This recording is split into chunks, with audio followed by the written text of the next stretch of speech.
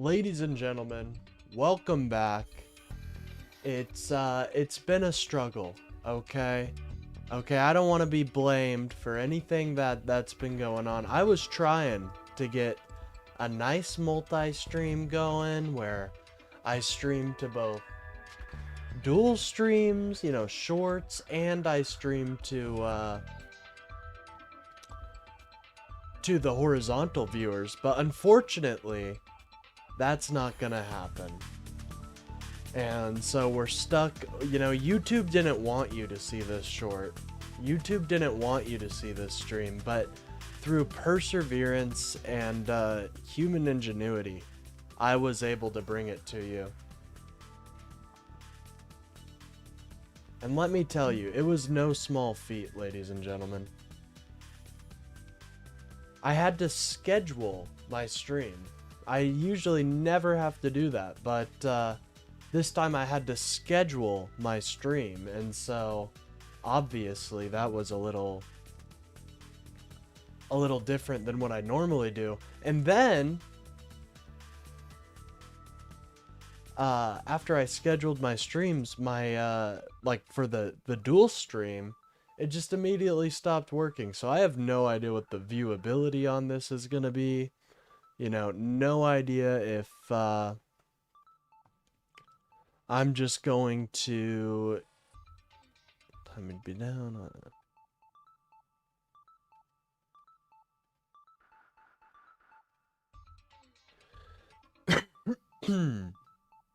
Excuse me. But now I can get the stream link and we're gonna have a normal episode, okay? I know, hard to believe, a normal episode. And it just totally destroys the exciting thing that recently happened, which is my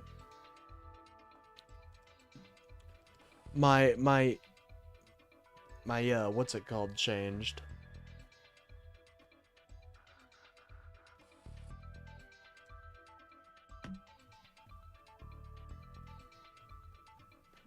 My thumbnail changed. Sorry, this really is rickety. Let me tell you. But that's okay. We're not gonna let that dissuade us, ladies and gentlemen. A bad start does not mean a continually bad start. We don't step on a field of rakes, ladies and gentlemen. We don't. For some reason, my chat won't load in OBS. I feel like I always have this issue, but that's alright. We can, I'll just boot it up on my phone. That's alright. Don't you worry. And then I'll get the game on, and we can finally start. We can finally get into the show I have for you guys today. There we go. We have my chat on my phone now, and everything's going well. But I guess that shows you, sometimes you just gotta keep trying, ladies and gentlemen. That's what it's all about. That's what it's all about. This is just gonna be a test message. There we go. There's that guy that doesn't exist, ladies and gentlemen. He's right there. Honestly, not a horrible chilling scream. Chilling scream.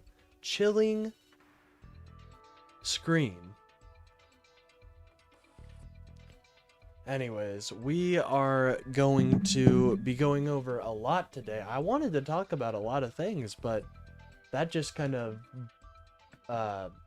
threw a wrench in a lot of the plans I had, but that's alright.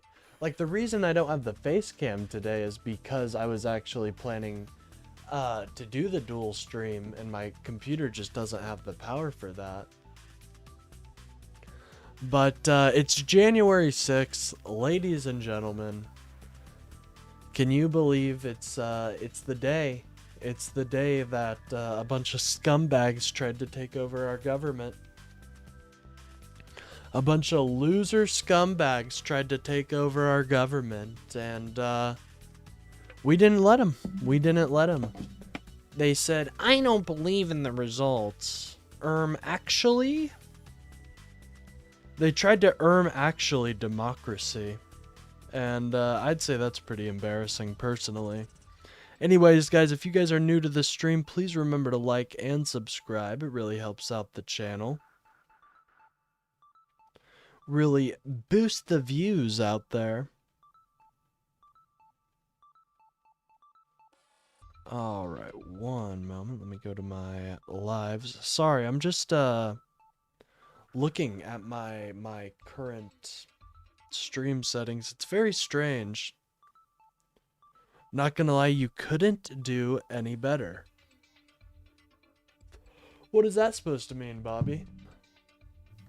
Are you making fun of my amazing stream, my amazing stream colors? Oh, hold on, we got a spam call. Let's answer it. You are now live to 70,000 people. How are you doing today?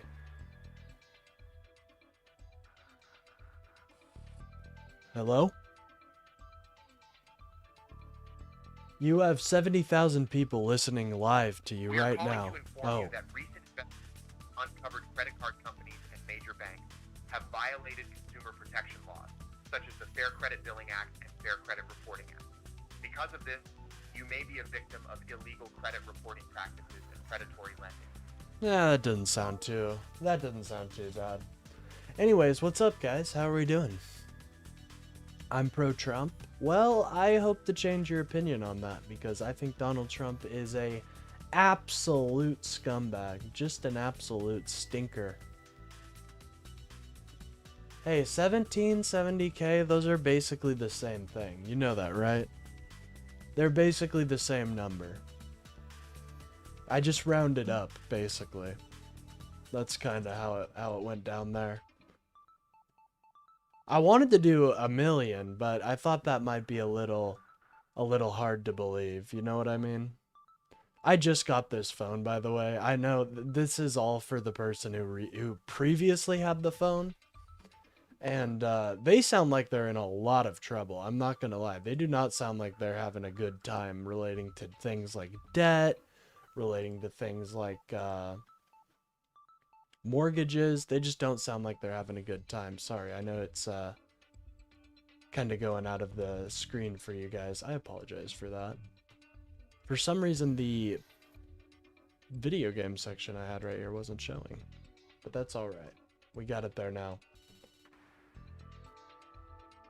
Hello, let me see there. Hello, Maurice Christopher. Hope you're doing well. That's fair. Yeah, you know. I just like to answer the phone. I mean, you never know what you're gonna get. It's like a mystery box, ladies and gentlemen. By the way, we're really close to 200 subs. If anyone out there isn't subscribed, I am a liberal content creator. I do a stream every day, typically from 10 a.m. to 1 p.m., but today's going to be a longer stream, so I decided to stream a little bit later. And I had some stream difficulties when I was starting the stream up. It was so weird. It wouldn't let me choose my stream. It wouldn't let me go live, so I had to schedule a stream, which I typically just go live, but I'm assuming that's because they wanted to be a little bit more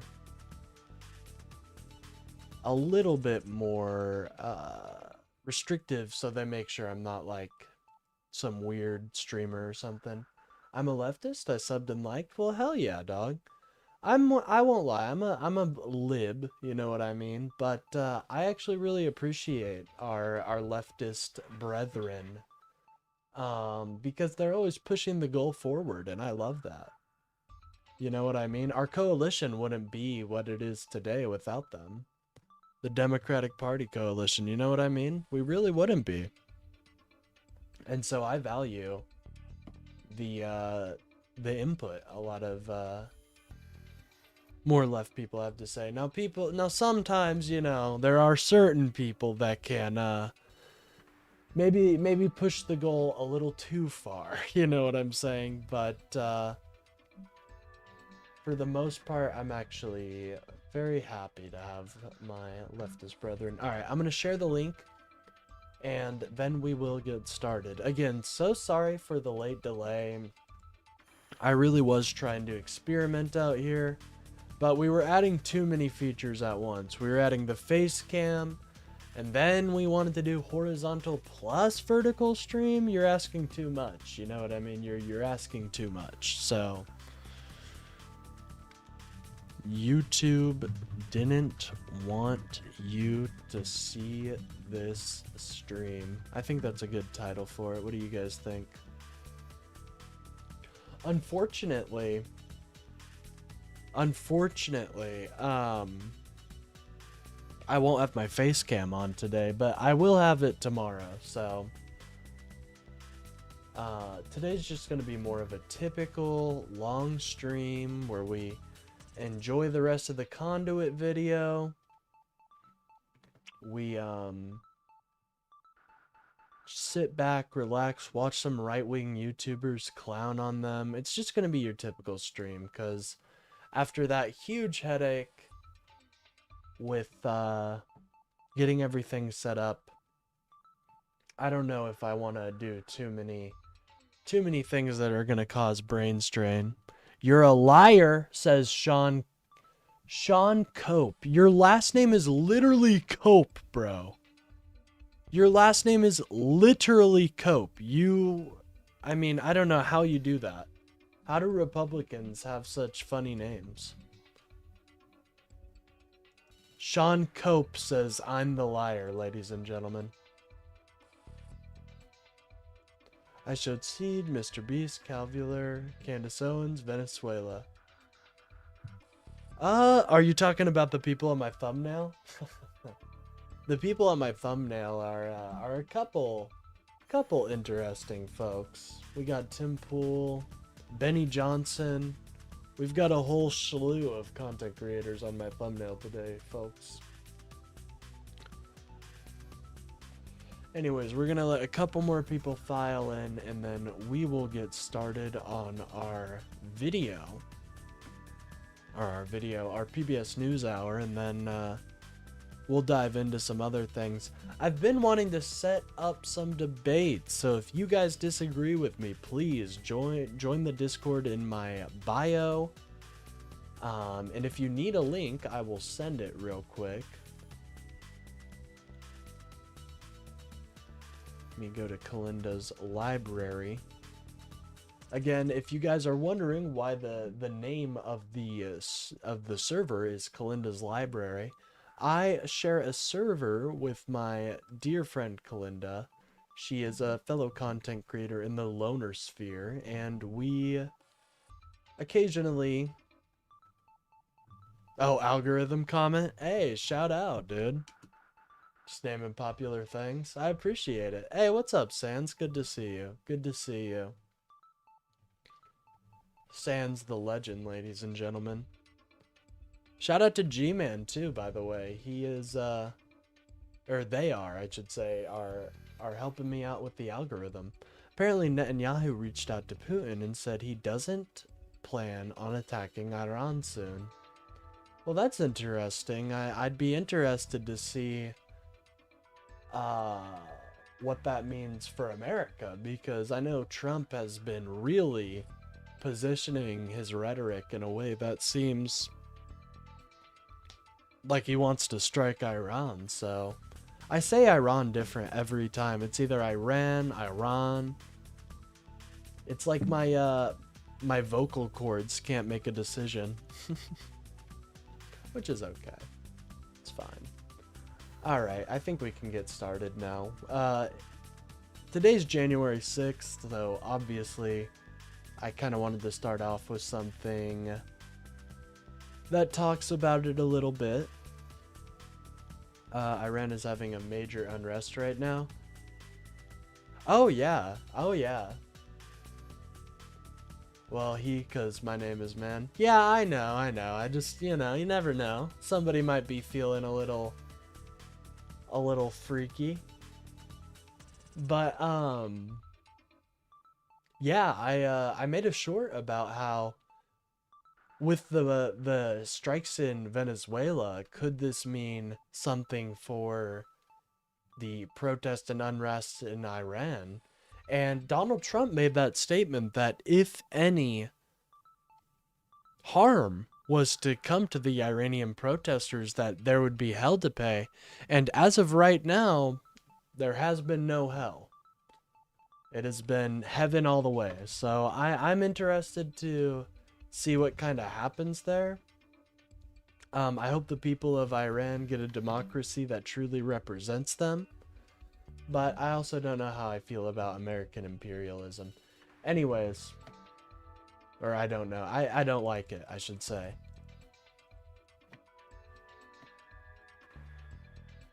Anyways, we are going to get started on our stream today. Make sure to remember that all of the 100 richest people in America, they all donated to Republicans and left the Democrats in the dust. Remember that anytime somebody wants to say that Republicans are the party of the people, just look at that. Oh, hold on. One moment, my gamers in Christ. You weren't supposed to see that, okay? YouTube is once again censoring me. YouTube is once again censoring me, ladies and gentlemen. I am once again being censored by YouTube. All right, let me get rid of the statistic there. And let's get started. Turn off the music too. Shout out to Front Mission 4. It's the game I'm playing in the bottom right corner. It's a mech game all about World War III and preventing it. And it's actually very interesting. It touches on a couple very interesting points that are pretty apt to compare to today. For example, there is a conflict in Venezuela. There is Russia and the EU fighting each other. It's very interesting. Although I don't think they ever quite expected America to go down a fascistic route, so let me see if I can get my chat. No, nothing yet.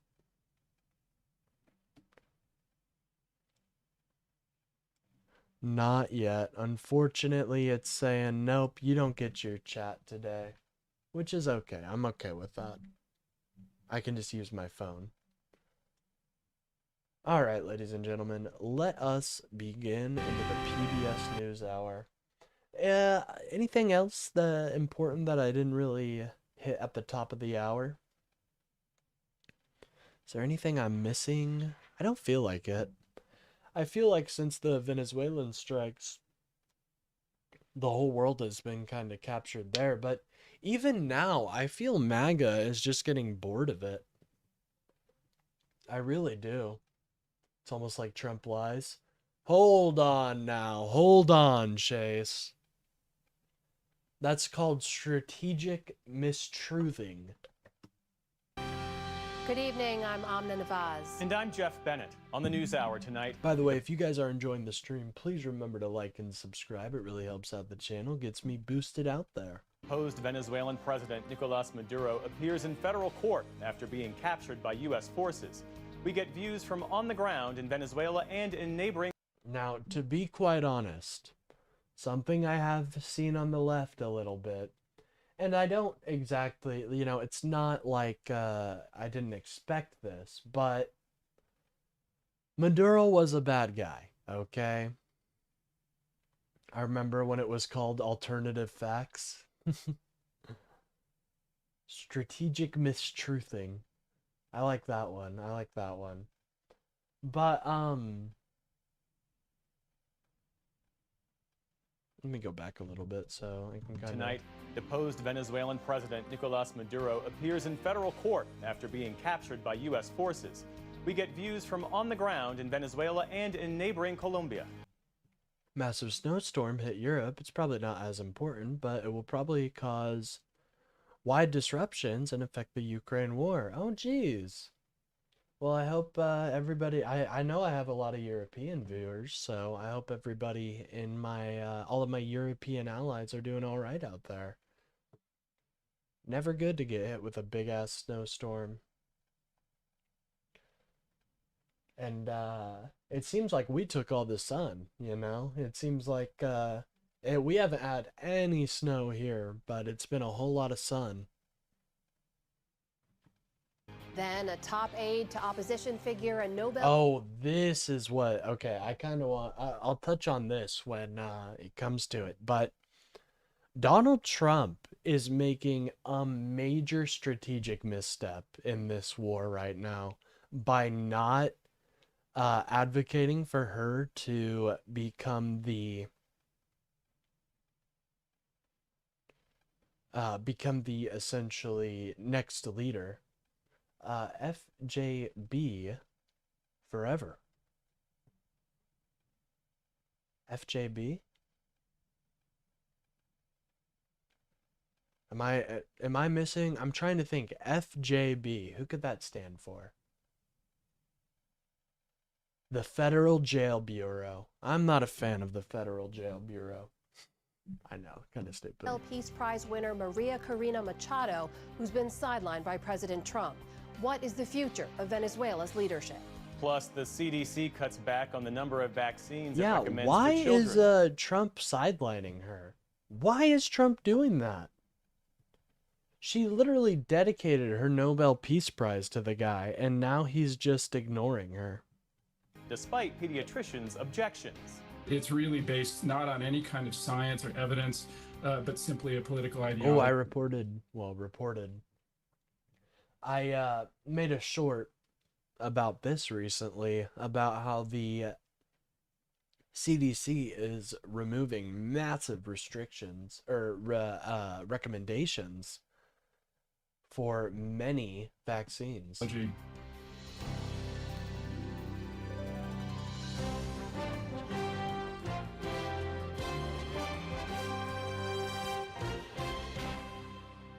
Major funding for the PBS NewsHour has been provided by...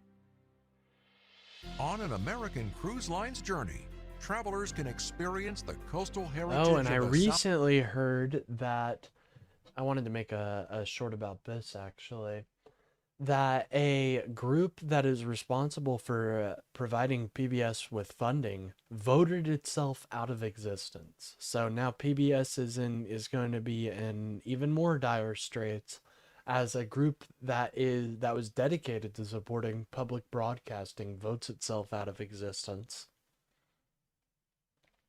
My opinion, Trump doesn't want free Venezuela. He just wants America-aligned puppet state. Oh, I get that, but apparently it might be because the military isn't loyal to Machado.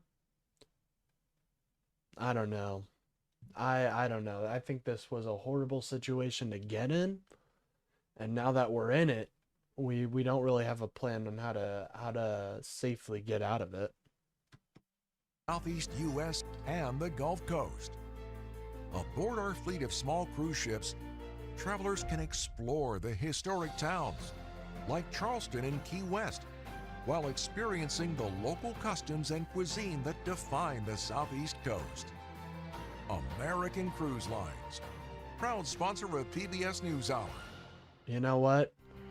I'll bite my tongue. Go on that cruise line if you want to see America, folks. I love America. America's beautiful. A beautiful place. Ongoing support of these individuals and institutions. And friends of the NewsHour, including Leonard and Norma Chlorfine, and the Judy and Peter We Bloom love Kovler Norma Foundation. and Leonard Chlorfine. We do. Norman's got a hog, in case you were wondering. And with the ongoing support of these individuals and institutions. An absolute hog, dude.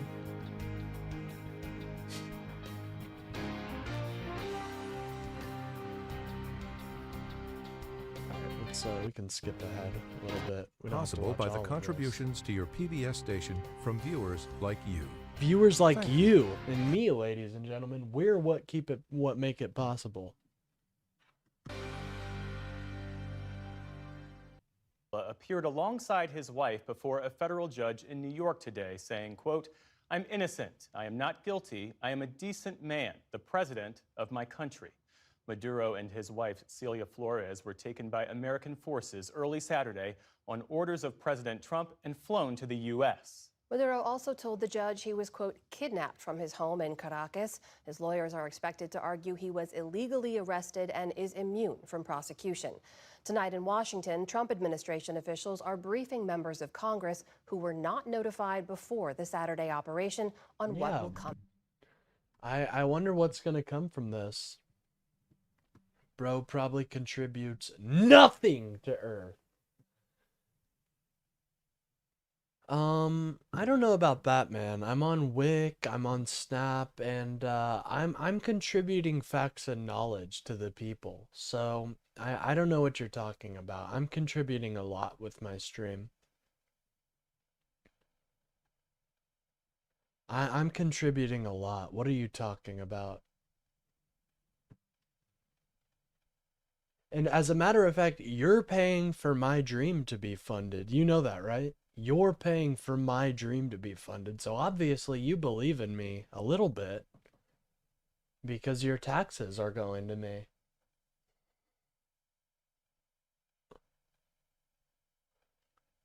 Yeah, see? I agree with Tomo. Oh, wow. Big shocker there. Trump is going to turn the whole world against the USA. How are we allowing this? I do agree. This idea of the Monroe Doctrine being the guiding principle of of America is just so stupid. Who said anyone believed in you? Well, obviously you do with your tax dollars for paying for my Snap and Wik benefits. Next, Nick Schifrin has more. Today, the dictator turned detainee became the defendant. Yeah, Big Dix Nixie. Bro probably lives in his mom's basement. Hey, she did a really good job painting this room. Dude, you bragging about tax money just He had no idea that I was being ironic. I'm not on Wik and I'm not on Snap, but I'm glad I got you. Well, liberating Venezuela, how many things do you want him to do at one time? I don't think people elected him to liberate Venezuela. I'm pretty sure people elected him to focus on the American people. I see a lot of projection in chat today. Oh yeah. Oh yeah. Damn, RYANGGR got called out and now he's soying out in my chat calling me a P word. Very embarrassing. Very embarrassing stuff. Ousted Venezuelan President But Nicolas hey, Maduro. I mean, these people are half the reason I do live shorts. I love talking to MAGA and engaging with them. Unfortunately, they don't have enough hair on their chest to join my Discord, but I do love engaging with them in my chat. And if any of you guys disagree with me, feel free to join my Discord and let me know in the chat that you're there, and I'd love to have a conversation with you. Unfortunately, it doesn't seem to be too popular with MAGA these days. Appeared in federal court. MAGA, you know, Trump is doing a lot of things MAGA wouldn't agree with, like invading countries, stealing countries' oil. You don't think it was a spectacular raid? I think our military is the best in the world, and our military is super badass. So they can do anything they want in the world. The problem comes when you get to our Justice Department that is incompetent and respecting the sovereignty of another country. we kind of stole the revolution from the people, and that is very representative by the person that Donald Trump is propping up to be the leader. Bro is a Discord mod final boss with the Tone Boy. With that Tone Boy. Yeah, I'm actually, I've paid for Discord Nitro for about 10,000 years, actually, so, I really, yeah, he got me with that one. The sweat and oil from my face drips onto my folds, and then that slowly, sinks back into my body. So he kind of got me to a key there. Court, facing charges of narco-terrorism and conspiracy to import cocaine. Back in the country he led for more than a decade, where the UN says 80% of the population lives in poverty, his hand-picked successor seemed to hand over control. I love how the U.S. still does courtroom sketches. It sets the moods. Semi-agree with you.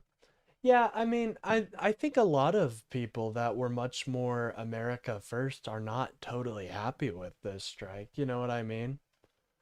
Like, it goes against what Donald Trump has been, that what he said on the campaign trail is that no new wars and all of that was the most amazing raid, the greatest raid, no raid has ever been better. Ladies and gentlemen, they were listening to Chief Keef on the way there. Yes, they are cool. They're cool. Our military is indeed the most badass it's in the world. Which I do agree. It is the most badass. And frankly, we need more right-aligned people. I agree. I have a lot of people that are more on the right in my YouTube subs and in my chat. It's just a lot of them tend to be a little older. So they're not as intertwined with the Discord and stuff like that. But feel free to join the Discord, guys. No pressure though. United States. Unless you're yelling at me and I'm absolutely destroying you, then I would recommend going in the Discord to defend yourself. Newly inaugurated President Delcy Rodriguez wrote last night, "We invite the U.S. government." I like that though. Happy to troll. That was funny. Was the most beautiful raid. Everybody loved it. Even Maduro was celebrating. I saw him. He had a little bit of a smile. Do you know what Delta Force is? Yeah, I know about I saw a little snippet about it. Yeah, our military is literally the most badass, most capable force in the entire world, and I personally wouldn't ever want to be in the way of our military. The issue does come when it comes to our Justice Department, it's now full of political sycophants to Trump, and so I don't know if they're going to get this case. I'm going to be honest, folks. Like, we saw it with the Subway sandwich thrower. We saw it with James Comey, Letitia James. The Justice Department isn't too competent right now. And then, of course, that doesn't even mention the fact that we didn't respect their sovereignty. And now we've got amazing cope coming from Daniel Westburn. Hold on, we've got a call, though, from Texas. You're now live to 10 million... Oh, Texas didn't want to talk. So, do you remember in the Afghanistan in Iraq when we first went there? Everybody was celebrating, yeah, down with the statue of Saddam Hussein. And then a couple months later is when the IEDs started blowing up and our troops started dying. So I wouldn't be too sure about this, Daniel. Also, something else to note is there are a bunch of factions in Venezuela. It's not just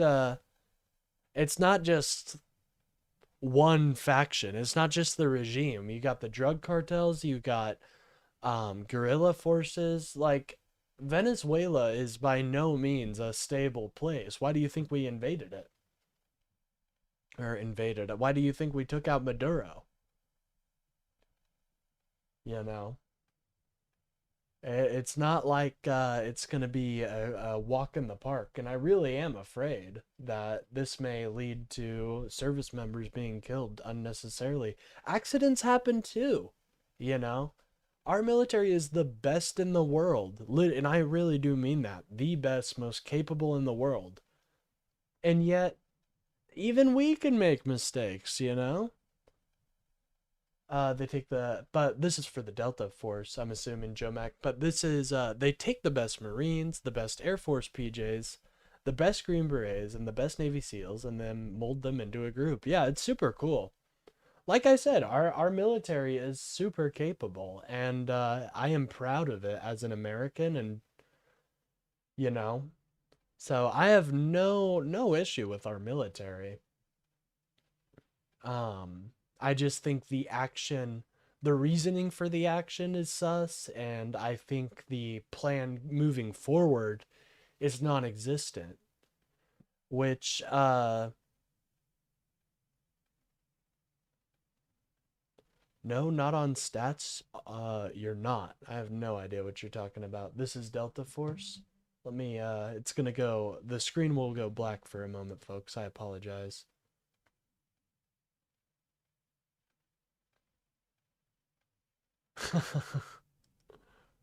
Let me Google that for you. Power Force. Oh, it's Power Rangers. Hell yeah. Here, I could have done that. One moment. Let's get these, dude, honestly, it depends if they see us as liberators or occupiers. If they see us as occupiers, it'll be another Vietnam. Yeah, exactly. And, well, I know there's regime loyalists, right? There are regime loyalists right now that are not celebrating. And so I could, you know what I could really see happening is the Venezuelan people, they don't like the regime, so they're going to reject the regime. And since Trump is supporting the regime, they're probably going to start splintering off into different types of factions and splinter groups. Vietnam, Iraq, Afghanistan. Yeah, it's in Afghanistan. We could have done some great stuff in Afghanistan, but we decided to pull out too soon. And I understand why we pulled out. I do. But, you know, we have a track record of not doing the best job in these regime change type situations. And so it remains to be seen. My biggest fear really is that the situation starts to devolve. The drug cartels get mad at the government for not continuing along to help out their business because the U.S. has told the government to stop doing that. The cartels start making their own logistics route, own inlines, and then you see a guerrilla war happening where cartels fight with regime, fight with civil defense groups. It could be a whole mess, dude. Democracy will be restored in Venezuela? Well, I hope so. That's my biggest hope right now, is that this all goes smoothly. I don't think this is like a political win for Trump or anything, because he keeps talking about this oil infrastructure and how this is the world's biggest supply. You realize that oil is hovering around like, what is it? The price of oil is very low right now, and to continue to be profitable, the oil needs to be at $60 per barrel. So no company is going to invest money into infrastructure that is going to actually lower the value of their business. It's also known as the graveyard of empires. Many countries have tried to take it, and many countries have failed. Well, here's the thing about Afghanistan. Like, we were building a democracy that the people were enjoying. We had a force of 300,000 soldiers. And so we were I felt like Afghanistan had a lot of hope, and then Trump signs the deal with the Taliban and we leave them, and now look at where it is. It's just heartbreaking, in my opinion, all the repression going on now. Anyways, I've gish galloped enough. We can government to collaborate with get us on with on an this. agenda of cooperation oriented towards shared development within the framework of international law to strengthen lasting community coexistence. Rodriguez is under explicit threat from President Trump. I just say that she will face a situation probably worse than New And she is also navigating internal pressures from the leaders of the military and intelligence service, all of them still considered proud inheritors of anti-American nationalism. We're dealing with the people. We're dealing with the people that just got sworn in. And don't ask me who's in charge, because I'll give you an answer and it'll be very controversial. What does that mean? Because we're in charge. Who are those people who will be running the country specifically? Yeah, President Rubio here disagreeing with Donald Trump. Isn't that interesting? How is putting the undemocratic president in charge of restoring democracy? I'll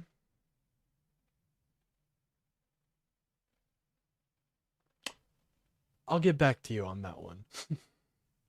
Yeah, they were enjoying it while they were getting high on opioids, smoking it somehow. The forces we trained were competent. We weren't expecting them to fold that quick. That whole withdrawal was a mess, but it was a mess we didn't even have to start, in my opinion. But anyways. Well, it's not running, it's running policy. The policy with regards to this. This weekend, Secretary of State Marco Rubio softened claims of control.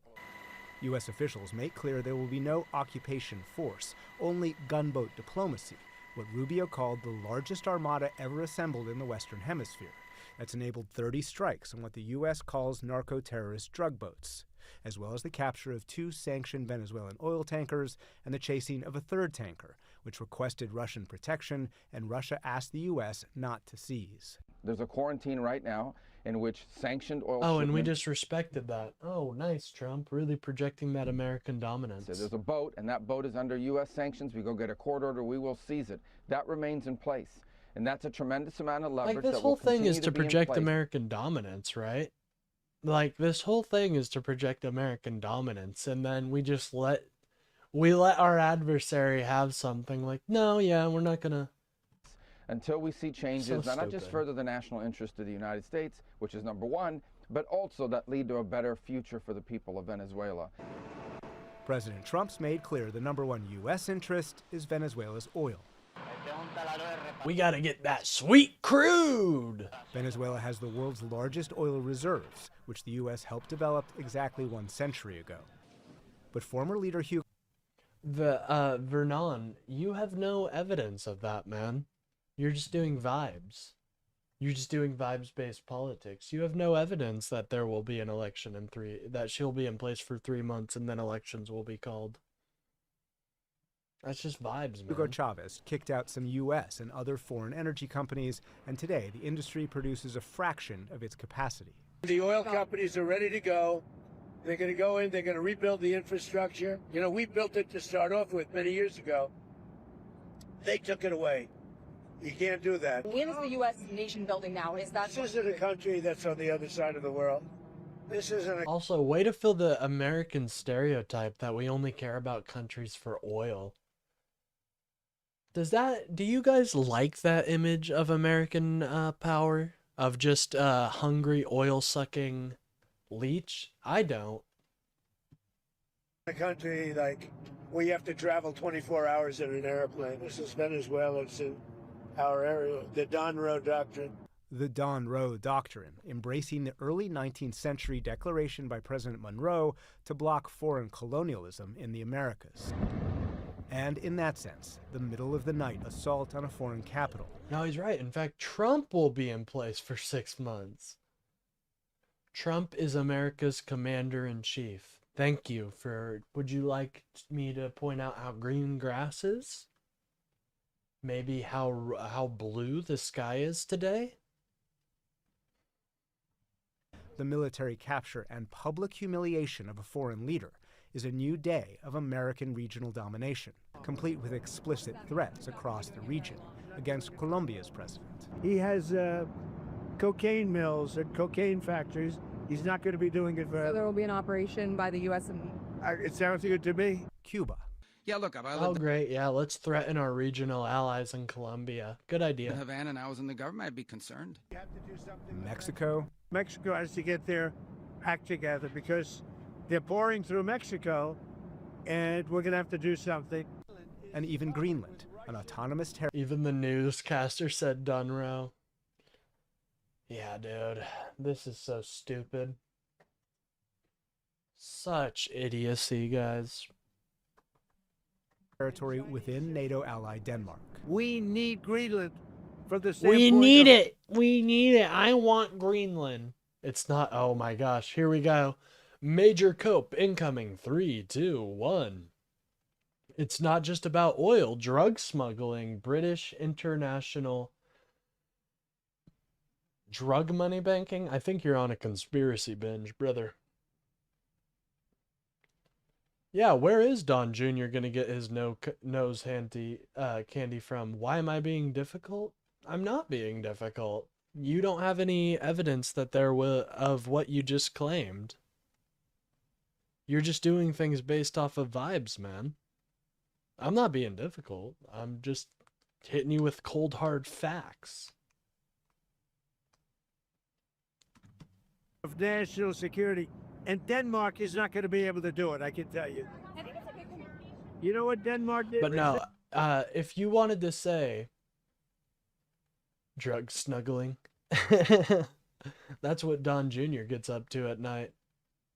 Time for the military to depose the orange cloud. NATO is close to being dead. No, don't worry, don't worry. Don can mess up a lot, but I have confidence that NATO will stand. To boost up security. Someone who made me mad though is not mad necessarily, but I saw a lot of talk about Ryan Macbeth doing some I don't know. We can watch his video later, but I heard he really missed the ball on a recent video he did about Venezuela. I don't really watch Ryan too much anymore. I watched him for a lot of one moment. The Ukraine war stuff. But Trump's not hurting America. No, Trump is very much hurting America, whether it be our image, whether it be the people. He's definitely not focused on America. He's focused all around the world in other countries except America. You know, he's got an impending government shutdown. Do you know about Venezuela political systems operation? No, I don't need to know that to comment about their about America invading in there. I don't really need to know about that, but I do know it's supposed to be a representative democracy. Supposed to be. Now, obviously Maduro took over that, but it's supposed to be a representative democracy. Go check. Why would I need to check? Like, what valuable information shall I glean from checking their political system? I sound like a wussy? Well, I'm sorry. You need to go do your research. No, I think you need to do your research, Bubs. I think you need to do your research. Just because, shorts? Yeah, I know. I know. Fuck Trump, it's about the oil. Damn right. The only I mean, Donald Trump said it himself. I see a lot of cope in my chat, but they haven't been able to tell me why this is a good action, you know, how this is going to help America. Trump is just a puppet of Zionist Israel terrorist regime. Well, I believe in a two-state solution, Zuhair. I believe that both groups deserve their own place, you know? And so Trump is definitely a Zionist, though, as some kids would say. You know what I mean? Like, no way to beat around the bush. I don't really use that word because I think it's kind of gross, but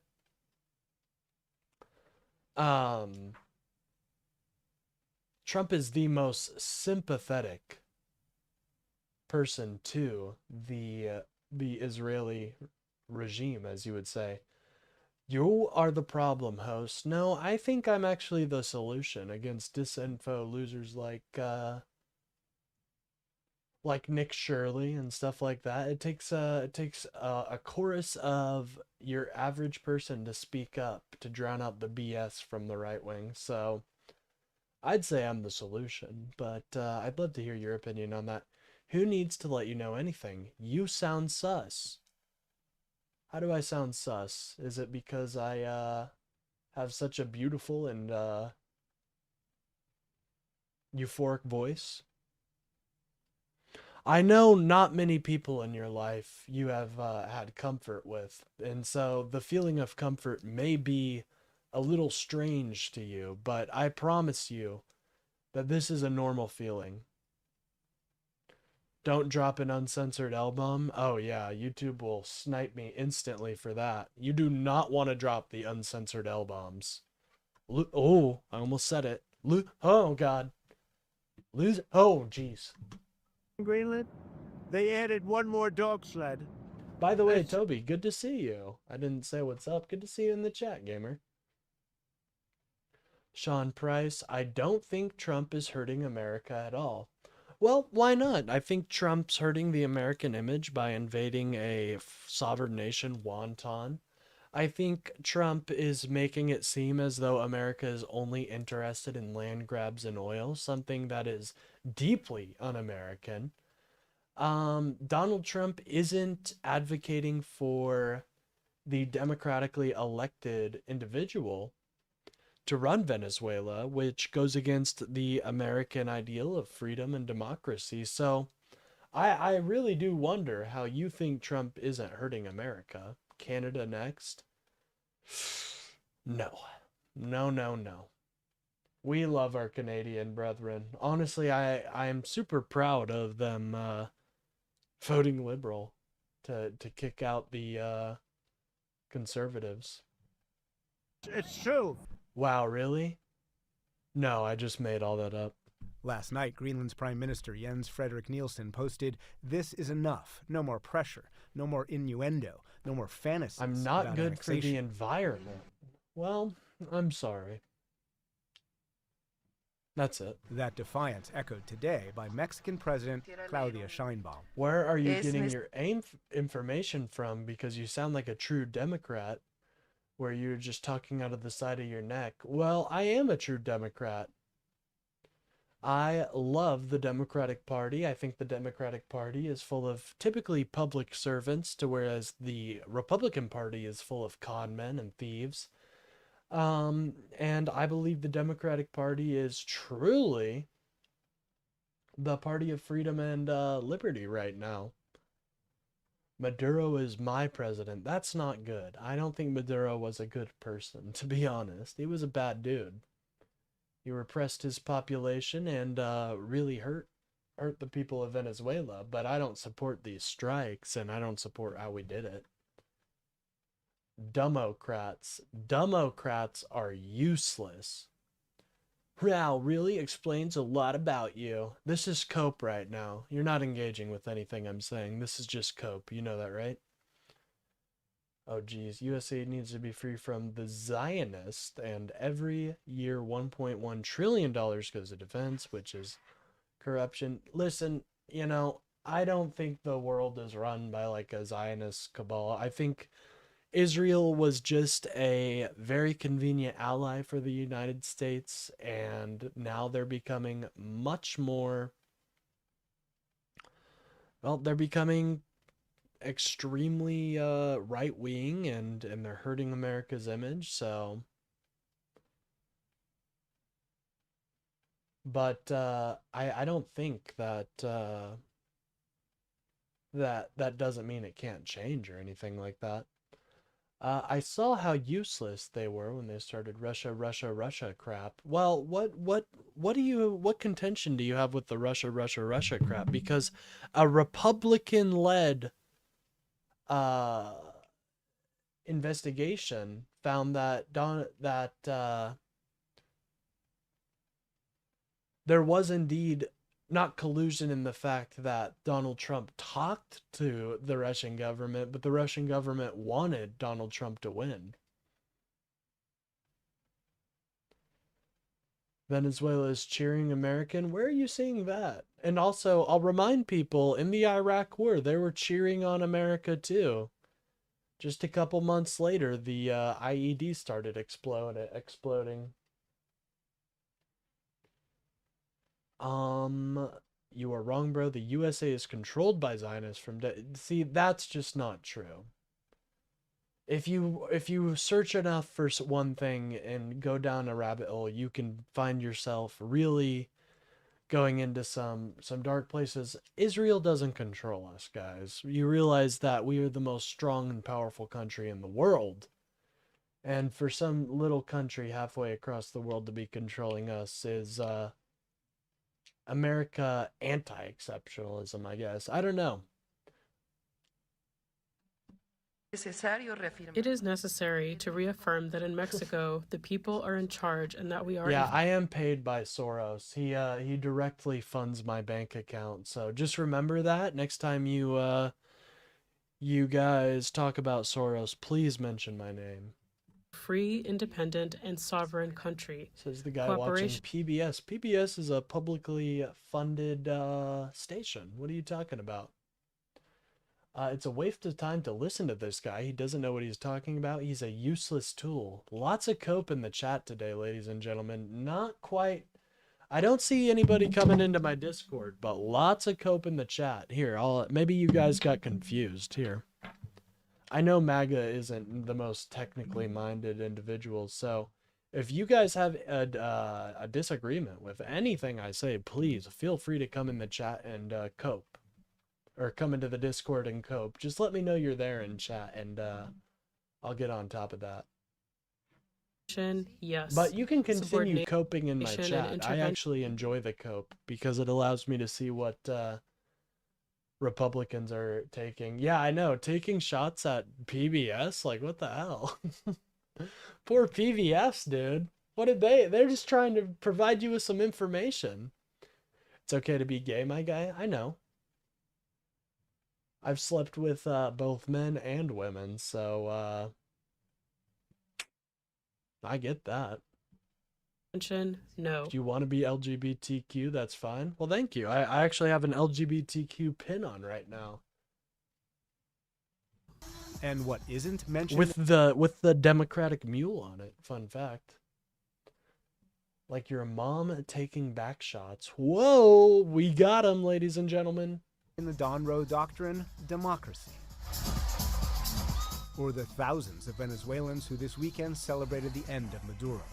Today, opposition leader Maria Corina Machado posted this video despite being criticized by President Trump, writing, "The freedom of PBS sucks, we defunded it." Well, I'm sorry to say, but it's going to take a lot more to get rid of public broadcasting, my friend.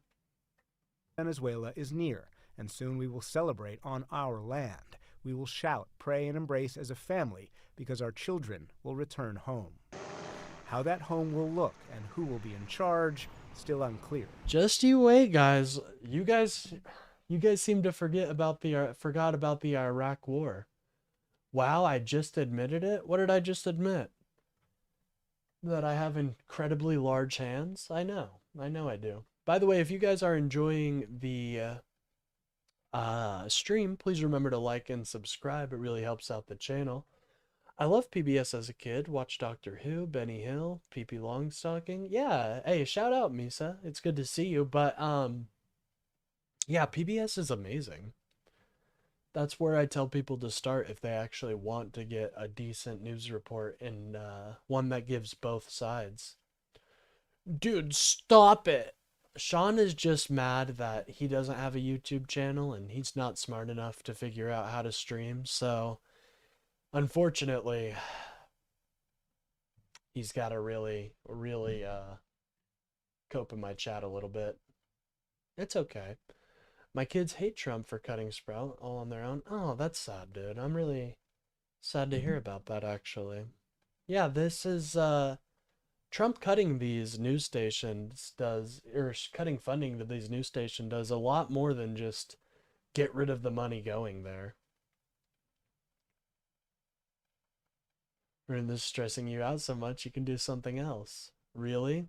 What is the topic? The topic today, it's just kind of a general, so we're just going over PBS NewsHour, and then we'll go over a Rightoid after we finish up Conduit's video on Asmongold, and then I think we had a January 6th panel from some senators. No, I'm straight, and no, I'm a man. Well, I'm bi, and no, I'm a man. Trump is a skid mark on the underpants of America. I totally agree. I totally agree. I want you to search. Okay. Zuhair, I don't blame you because I don't really advertise it, but I am a veteran of the IP wars, okay? I am an absolute veteran of the Israel-Palestine, not the actual war, but the online war. So, my brother, all I have to say is just, you know, Israel doesn't own America. America is America. You know, I don't like engaging with these types of conspiracies because they just breed hate. This loser has no way to prove he is hurting America. I literally am going over how he's hurting America with almost every pause, but unfortunately, yeah, Sean has obviously never like actually streamed to people or ever been in a public place because unfortunately, you do fill out sentences with sometimes. Every president has hurt America, depends on who you ask. Well, I think Trump is especially hurting America. Keyboard tough guy right here. Damn right. I'm level 25 on Keymasters. As the world tonight is still asking the question, now what? For the PBS NewsHour, I'm Nick Schifrin. And now we return to Venezuela for a report from the ground. We're joined again tonight by Mary Trini Mina of Feature Story News in Caracas. See, and now, Sean, like, what is this propensity for Trump supporters to call people daddy? It's kind of interesting. China comes, will America have any allies left? Well, I really hope so. I really hope so, but if we're going by Trump's doctrine and how he seems to be running the country, we may not. Sean, you are a keyboard warrior for Trump. I hope, yeah, maybe Sean, maybe you'll get a medal in the presidential library. Yeah, he called host daddy. Mary, it's good to see you again. Yesterday, you described your reporting on the ground as you talked to people there. You said the two words you would use to describe the mood would be shock and concern. How would you describe what it feels like? Well, you haven't trolled the best, Sean. You haven't trolled the best. The hypocrisy of MAGA is they claim they paid my taxes and get to dictate my rights, all while crying about socialism and censoring anyone who doesn't submit to the KKK unit hive mind. Amen, dude. Like today, what are you hearing? You're not. I live outside the U.S. You are losing friends fast. Yeah, I know. And it's very sad. It's very sad. But I hope that we are so disgusted by what Trump is doing with our democracy that we go into a whole new era of democracy and freedom. That's my hope anyways. And you gotta have hope. You really do. To be fair, I know a ton of people who feel Biden did unreal damage. Opinions are everywhere. Well, to be fair to Biden, there was this entire right-wing apparatus that the left just didn't have. That was nonstop, every day criticizing Biden for everything he did. And then you have lefties even going, oh yeah, Biden sucks. And so it led to this new, this whole new wave of Biden hate. The 8 people, it's more than you, Sean. Well, so far, people are keep following the news. It's more than you, Sean. And today, that's what I have to say. It's like, yeah, now it's more than you. The office, Delcy Rodriguez became officially the. And I wouldn't quite trust the Shorts YouTube numbers. For example, to you guys it says I have 8, and I can see that right now. But for me, it says I have about 16. So I wouldn't quite trust the numbers on that one. Now that America is no longer subsidizing the security of NATO allies, why is U.S. defense spending not coming down? It's a good question. It's a good the president question. of Venezuela. So that for many Venezuelans that had the chance to see it, it was a sign that. Wait, we didn't have Trump that first term? No, we did.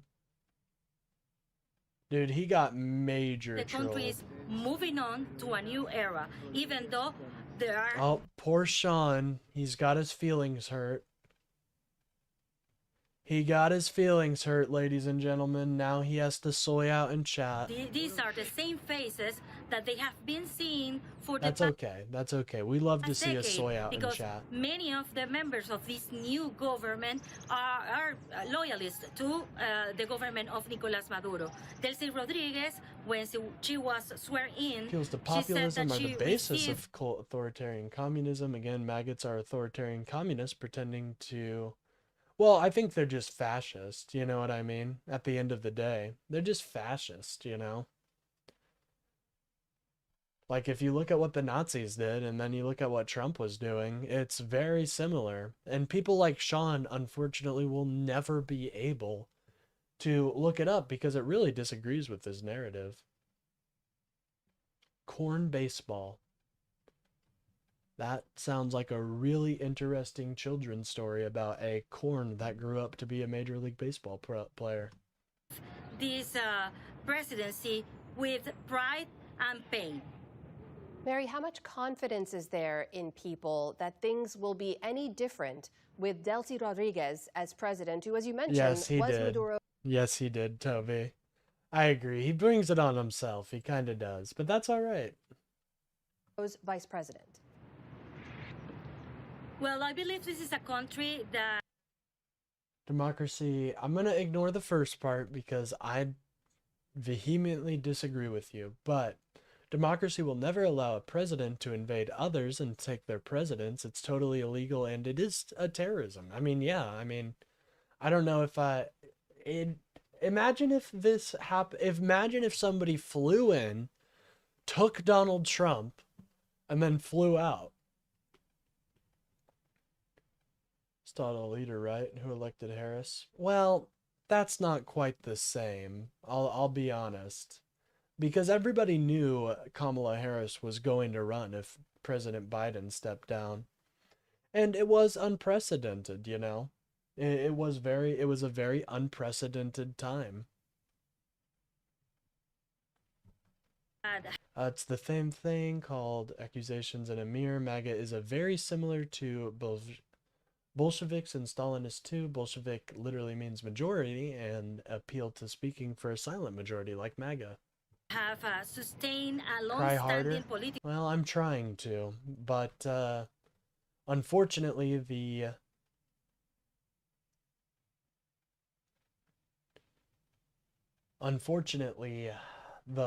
MAGA isn't really bringing it today. Biden installed her dictator much. If Trump supports him, are maggots, are Dems pedos? I don't quite know what you mean by that. Political crisis. So for Venezuela, this type of episodes are not new. They are used to... Your argument would have more weight if there wasn't another election where the American people would decide, you know? Like, we can criticize what the party did, but at the end of the day, there was still another election that happened that actually mattered. Cured TDS, another woke sanctuary state, busted chop house, looks like daycare's busted. I don't know what you're going on there, man. Are you okay? Good to see you, SBC. Good to see you. To handle difficult situations in the economic side, Trump in the political doesn't take side, favors and they are from being drug very cartels. Well, you might want to take that back because he did pardon. So we're making up names for the other side. I wasn't making. I call MAGA MAGA. cautious with the changes throughout the years. So they I don't make tend up to names. adapt to difficult situations and to move. Why do these people type like a Truth Social post? Well, it's something I think I try to emulate a Truth Social post on occasion, so that might draw people in. Move on, especially because of the deepening economic crisis, and that is a big issue here in the country. While all this is See, Uncanny Mountain, I completely disagree with you there, man. If you look into the Democratic Party, we have amazing leaders that represent the average American. You just have to look for them because, again, we don't have a right-wing messaging apparatus that just pumps out content. But I think you'd be surprised at how many progressive leaders we have in the Democratic Party. Is the removal of Maduro a good thing? Yes or no? Yes or no? Yeah, I'd say it's, well, probably not actually, because now we gotta deal with this, and I don't think we really have a way of helping the people. So I don't know. We're gonna have to see. Didn't finish your statement about drug cartels and Trump. Oh, my bad. Yeah, Trump pardoned a infamous drug cartel leader, president of Honduras. So the drug cartel fight kind of falls flat. Cuomo, Fetterman, Pelosi. No, I was thinking more people like AOC, people like James Tallarico, Josh Shapiro. I mean, we have a lot. There's not just the main figureheads. I like Hakeem Jeffries too. You say what you want about him, but Hakeem was on the steps every day and still continues to talk to the American people. And I think that's important. happening, the difference between the dollar and the Bolivar. Yeah, I mean, the Maduro removal can be positive. I guess I probably shouldn't have said it quite like that, but my fear is the power vacuum that will quickly pop up here soon. It's spreading, so people are more concerned on on the ends mean. Yeah, you don't get to decide what other people do to their own countries. Exactly, Uncanny. Like, I totally agree. To put four on the It's table heartwarming to see someone who is still able to function while being just one more mode in the liberal hive mind. Good luck, Francis. Well, my name is Cade, but thank you. Other things on politics. Of course, they are concerned because of that, but they are more focused on Is the it positive? Well, it remains to be seen. Again, we all had this fervor when the statues of Saddam Hussein were falling down, but quickly it became a quagmire. And the IEDs started exploding a couple months later, so it remains to be seen if this is going to be good. If you're indicted to run into Mexico, get caught, then it's good or bad thing. Should we let go to? No, I mean, now that we have fucking Maduro, we should probably prosecute him. You know what I mean? Yeah, this infection is in control. I think the goal here was not regime change, but to bully Venezuela more into the American sphere. Well, I think I agree. I think that is the ultimate goal, but I think it's going to very much fall down the wrong way. Why the USA Congress? Because of I'm not. Yeah, the US isn't controlled by Zionists, man. economy side. But Uncanny, I really do like, I guess, challenge you to look into some of these more not as well known faces that are more up and coming, because I'm seeing something super exciting in the Democratic Party. So I really am. I know for a while we had a really bad messaging problem, but people like me, people like IRI, people like Destiny are trying to build that up into something more. And we're getting even better representation. I really do like some of the leaders, the up and coming leaders in the Democratic Party. They are so good, dude.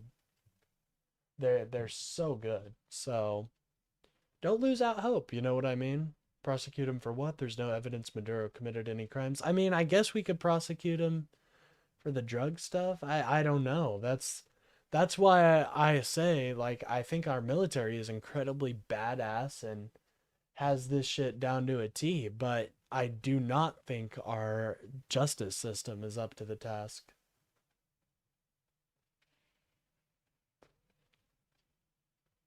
Killed, Bin Laden killed, Maduro captured in the left protest.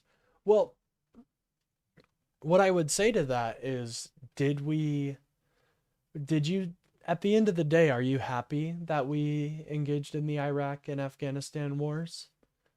Did it have a good outcome? You're kind of defeating yourself with that statement. The world's largest name producer, peace is bad for business and isn't there in their interests. Well, actually, that's not, peace was good. Peace, we were seeing record numbers being set on the stock market when we enduring times of peace. Peace is actually really good for the markets. Democrats are great, but I have a fundamental issue with the two-party system. Well, you know, what I would say to that is I used to agree with you, right? I used to agree that the two-party system was bad and fucked up, but then I saw what happens when you have a multi-party system in a place like Israel. You know what I mean? Not in a place like Israel, but what happened, like, you have so many people that don't agree with what Netanyahu is doing in Israel, like people of Israel that disagree, and then they're continued to keep joining with more far right, you know, more crazies to keep their majority. So I think the two-party system does have its flaws, but I think a majority of those flaws definitely come from structural issues like gerrymandering, the filibuster. I think the reason people don't think their democracy is working is because we gerrymander the hell out of our states, and then we send partisan candidates that aren't really interested in doing work, and so it turns into this really shitty system. Ranked choice voting would be good. Here in the United States, of course, was Maduro appearing in court for his arraignment. Are any of those images, those videos, making their way into Venezuela? Are people Israel paying is attention? uniquely bad for a multi-party system. Yeah, I know, but I don't think the issue is the two-party system. I think it's much more an issue of not sending representatives that don't represent us. And you're not going to get rid of that by just breaking it up into a multi-party system. It's much more deep. It has to do with gerrymandering, and it has to do with the filibuster. Like, these procedural actions that people don't really talk about because it is kind of boring. So, but these procedural actions are why Americans don't really feel like their democracy is representing them. The stats don't lie. Americans have no influence on or policy that can't have democracy under capitalism. I disagree, because they don't just buy out leaders. I think, like I said, the gerrymandering and the filibuster are the two quick fixes to our democracy, I feel, getting rid of those two things. So, how are they watching those? Well, right now, most of the TV stations are broadcasting what the state channel is doing here inside of Venezuela. So the state channel did mention the situation in the New York court. They portrayed the situation as it was unfair and presented a short message about the situation in New York, a short piece. They didn't last the entire session or how Maduro was. Yeah, I mean, I can see, you know, why a multi-party system might work, but I think you run into issues with that as well. Transported to the court. They just show a few images. They concentrate the programming today on showing the national. Yeah, Zohar, I'm sorry for the way that you are, man. Muslims, Christians, I don't look at the world in that kind of lens. I look at the world in much more individualistic aspect. National Assembly that started this session of this year until 2031, and then the proclamation of Delcy Rodriguez as the new interim president of Venezuela. All right, that is Mary Trini. But I can see a problem with multi-party digital democracy too, because what happens we have someone like Donald Trump who just constantly throws doubt and deceit into the system. Then we'd have an issue with people just not even trusting the results. So I don't know. But if I think two quick fixes that we can do is getting rid of gerrymandering, getting rid of the filibuster. And so that way we can send representatives that actually represent us. Joining us tonight from Caracas, Venezuela. Mary, thank you. Thank you for having me. Well, the situation in Venezuela's neighbor to the west, Colombia, is tense tonight. Though it's a major non-NATO ally of the U.S., President Trump has threatened its president, Gustavo Petro, repeatedly. Oh, I didn't see that. My bad. Without parties or politicians. Well, at that point, if we're voting on every single issue, I feel like people would not have enough time to do anything, you know. And who is gonna bring the laws? Just a random person? Alleging without evidence he has ties to the We have a good system, guys. It's got some flaws, but it's not the worst. And millions of It could be a Venezuelans lot fled worse, to Colombia ladies and during gentlemen. Maduro's rule and are following this weekend's events closely. Joining us now from Bogota. How about a is special partnership government between USA and Venezuela? Well, that's not what they're saying right now. We don't know what's going on right now, to be quite frank. Correspondent Monica Villamizar, thank you for being with us. So we know that Colombia is responding forcefully after President Trump suggested its president, in his words, could be next following the U.S. military operation in Venezuela. How are Colombian leaders and the public there interpreting and responding to President Trump's statement? President Petro, there is absolutely no proof. He has no indictment for drug trafficking. He sits at the polar opposite of President Trump. He was a left-wing guerrilla fighter, but he... Rob, I invite you, please join my Discord if you disagree with me, and let me know in chat that you've joined it, and we can, I don't know if you were meaning to disagree right there, but, again, I challenge people if they, system's broken and gonna collapse. See, this person isn't serious. This person right here isn't serious. Anyways, I am subscribing to you, bro. Well, hey, thank you so much, man. I really appreciate it. We may disagree on some things, but hopefully you can stop by the stream sometimes and see why I have my opinions that way. Trump a shit show every day. Well, it feels like that, doesn't it? Every day. I can't believe it. I was watching a streamer named Ice Beans. Shout out to Ice Beans. And I woke up and I was just watching her stream, and she was just casually mentioning how Maduro got captured by the US, and I was shocked.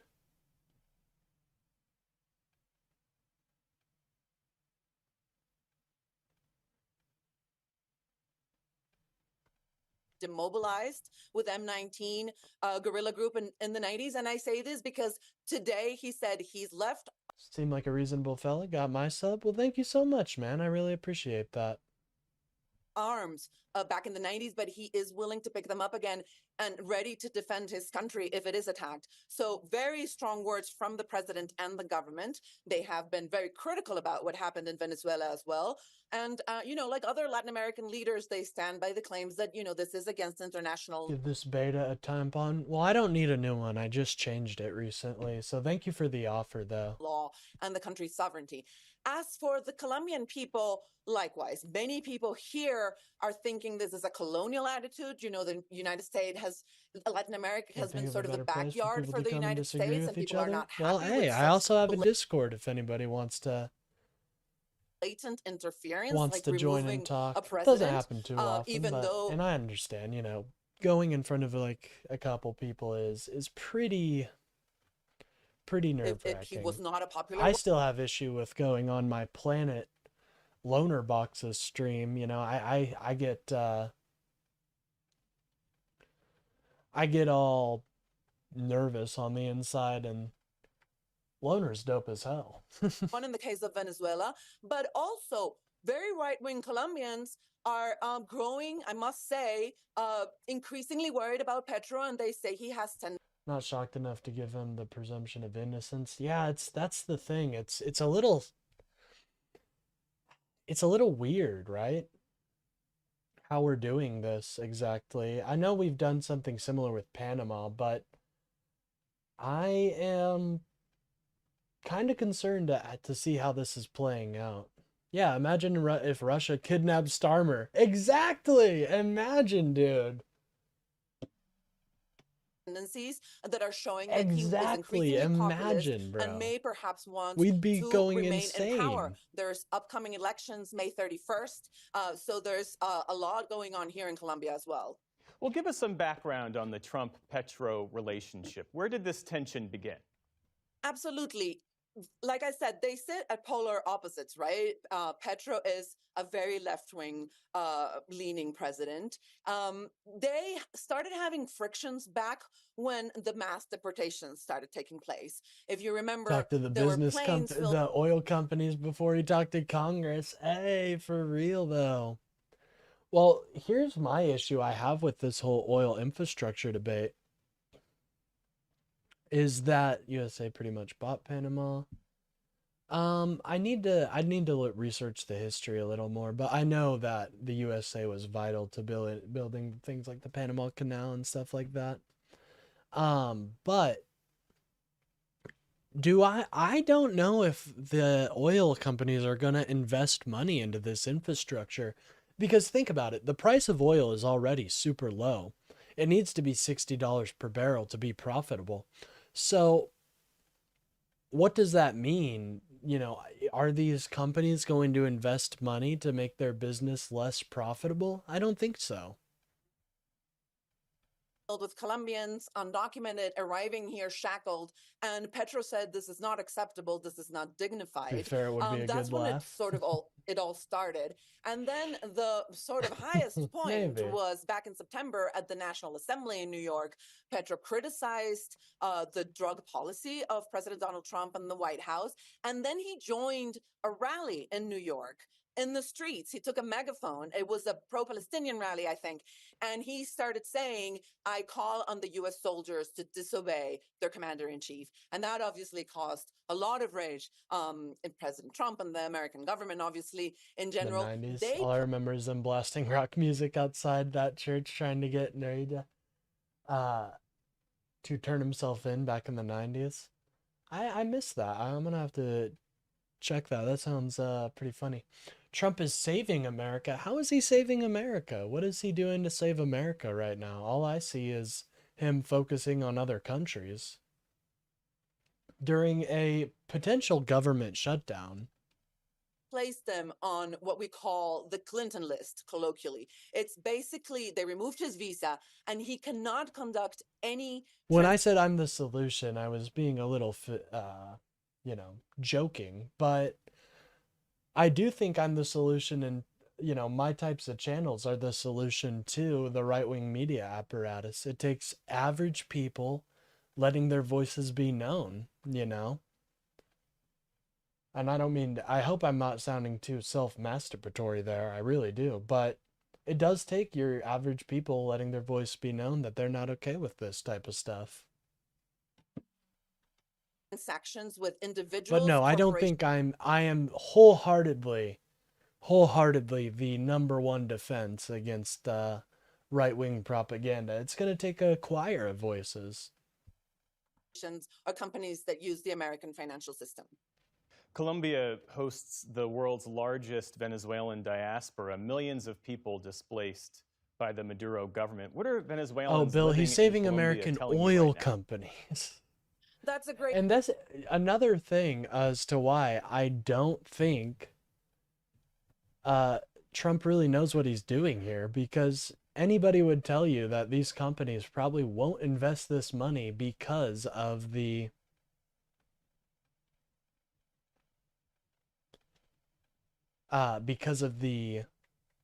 current state of the business. You know, oil has never been, well, it's not never been cheaper, but oil's fairly cheap right now, so they have no incentive to get a new source of oil onto the market. Norija was a double agent trying to play USA and Soviets off each other. Blew up in his face when he appropriated all the foreign investment in Panama Bank USA came to collect. Well, yeah, that was a bad idea by him. I need to look into Panama's history a little bit more. It seems like we might have we might be seeing some similar threads here. Host, why are you a Democrat? Because I need the WIC and SNAP funds to survive. Great point. A demon and rat. Let me remind you that Demon rat's my favorite. Democrats okay, but demon rat's my favorite. we don't know the exact number of Venezuelans living here, but it's estimated that it could be up to 3 million people. Libcuck's a fun one too. A lot of them are Libcuck. documented, a lot of them are not. When Maduro was flown By the way, if you guys are enjoying the Venezuela, stream, please remember to like and subscribe. I typically do a stream every day from 10 a.m. to 1 p.m.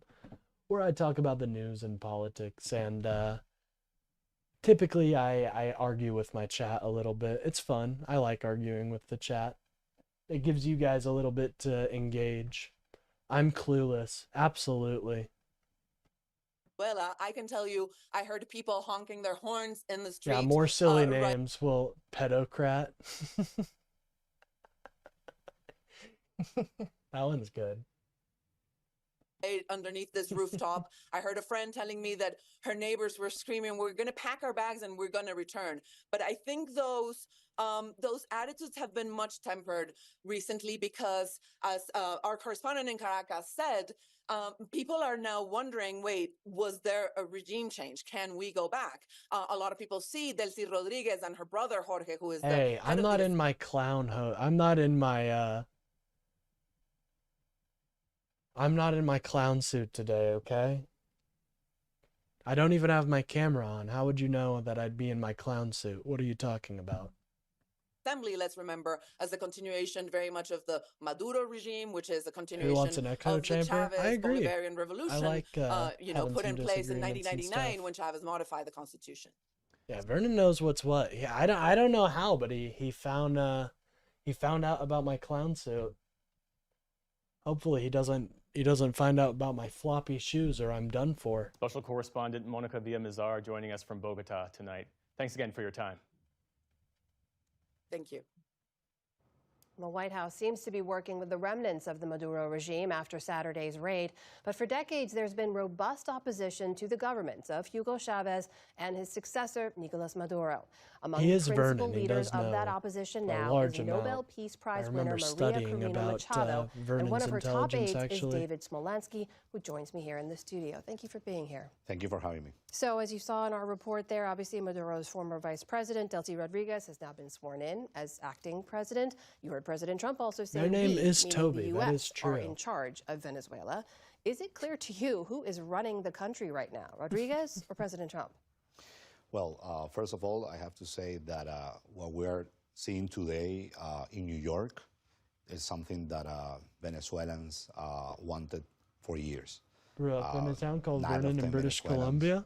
Sounds like a wanted nice Maduro place. Not only out of power, Vermin. but to face justice.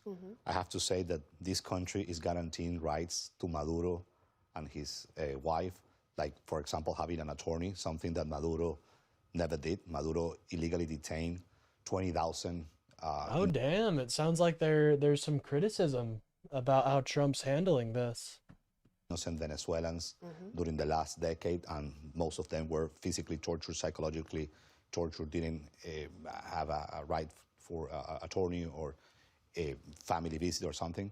So I wanted to start with that, and I think the operation that happened in my country on January 3rd was clean, was smooth, was fast, and the vast majority of Venezuelans are grateful with President Trump and the U.S. administration about this operation. You're So glad they beautiful, took but that so damn Yeah, expensive. definitely. It's a huge step. And so now- Specifically on your question, Yes. What if Trump accidentally invades British Columbia? Well, it wouldn't be the first time he's made a geopolitical disaster. every transition at the beginning is messy. There are plenty of examples in Latin America and other parts of the world. In the case of Venezuela, this is a regime that has BC been stands for bring 27 cash. years. Damn right.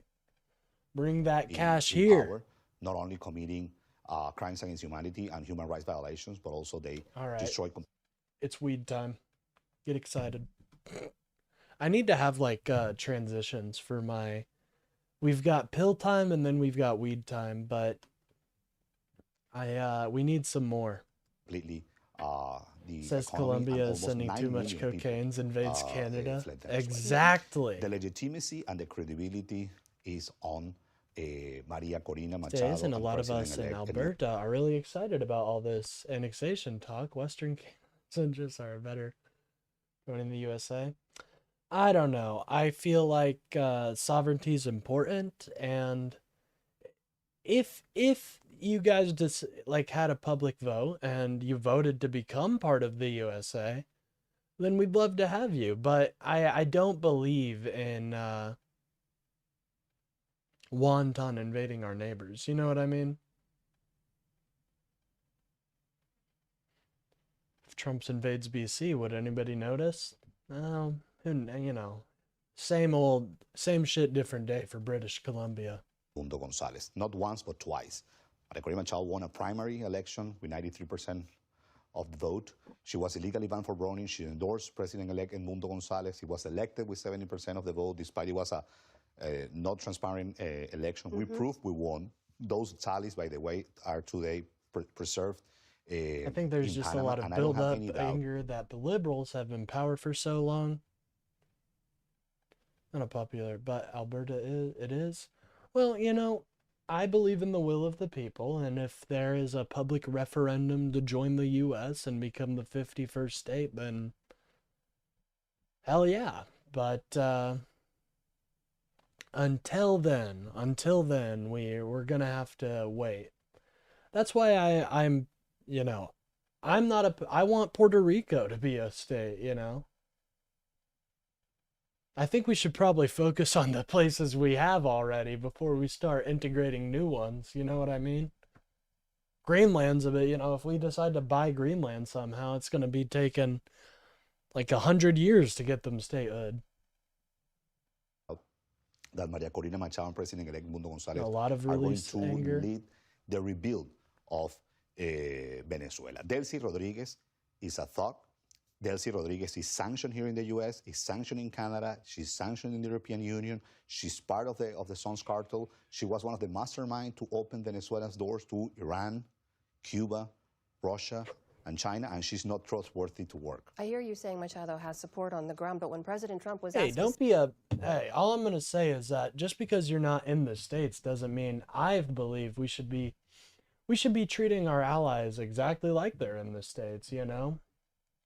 An allyship is so much more valuable than we give it credit for, and Canada has been an amazing ally, which is why I hate this talk of like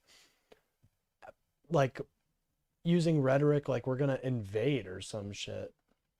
You know what I mean?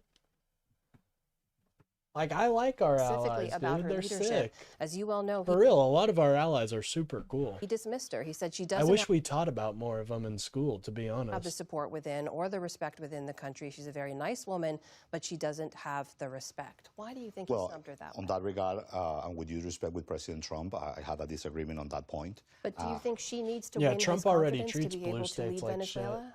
She's got all the confidence from the people. Like, for example, where is the relief? Where's the FEMA funds for California? They've been having a natural disaster that the news hasn't talked about too much, but they were having mudslides that killed people. Where's the relief for that? And the credibility. It's just out of this world what she has done since 2023. I mean, she's been in this fight for years, but more specifically in 2023 when she was elected as a Democratic Movement leader. So she's got the legitimacy. She sent a message today very clear. She will call for some actions during the next days. We heard also from President-elect Edmundo Gonzalez a very important statement asking for the release of political prisoners because I have... How do you mean right now Canada is a big space? We don't do land grabs, in my opinion. Buddy's right, it'll never happen. Yeah, and I feel like, I don't know, I like Canada, dude, you know, I like their independence, you know, it's like having a really nice neighbor. Like, they understand we're going through it's like a really nice neighbor, and they see their other neighbor just doing after an absolute bender at the bar. And they're just like, oh, dude, what's going on with you? He's like, I fucking hate you, you fucking suck. And he's just bringing him some water like, okay, bubs, calm down.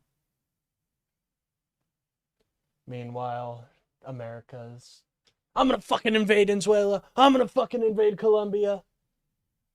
Okay. Let me know when you're done with that. We can start building that trade relationship we started on a while ago.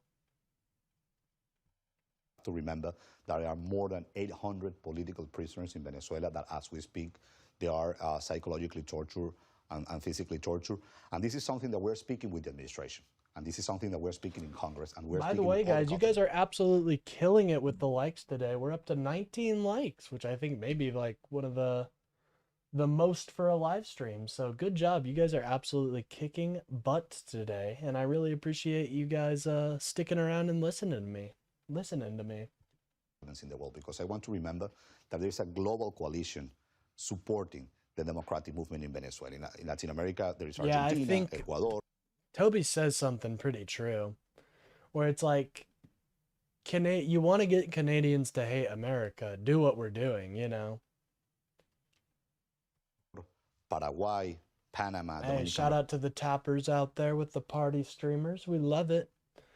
Geographically, economically, geopolitically, USA and Canada's fate are instinctively forever linked, like it or not. That's just the fact. Yeah, I mean, and I'm happy to have a partner in Canada. And I agree with that. So is Europe. Like, we kind of decided we were going to be the ones that built all the weapons, and then at some point we were like, JK, never mind. And now Europe's kind of up to its own devices. Wanted to make an American Union? I don't know about that one. Republic, Guatemala, there is the EU, or the vast majority of the EU members, the UK, Canada, Israel, Morocco. There are many countries that are supporting our democratic movement, and these are like, I'm all for American NATO. I just don't really think we need it right now. You know, I think we need an Eastern Asian NATO, to be honest. That's where we need it. But, I mean, I guess if we wanted to make an American, it's kind of redundant, though. You know what I mean? Just kind of redundant. The topics that also we are discussing. And also Article 5, like, we haven't tested that in a while. We should be careful with, you know, we may not know if NATO's as strong if America decides not to come to the defense of our European neighbors. Discussing with this administration, and we are ready to govern, and we are ready to lead. And yet this a rebuilding of the nation. administration is now saying they are in charge. So I wonder, has Maria Corina Machado spoken directly with President Toby, Trump? they would have a hard time. time. There are communications. They have been directly. They would There are communications absolutely with the just administration. We have presented, for example, the $1.7 trillion opportunity. We believe after the regime destroyed our oil industry, we believe that the oil industry needs to be privatized. Alberta and a lot more of Saskatchewan after the Louisiana Purchase, but they swapped land to make the border look like a straight line. Hell yeah.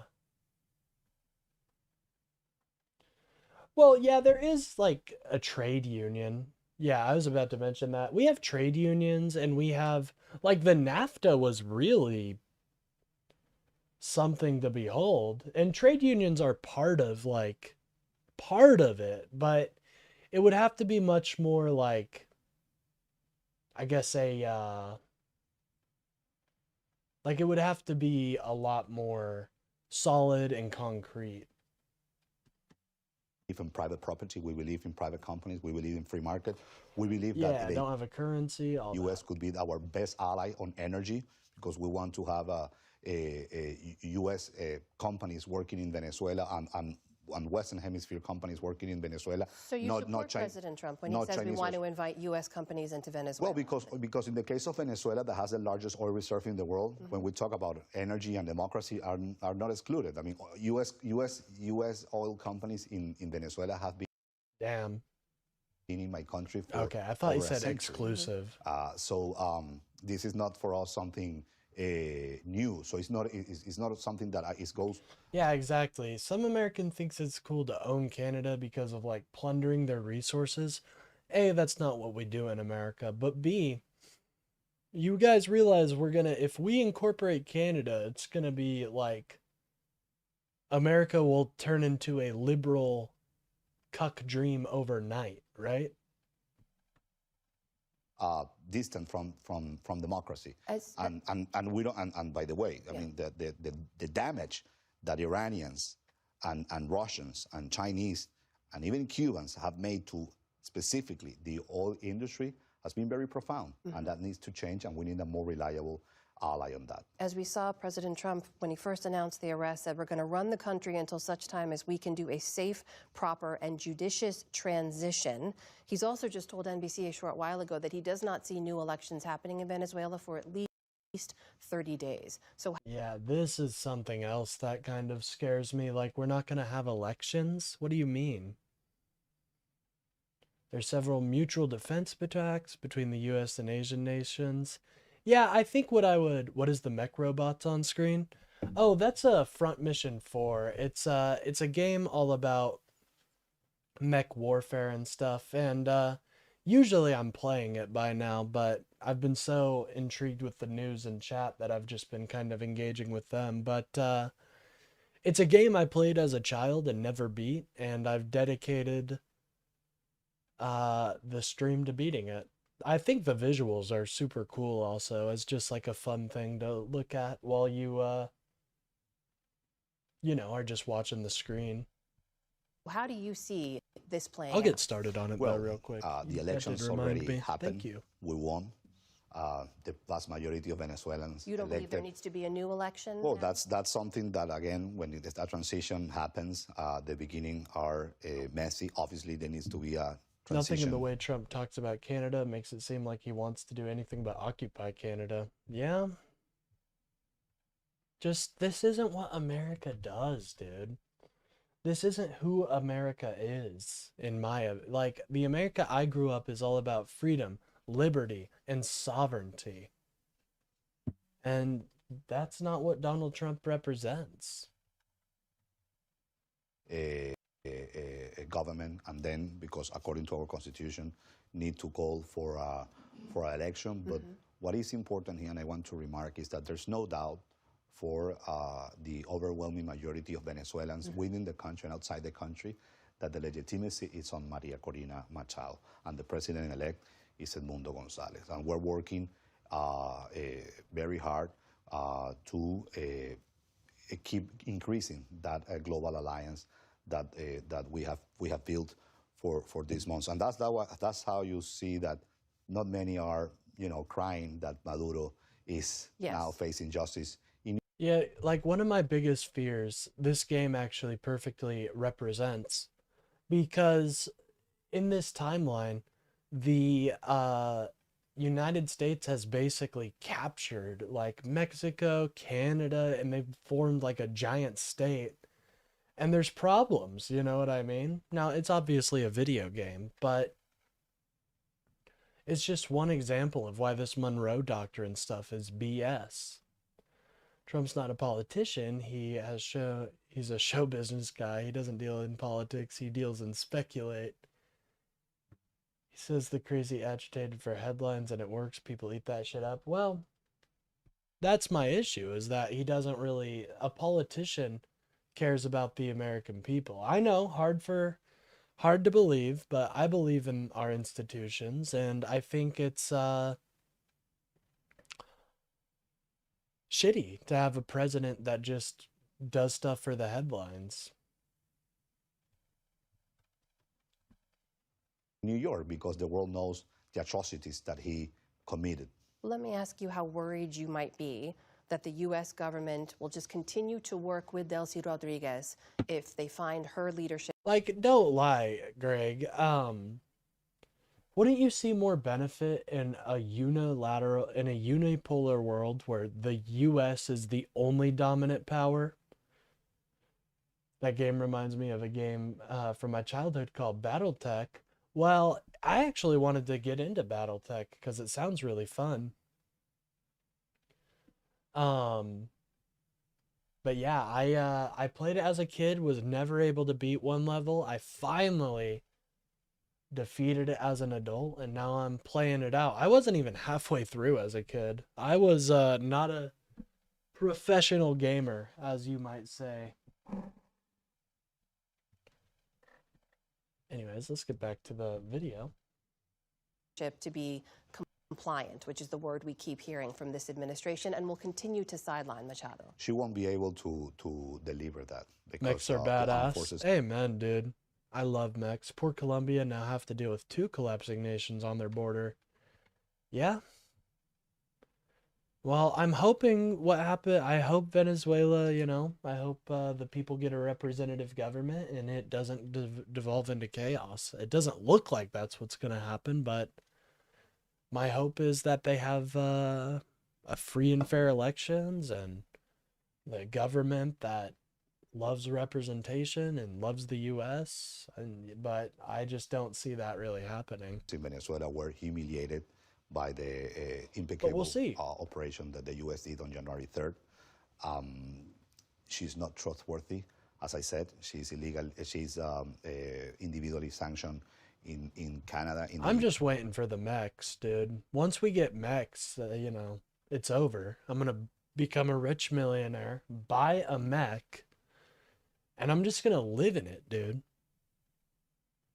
I'm just going to live in it. Doesn't that sound sick? There's probably going to be an autopilot mode. We could all just live in mechs. We could live in mechs, ladies and gentlemen. Transhumanism. And in the and U.S. yet she has President Trump's support right now. And she's a member of the drug cartel. Well, President Trump was very clear to say that she could end worse than Maduro. So I wouldn't say that she's got the support completely from President Trump. I mean, she's under a real pressure, not only from the U.S. but also internally, because Venezuelan and Ecuadorian now fleeing Colombia, and it looks like much more are about to go across the border, in my opinion. Oh yeah. Yeah, what I painted for you is most likely not what's going to happen. My political arguments at all. That's okay. I'm totally, trust me, brother. I am I like engaging with right-wing arguments and talking about them and trying to convince people to my side of the aisle. You know what I mean? But I think one of the biggest issues we have in our politics right now is we're just not able to really talk to each other. And so I want to bring that back, you know what I mean?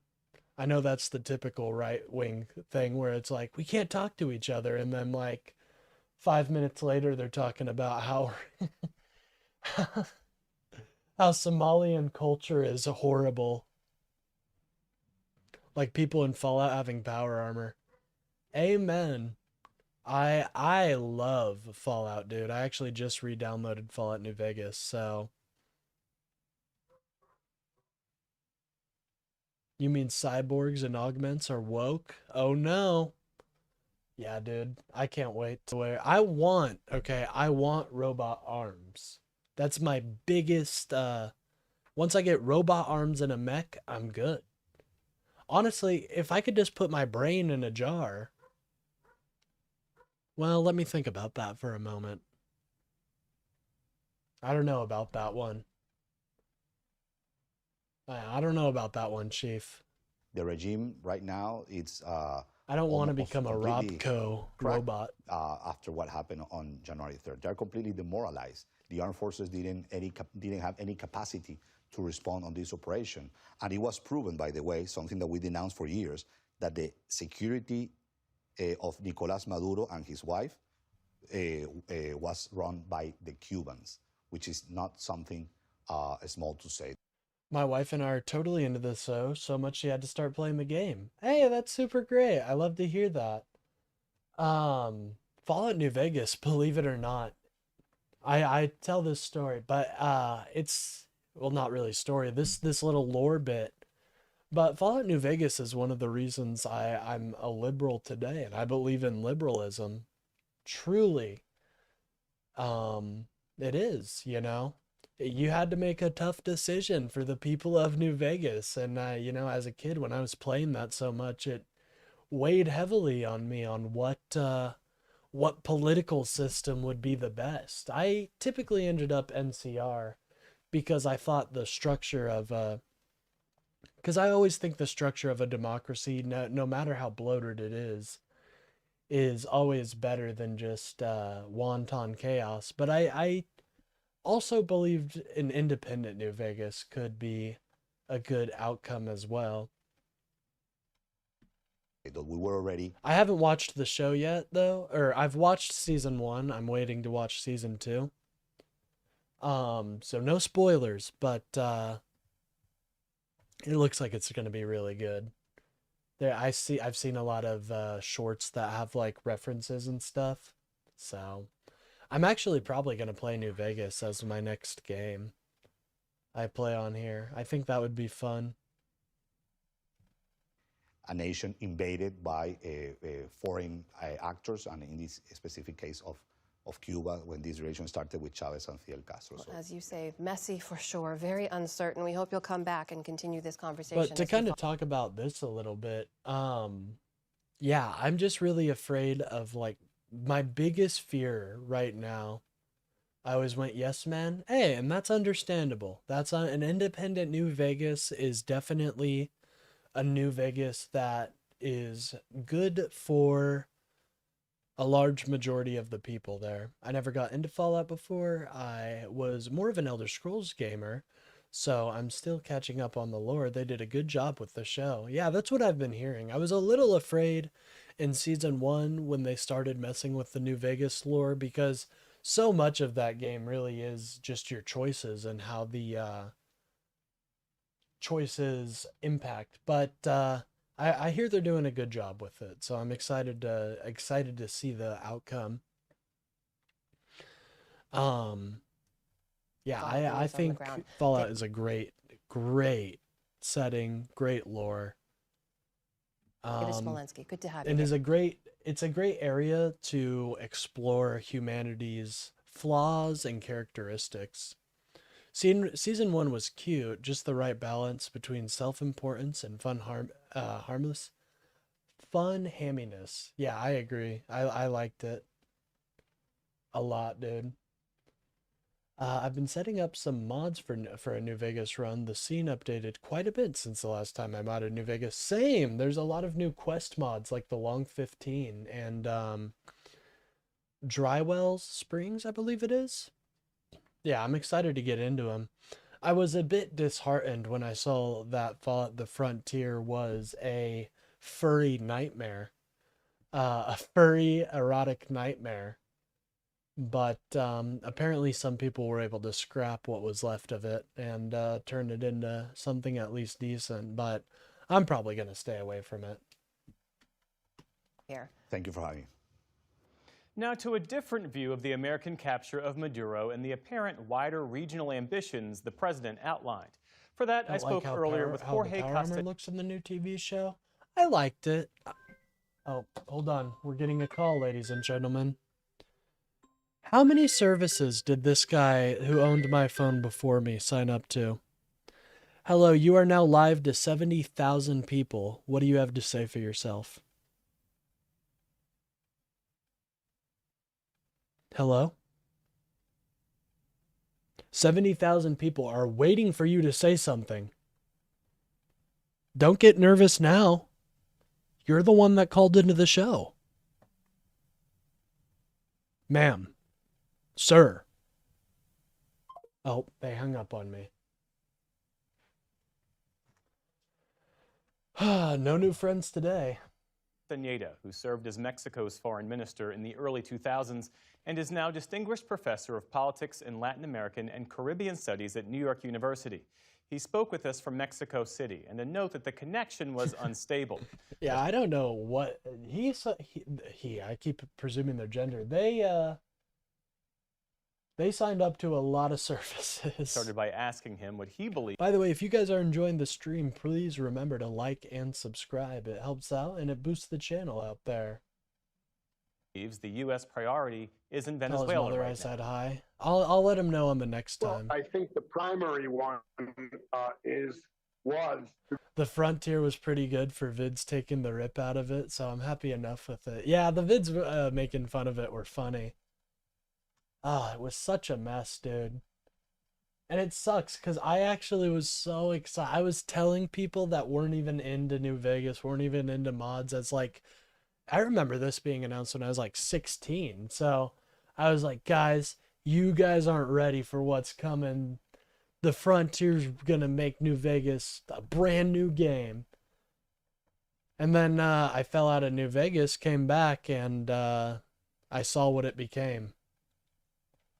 Was very disappointed. To get rid of Nicolás Maduro as president of that country and to have a government in place in Venezuela that is more amenable to American interests.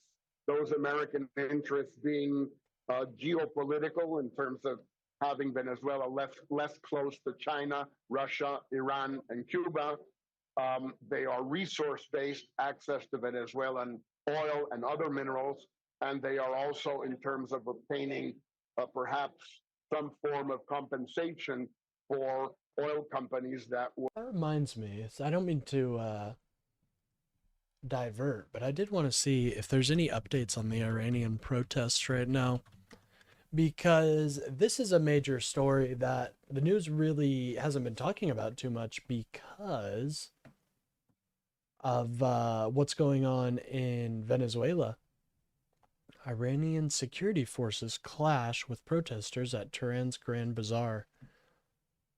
Oh, geez. One moment. I'm also going to take this opportunity to order some energy drinks off of DoorDash. Don't blame me for my addiction. Blame Monster. Okay? That's all I'm going to say, ladies and gentlemen. File a lawsuit with them, not me. I ain't done nothing wrong. I ain't done nothing wrong, ladies and gentlemen. If something can't be good, then at least be bad enough to have a good time laughing at it. Don't do that? What? That's crazy? Well, I'm a crazy man, and I do crazy things. It's actually pretty cheap, I promise. It's only like $10.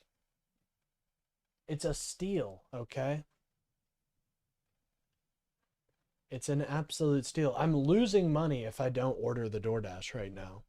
You guys realize that, right? I'm losing money if I don't order it. I feel like such a parent right now, but don't waste your money. Well, I'm addicted. That's the unfortunate part. And I'm actually doing pretty decent with my money. I have been making some moves to secure my financial future, and I'm pretty proud of myself. Pretty proud of myself. Kobe, it's happening. I'm sorry. It's happening. I can't help it. If I tip and I'm even tipping the Dasher because I'm a good person, okay? I don't not tip my Dasher. I know. I'm adding layers to how bad this is. Seems I'm also adding layers to never mind. I'm adding layers to how it's already been done. I can't do anything about it now. It's been done. I was addicted to cigarettes for almost 2 decades. Well, how did you get off of cigarettes? Because I need to get off of this vaping. I really do. It's bad for me. And I feel like it, if I quit vaping, my voice might be even more crisp. No, that's not what I wanted. No. That's okay. They're good enough. All right, ladies and gentlemen. Iranian security forces clash with protesters at Tehran's Grand Bazaar. Let's take a look. At least go to the corner store. Well, I'm streaming. I can't leave you guys. You know, I'm streaming I'll be streaming until 6 my time. So, we're locked in.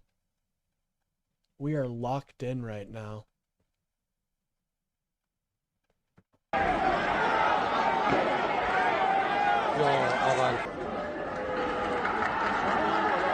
Rest have entered its second week. So my question is, do you guys see Donald J. Trump interfering in these Iranian protests somehow? I definitely see a potential. I think it's a bad idea because it's just going to give Iran all the propaganda they need to be like, oh, this is all US backed, and get at least a majority of the military on their side. But who knows? That's just some speculation, okay?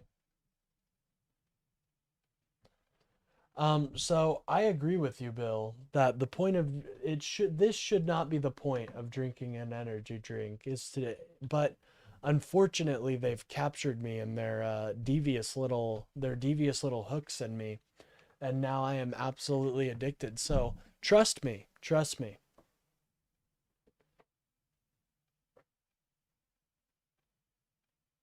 I know. It's also Eric Trump's birthday today, like Jesus and Christmas. Oh, I didn't know that. That's interesting. It's Eric Trump's birthday, guys. Did you know? Is that the one that has the podcast called Triggered? Yeah, he has a podcast called fucking Triggered. The President's Son.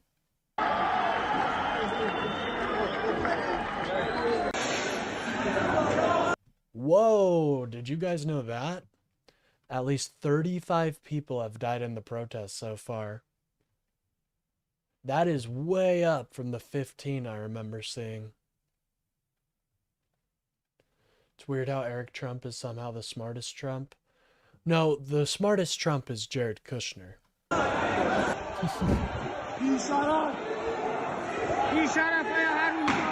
Is Eric the dumb blonde? Here, let's look up. I think Eric Trump. Yeah, he's the blonde one.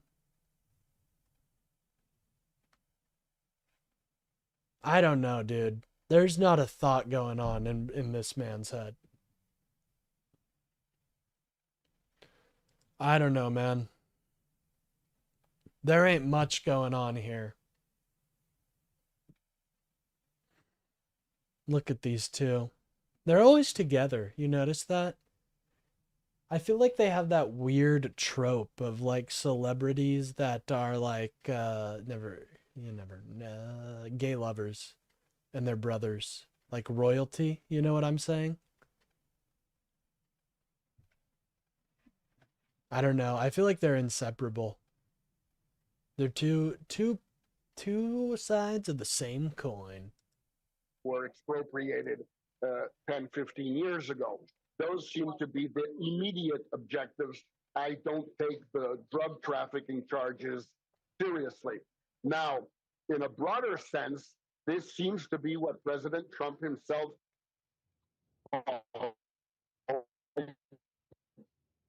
the return of American domination in the work that's interested in, and in particular, establishing a Trump corollary. Sir, it seems you have frozen. The Monroe Doctrine, that is, that foreign powers should not. You think they bang? Hey, already answered it. Yes, sir. I think they do. Be present in Latin in a America. Mormon way. Yeah. Yeah, true. Well, on that point, we heard the defense. Well, anyways, Secretary Pete Hegseth framed the Trump approach to Venezuela this past weekend, saying that President Trump sets the terms. By the way, if you guys are enjoying the stream, please remember to like and subscribe. It really helps out the channel.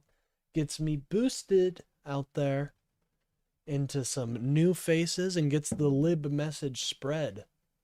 I think we may have hit 200 subs, although I'm not quite sure yet. What does that tell you about the administration's theory of leverage and control in Caracas? Well, it's a very strange statement of purpose because sometimes. Who's the third providing the friction? Trump himself. They look like an AI result for a picture of a movie douchebag rich guys from the camp across the lake. Amen. You can actually do that. Oh, geez. Party at the White House and Donald's bringing the oil? Wonder if he'll prison Diddy. So if he'll pardon Diddy so he can attend. Probably. Diddy, you know, I'd be walking careful if I was Diddy.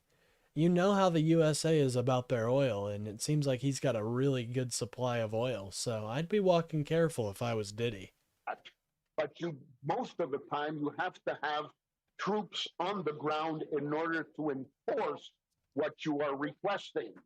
Now, in this case, of course, you can threaten to take out the new president, Delcy Rodriguez, and then if she is replaced, let's say, by her brother Jorge, threaten to take him out if he doesn't comply.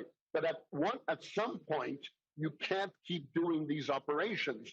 They are very expensive, they are very dangerous, and at some point you have to have the leverage to force the Venezuelan government to do what you wanted to do. Okay, but did you think about how cool it would be if we did it? I think that's Donald Trump's reasoning. I really am starting to think that. Okay, but sir, think about how cool it would be if we actually just took him. Did you ever think about that? No, I don't think so. Without having a military presence. We have never really seen too many cases of this in modern history. Even in France in World War II, under Vichy, which was similar to what the United States seems to be doing, the German... Oh, that's good. Always good to be compared to Nazi Germany when they took over France. I love that. Love it, guys. Let's go. North of France. We get our own Vichy France, guys. We get our own Vichy France in Venezuela. I know every one of you is dancing and celebrating right now. Was very important. The same has been true in other countries at other moments.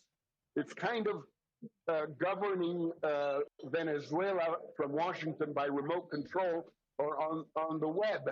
I'm not sure that's entirely feasible. A day after the Maduro operation, President Trump renewed calls for a U.S. takeover of Greenland. He threatened military action against Colombia over cocaine trafficking. I bet you guys are excited for that. Everybody's super happy to be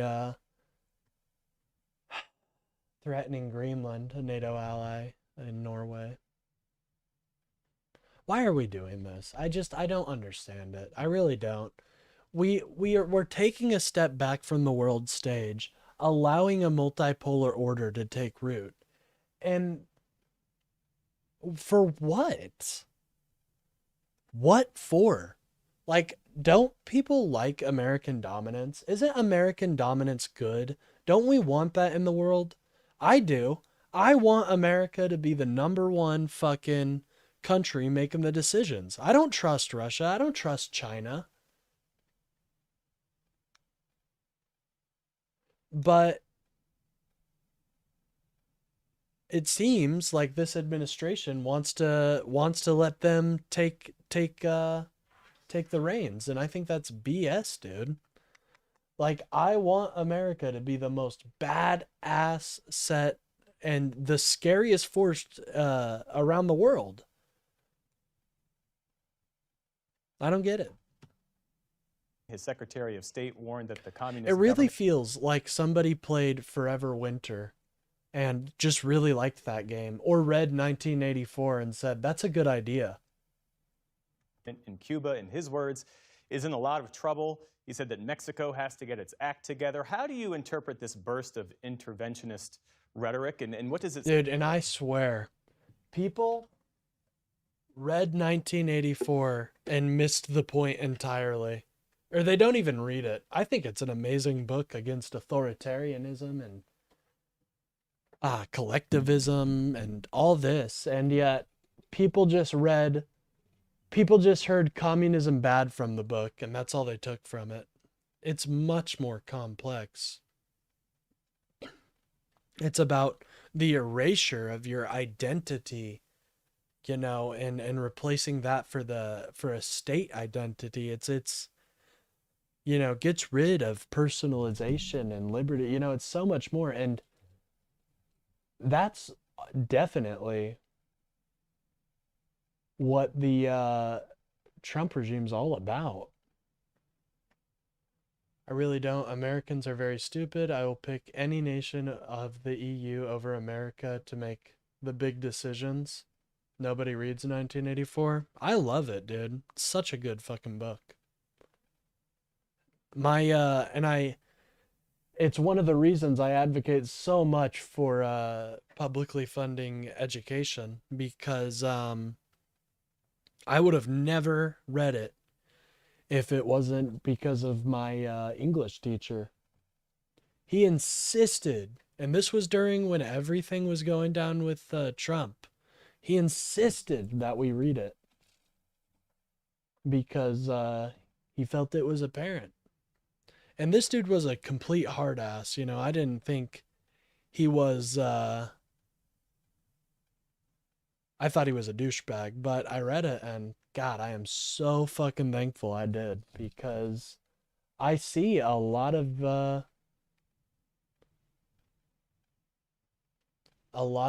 comparisons, honestly, that are pretty apt. I think doublethink is like something people do very often that they don't realize that they're doing. Yeah, it's I really do wish more people read it instead of just talked about it. I agree with that. Anyways, signal about the administration's evolving posture in the Western Hemisphere.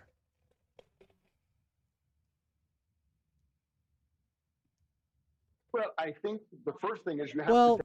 it's bots. I wouldn't be too upset with the people of America. I feel like they were sold a bunch of lies by a giant right-wing media apparatus that was pervasive in every aspect of our lives. Even I would get Donald Trump ads Now I get ICE ads. But so I would say that, and I would say that America's voted more on the economy, and they voted for a guy that lied to them and said, we're going to do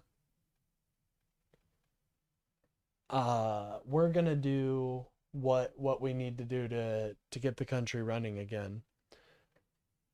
I understand being upset with them, and I totally get it, but I think that the average American doesn't really think too much about politics, which I think they should. And there's a lot of aspects onto why Trump won. But these midterms are coming up, and I think your faith in America will be restored, because I think you're going to see just this massive wave of rejection of what Trump is cooking. Take it seriously, because they said they would do something in Venezuela in order to take out Maduro, and they did. I both regret and applaud that they did. I regret it because this is a unilateral action that violates international law, and I applaud it because they got rid of a dictator who stole an election. Those two things go together. Well, the administration is. That's not the American people, though.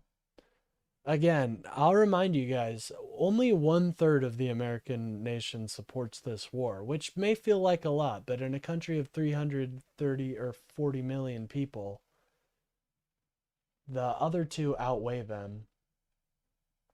So, I know it looks bleak, and I know it looks like Donald Trump is about to start doing his end plan, but you gotta have hope, guys, and you gotta look at the wins that we're having.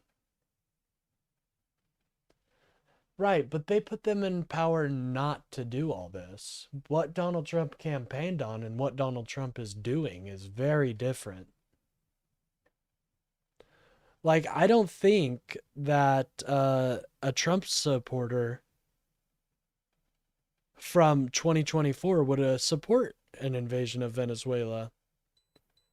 And there's only so long. You can only do the cognitive dissonance for so long. But you have to take these threats seriously. And you're seeing people from the, I see it all the time in my chat, where people who originally were Trump voters, but have been absolutely horrified with what Donald Trump did. And I don't, forgive, but don't forget. That's what I always say. And if they're making a genuine effort to try and be better, then I think you should commend them for that and work forward towards a better future. Trump has shown that he is willing to put his money where his mouth is. Now, what exactly can he accomplish? The case of Colombia, for example, this is a democratically elected president in a And I agree, not all of them were tricked, but a large majority were. I think a large majority were. I really do. You see advent Republicans now kind of turning on Trump and realizing that their party is gone. I think for those people, we need to have an open hand, because if not, they'll just get dejected and either A, become totally disenfranchised with voting and just tell people not to vote, or B, fall down an either further pipeline of radicalization. And I think those are both bad for our democracy. I want people to vote. I want people to engage. I want, over 100 million Americans just didn't vote. And that's so sad, dude, because if more people voted, we would have just better representation in general. Now, I do think that here soon, people are going to be so disgusted with gerrymandering, we're going to get rid of it. I see that on the horizon. So we've got hope, folks. Democratic country, a strong civil society. I'm not sure he can take Petro out the way he took Maduro out. Obviously, the same is true in Mexico. He can pressure President Sheinbaum to do more or do differently, deal differently with the. Hold on, I will be right back. My energy drinks have arrived. Time to get boosted. Drug cartels, but I don't think he has any intention of removing President Sheinbaum. If America takes Greenland, then what will you say then?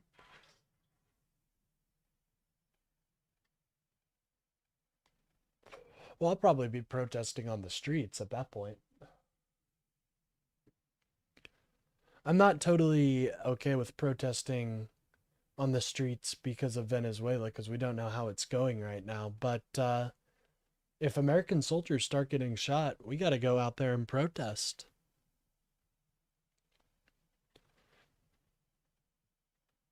You know?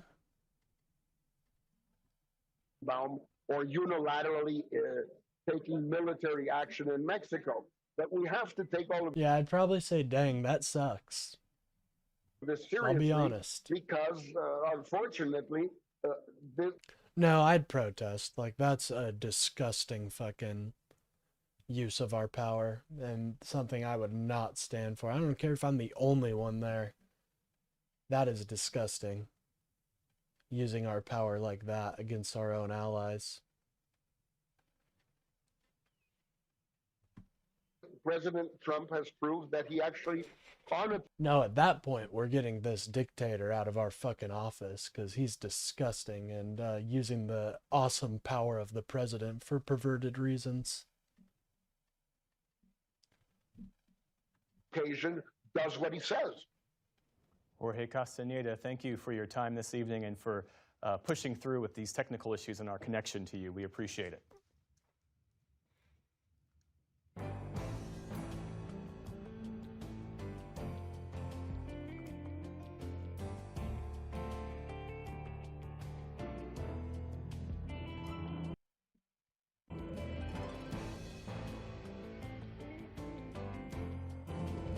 In the day's other headlines, Defense Secretary Pete... Oh my God, this was disgusting. Threatening to take away Senator Kelly's pension. They're just turning him into more of a hero, but it's disgusting what they're trying to do to this, and I don't mince words here, patriot. Pete Hegseth issued a letter of censure today against Arizona Senator Mark Kelly, who retired from the Navy with the rank of captain. In a social media post, Hegseth said the proceedings could lead to a reduction in his retired grade, resulting in a corresponding reduction in retired pay. But the move stops short of recalling Kelly to active duty and prosecuting him. You can refuse illegal orders. In November, Kelly and 5 other Democrats... Oh God, it's the Seditious Six. Watch out, guys. Ah! Oh my God, this man named Spudnik. Ladies and gentlemen, this guy isn't a Russian bot at all. By the way, what is J2C? I see that with a lot of bots. Is that like your guys' capture code or something? I'm interested to hear what that is. Democratic lawmakers released a video calling on U.S. troops to resist what they called illegal orders. Kelly called today's decision outrageous, adding that Pete Hegseth and Donald Trump don't get to decide what Americans in this country get to say about their government. Minnesota Governor Tim Walz says he's dropping his bid for a 3rd term. His decision comes amid a wide fraud scandal involving the state's child care programs. Walz has faced increasing scrutiny. Okay, now this move pissed me off. Dude, I don't know what the fuck Tim Walz thought he was doing. It just, it makes everything that the right has been saying seem salient. It almost proves their conspiracies, if you will. This is truly a disappointment and really makes me mad. I know there's, you know, we'll have another Democrat there, but why did he do this? Maybe he is guilty. I don't know. I don't think he is. From what I've seen, he's the one who's leading these investigations, but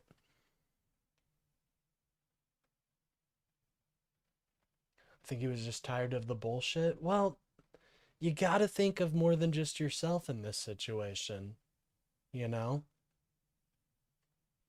You gotta think about the party, like how this looks.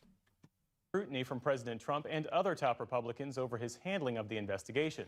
Today, Walz, who was the Democratic vice presidential candidate back And in you guys 2024, know, I fucking love the Democratic Party. You know what I mean? Big fan. And, I don't know. He's a dirty SOB, much like your mother. said that given the challenges Minnesota is facing, he, in his words, can't give a political campaign his all. Every minute that I spend defending my own political interest would be a minute I can't spend defending the people of Minnesota against the criminals who prey on our generosity and the cynics who want to prey on our differences. A person close to Democratic Senator Amy Klobuchar said today that she is considering a bid to replace Walz. She reportedly met with him over the weekend. About a dozen Republicans have already entered the race. In Texas, jury selection began today in the first criminal trial over the slow law enforcement response to the Uvalde school shooting. Former Uvalde schools officer Adrian Gonzalez is charged with failing to protect children during the attack that killed 19 students and 2 teachers. He was among the first of nearly 400 officers to arrive on the scene at Robb By any Elementary 2 in stress 2022. positions gonna get a free waterboarding? You're joking. That's a steal, bro. How are you even making money on that business? Hit up SBC. That's crazy. Did more than an hour before confronting the gunman. Gonzalez faces 29 How long is the waterboarding? counts of child endangerment and abandonment. He's pleaded Hold not on, I'll guilty. be right back. I gotta. In get Ohio, my, the Secret Service says it has detained a man who attacked the home of Vice Oh no! Hold on, I'm gonna have President to J.D. rewind Vance. that. Sources tell the Associated Press We that can watch. We can watch. I'm gonna put on the conduit video actually. There we go. If they have the midterm elections, the fact that you'll say if we still have elections is exactly why people take issue with your politics. What's wrong? What's wrong, fat bitch?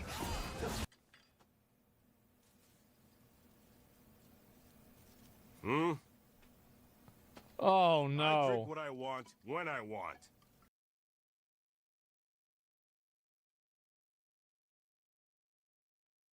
So what is all this racist ass shit that you've been saying? What the fuck? Only 10 were actually kids? Ugh. So that means they're going to end up being sent to a high school with kids and they're an adult? Well, I mean, Don't forget homophobic. Oh yeah. Misogynistic. Chance of success, number of women involved. Is this for video games? No, it's for a relationship. Yeah, I would have agreed with it either way. Yeah, for everything?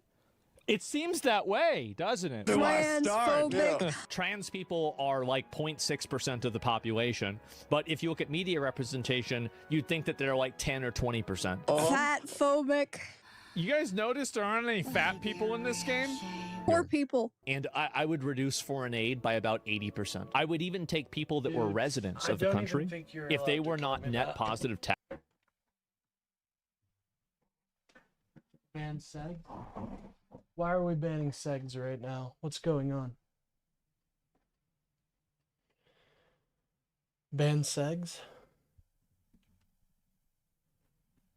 Are like 0.6% of the population, but if you look at media representation, you'd think that they're like 10 or 20%. Fat phobic. You guys notice there aren't any fat people in this game? Poor people. And I would reduce foreign aid by about 80%. I would even take people that were residents of the country if they were not net positive taxpayers and they were not performing an essential job. I'd deport them too.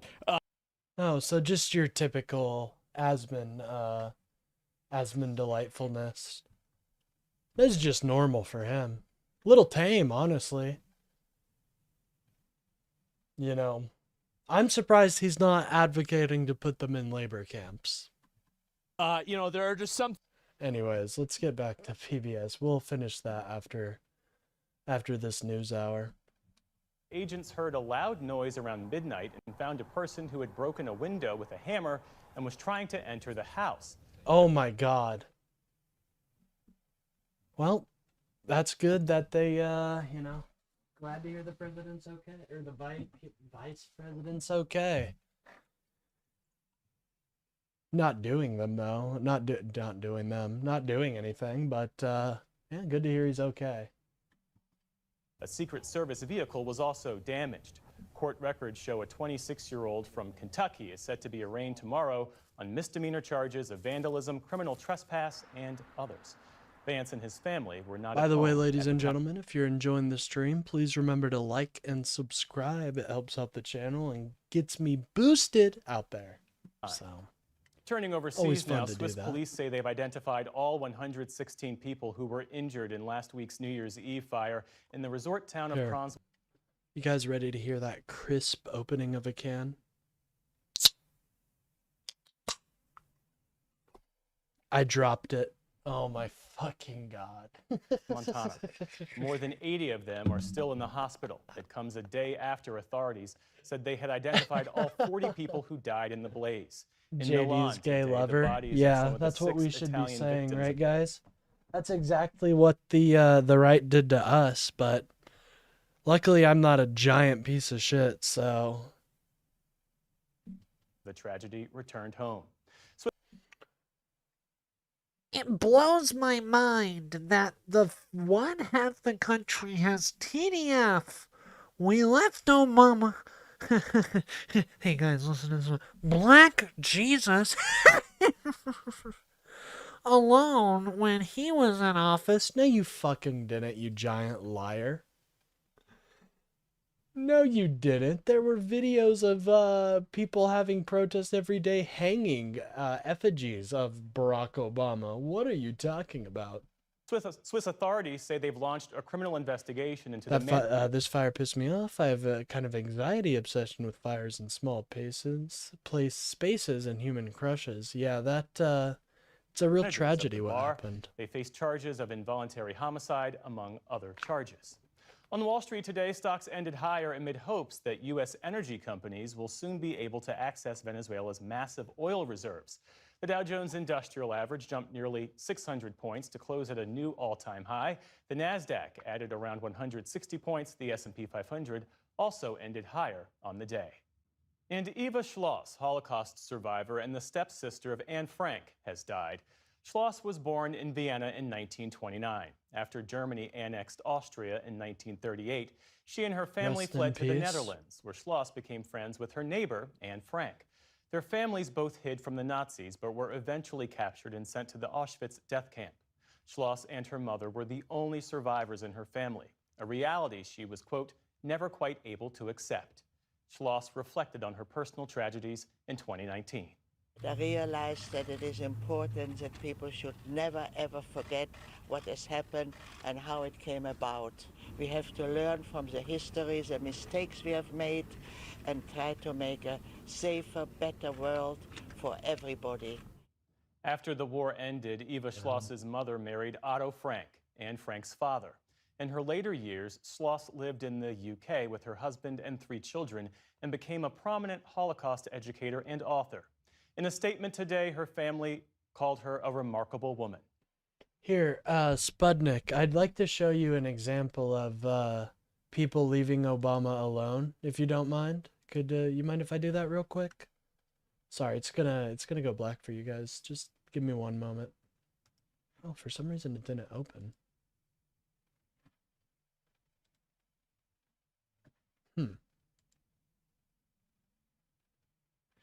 Oh, it's taking forever to load. That's a little strange. I wonder why that is. Anyways, we'll get back to the video. And I'll see if I can load it. We'll try one more time. Yeah, for some reason it won't load for me. Oh, here we go. Here we go.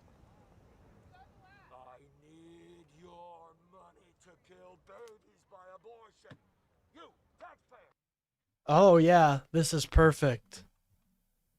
This is a perfect example, Eva Bill. Schloss was 96 years Sputnik. old. This is an Still to come on the example NewsHour, the overhaul of people leaving Obama alone. You were so right.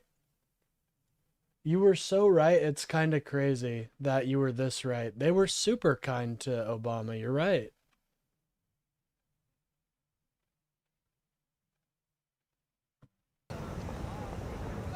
I need your money to kill babies by abortion.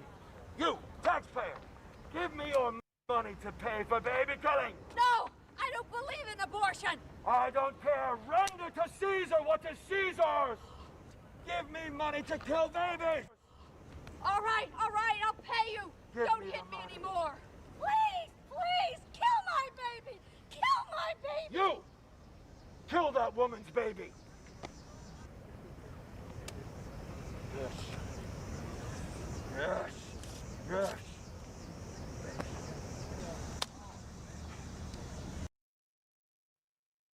So that's an example of just someone leaving someone alone. Nothing wrong with that, right? Yeah, that's crazy. I actually had never fucking seen that clip. I'm actually gonna run that back, ladies and gentlemen. Give me a moment. That's actually kind of fucking crazy.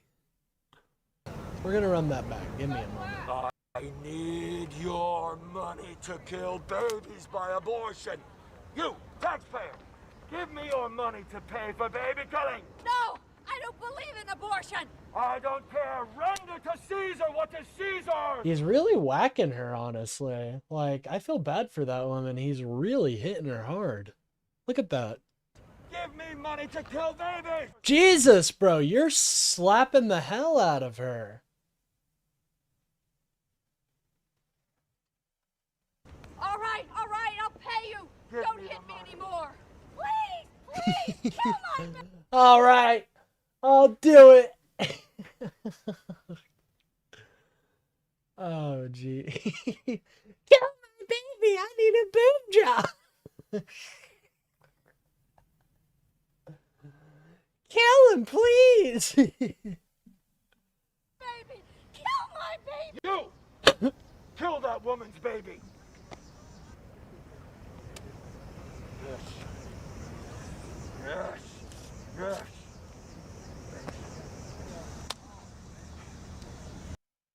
Yes. I hope it's I don't know what that is. That's great though. That's great. We should do a version of that with Trump. I triggered you assholes. My job is done. You did give us a good laugh. Thank you, man. vaccine Was Sputnik saying some weird stuff about segs that I missed? guidance from the government and what it means for families. And Tamara Keith and Amy Walter break down the political implications of the president's hawkish foreign policy. This is the PBS NewsHour from the David M. Rubenstein studio at WETA in Washington, headquarters of PBS News. Trump wants money to protect pedos. Amen, number one loser. I like your name. That's a sick name. Amen, dude. He just wants more money to build up and protect his wealthy class. Oh, he wants to trigger buttholes? That's true, bro. That's kind of gay. It's kind of gay, bro. Don't think that's a little gay? In a major departure from past practice, the CDC is scaling back the number of recommended vaccines for children, reducing it from 17 to 11. The new schedule recommends that flu and COVID vaccines only be given after consulting with a healthcare By the way, provider. guys, if you are enjoying the stream, please remember to like and subscribe. It really boosts the channel and gets the lib message out there. I typically stream every day from 10 a.m. to 1 p.m., although today's a little bit different. We're having an extra long stream, so I started at 12 so I could be boosted and ready to take on the day. I'm using the word boosted. It also narrows recommendations for hepatitis A and like B, RSV, and bacterial meningitis Yeah, to what did you guys see this? I get my short didn't even cover all of the I just thought it was just for flu and HPV. Nah, these people are doing things like hepatitis A, hepatitis B, RSV, bacterial meningitis. Sputnik, at what point did you think I wanted to be serious during that response? I was being what they call a silly goose, and you're kind of making me upset by not accepting the fact that I'm a little bit of a silly goose. Considers higher risk groups. The decision aligns the U.S. more closely with Denmark and Japan, something that HHS Secretary Robert F. Kennedy Jr. has long wanted. And it follows a directive from President Trump just 1 month ago to move in that direction. There are major concerns about what this could all mean, and for more on that, we're joined now by Dr. Sean O'Leary, a pediatric infectious disease specialist at the University of Colorado. Dude, I know. I hate chiggers, dude. They get on, you know, when they get on your skin, you know, when you roll around in the grass. Those things suck. A member of the American For a while, I thought that was just what grass did. Academy of Pediatrics. Thanks for being with those us. bugs. Thanks for having me. So before we get to the impact, I want to know more about how we got here. What should we know about how this... Geese are obnoxious, awful animals. Nothing silly about them. Oh, I like geese. I live near a lake, and we get a lot of geese. So they're sweet if you're nice to them. You have to be a good steward, though. Decision was made, and who was involved in it? Yeah, you know, this was really arbitrary, and this, let me be clear, this was not from Yeah, any Sputnik, you CDC kind of sound a little scientists. triggered, man. You doing okay? Everything going all right, bro? Sound a little triggered. This was really a political move. You know, as you may know, our HHS secretary has for decades really been a leader in spreading. Oh, Jesus. I'm so sorry to hear about that, Bill. I won't read that out just because it's pretty personal, but I'm sorry to hear about that, man. And that is the effect of not having vaccines. Guys who says, you're entertained? Well, hey, I'm glad to hear. That's what I try to bring you, an entertaining show. You know what I'm saying? I'm glad to hear you're entertained, man. That's extortion, man.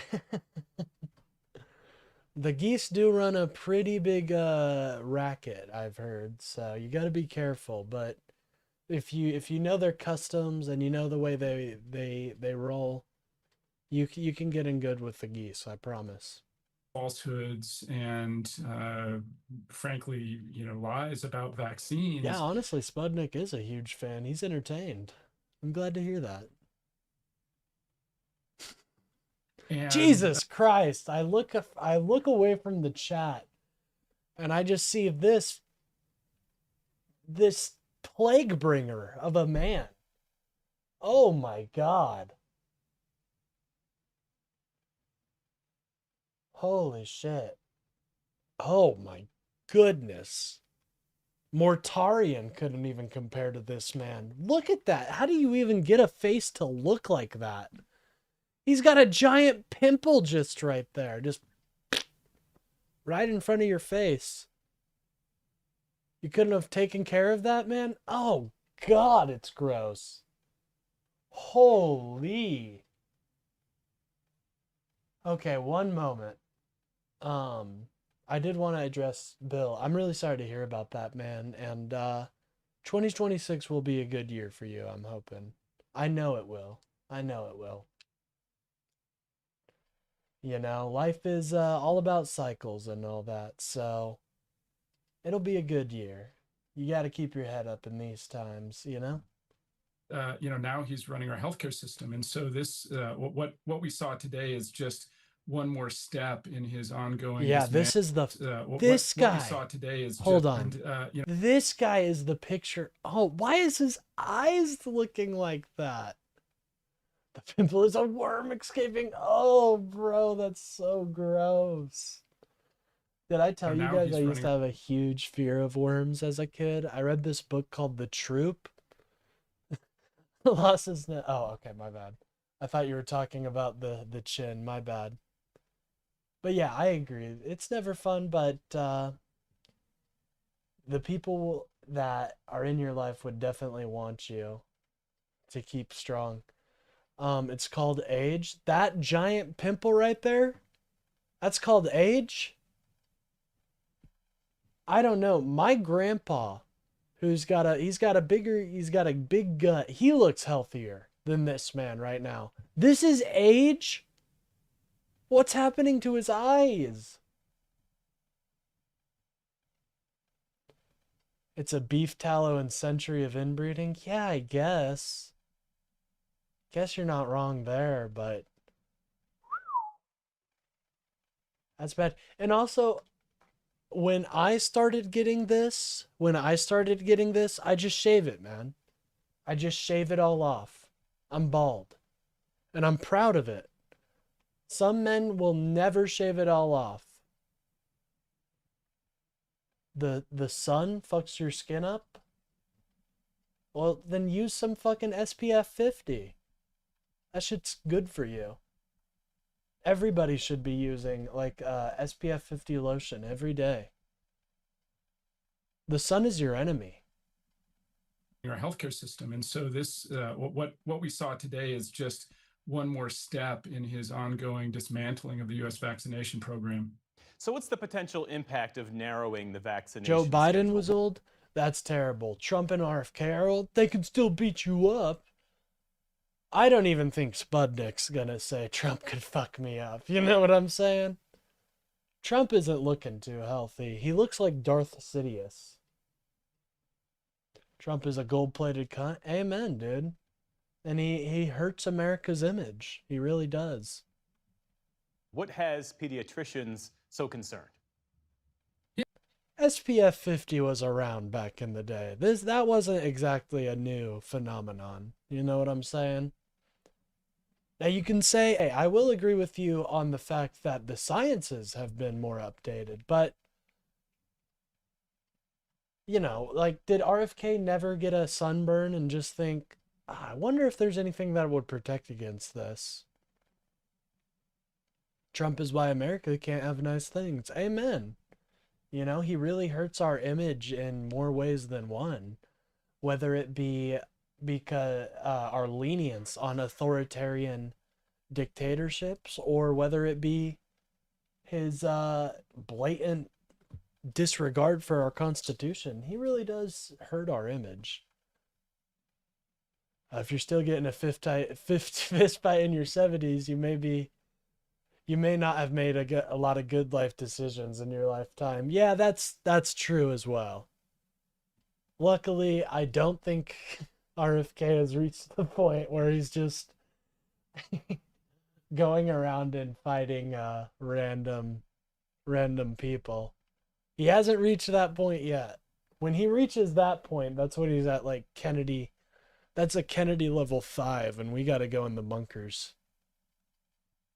Yeah, I mean, to be honest, what diseases does he want to see children suffer from? I mean, that's what we're talking about here. He does look old, but he can't be that old. I actually didn't know it was invented all the way back then. That's interesting. The vaccines that he is scaling back are vaccines that save lives. Yeah, like hepatitis B. Why would you get rid of that recommendation, dude?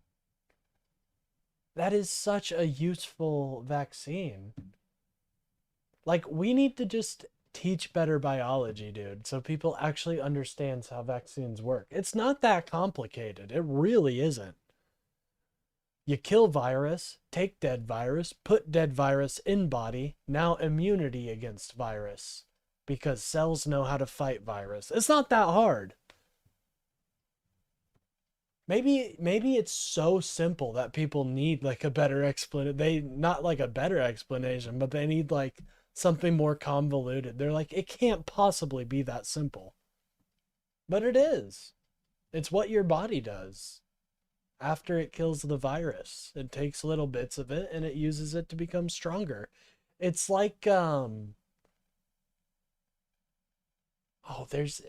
almost said Transformers, but it's not quite like that. Let me think of what it's like. Thousands of hospitalizations. So, I would ask the secretary, what diseases It's like do you want to see children suffer? This is way too convoluted, but I want to finish it. So it's like in a video game when you beat a fucking badass boss that has been like really fucking you up for a while, and then you get a staff that like fucks that boss up from that boss. It's kind of like that. I really don't understand this move. It's really based not on any. For comparison, Pierce. Hold on, it's going to go dark for a moment as I open up this Wikipedia article. Oh my God. Look at that, man. They're the same age. The same age. Wow. Stunning. I actually hope I look that good at his age, to be quite frank. I probably won't, but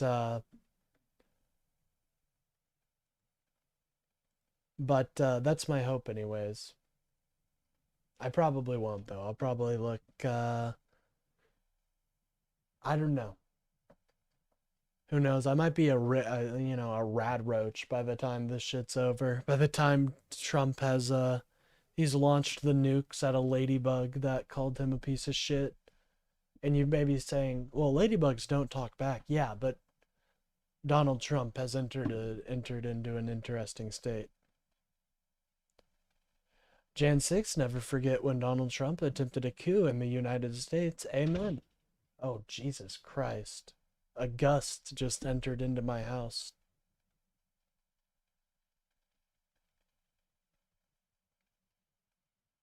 Six, but at Montreal 8. I mean, dude, not bad. Science not and evidence, but simply a political ideology. The CDC is recommending most people that are not. I decision- agree, but I don't know. I feel like RFK looks especially bad for some reason. And me Rootsy, who will be joining me on my podcasts in the future. We're going to be having a podcast that I'm planning right now, so get excited. She's met RFK, and she has told me that he is not the most pleasant person in the world. on vaccinations against the flu, COVID-19, and rotavirus be based on what it calls shared clinical decision-making. And 3 times in 25 years. Well, that's just the thing. If you're 25 years old, bro, same age as me, our immune systems are kicking ass. Of course we're not going to get the flu at our age. But you get into your older age, yeah, you're going to get the flu, and it's going to be 10 times worse. You know, we have strong immune systems. We were blessed to live in a herd immunity, a place that has strong herd immunity. But go outside the U.S., I guarantee you'll get some sort of weird tropical disease. You're 65. Well, in that case, I guess you're just a mutant. Congratulations, man. RFK Jr. ignoring the measles epidemic spreading across certain states. Kids are dying. Yeah, it's really sad to see. Like, Sputnik, are you really going to say people shouldn't get the measles vaccine? IDK, the joke was originally NC 7 and Toronto 9. I just tried to make it. Yeah, I see what you're saying. Don't worry, don't worry. Hey, you gotta make the jokes for them to even go through. That's what for them to work, you know.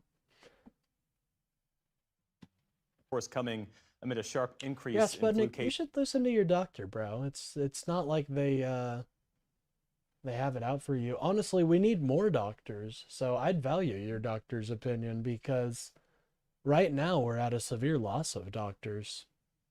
Across the country. Some 45 states saw high Okay, flu. here we go. We've got James Cameron. Hold on, it's gonna go. Oh wow. Oh wow. Same age as RFK Jr. and this man. James Cameron. I mean, hold on, ladies and gentlemen. This man I'm not going to say anything else, but you know what I'm saying? I hope I look like that in the future. I hope I do. You know, I wonder what it takes to look like that. That is a strong man. Activity over the Christmas holiday season, and there have been at least 9. Well, Sputnik, think of a vaccine not necessarily as a cure. Think of it more as like a buff against. I don't know if you play video games or not, but think of it as just like when you take the vaccine, you essentially have a buff against the next time the virus tries to assault you. It's really valuable, you know what I mean? And so you don't have to like lose out on work or anything. You just have that constant buff. And it's useful for people who are immunocompromised. So let's say you only have like a mild flu, like, I don't know, you just have like a chest ache and you're sneezing. And you don't really notice it. Well, let's say somebody who immunocompromises walks into a store or something that you're in, and you sneeze, and even though you catch most of it in your arm, like a couple small moisture particulates make it out and then latch on to that person's and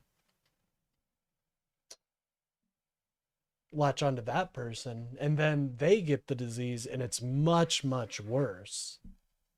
That's why the flu vac is so effective. And I think the COVID vaccine at the time, like, I understand being a little concerned because it was rushed really quick, but now they have it down to a science. So I wouldn't be concerned about that. There's no like microchips or anything inside of it. 9 pediatric deaths from flu this season. But careful, we're talking about the C-19, and YouTube will get What afraid. does shared clinical decision making mean if a parent wants to get their kid a flu shot? Sure, changing the recommendation to that may sound good at There's a you know, lot on of its surface, but survivorship frankly, bias here. Yeah, that's a good that's point. what pediatricians do all day, every day, is talking with families about vaccines and help the families make these decisions. What this is doing is really just creating a lot of confusion. Yeah, pneumonia is what killed my father. Yeah, and I'm glad you take that. Pneumonia is what killed my father. Had scleroderma of the lungs, and so when he got them replaced, he actually got them replaced once, and then his lungs started acting up again, and so he had to get a second replacement. And pneumonia had somehow gotten into the hospital and took him out. So yeah, it's good that you get the pneumonia vaccine. That's a really nasty disease.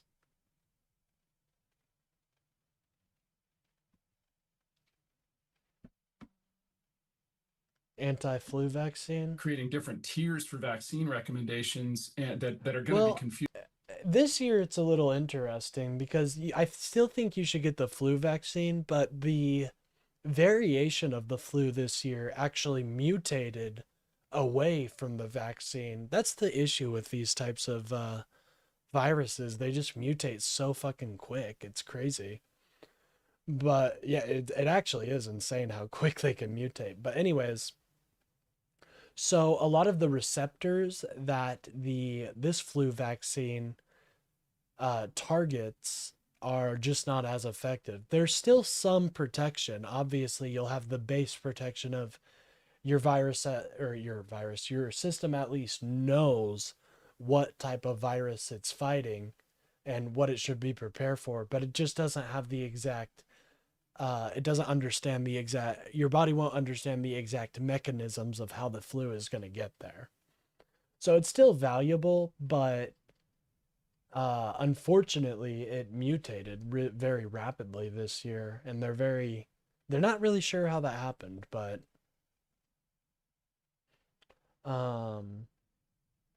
yeah, that stuff is no joke. My brother died from pneumonia. Did not know. Had a decade before I was born. Well, I'm sorry to hear about that, Bill. Yeah, they are They are, yeah, pneumonia is no joke. Confusing not only for parents, but for clinicians, frankly. And really, as you mentioned, influenza is causing Okay, a I'm lot glad of to illness hear this year. that your older brother's fine, Bill. I really We am. had the most pediatric deaths in decades last year. So this is a really tone-deaf change. Just look at what all this is doing, It's causing measles. We've seen Victorians. I don't know if you guys can hear my stomach. I haven't eaten all day, but we're having measles outbreaks, Victorian diseases, more deaths in child infancy or during infancy. I mean, this is not what America is about. In the midst of a pretty severe flu season. I should also add that the flu vaccine, this year's flu vaccine, seems to be very effective at preventing severe disease in children. So far as we know, could someone still walk into a pharmacy and get a flu shot or a COVID shot without a doctor's note? Well, that's where a lot of the confusion comes in. We already seen what happened in the fall. And I definitely don't think, even conservatives would agree that you shouldn't at least have access to it. I don't agree with the argument that you have the decision. I think you have the decision, but I think it's a moral thing that you should do. But I don't even think, conservatives at least think you should have the decision. Should the decision not just be ripped away as well? Are you okay with the government basically saying, no, you don't get the vaccine, even if you want it? With some of the confusing recommendations that Making were coming it out of even harder for people to get it? I don't think anybody agrees with that. With patients who wanted to get vaccinated being turned away. This is only That's, going to they talk about 80-20 issues. That's an 80-20 issue right there, in my opinion. add to that confusion. They're saying they're not taking away access, but the reality is once these recommendations come down and filter through our healthcare system, there's going to be a lot of confusion, and there are going to be a lot of people. I think you should have the choice, but you should know that that choice has consequences for more than just you. You got to think about more than just yourself. I know that kind of goes against the American, we're all about independence and liberty and all that. So I know it kind of goes against that, but we got to think about the wider population out here. Because I care very much for my fellow American, and I know that most of MAGA would agree. Who can't get the vaccines that they want. Well, maybe not the MAGA now, but the MAGA of the 2024 realm, I know they would agree. I don't know about this MAGA. I'm seeing things that just break my heart every day about what's happening in the Republican Party. But I do see things that are good, like Thomas Massey. There's sparks of hope, but it is a wave of depression in that party right now. The Trump administration cites Denmark as a model, as you know, a developed nation with few routine childhood vaccines. Denmark's system, I would imagine, works well for Denmark, but is it actually comparable to the U.S.? Yeah, I've heard a lot of analogies. My favorite is that you can't, it's like comparing a kayak to a cruise ship. Denmark is the size roughly of Wisconsin. They've got a very different healthcare system. From what I'm hearing from the leaders of Denver's public health system. Well, we're on our way to a public option here. I can't see the American people being okay with these rising healthcare costs. They think what's going on here in the U.S. is madness. They historically have looked to us for guidance, and in the press conference that HHS gave today, they described the U.S. as an outlier. Denmark themselves, I've heard them describe themselves as outliers. We're actually more similar to a lot of countries in our vaccine recommendations, similar to Germany, Ireland, Australia, New Zealand, several other countries. So, this idea that we are an outlier is simply false.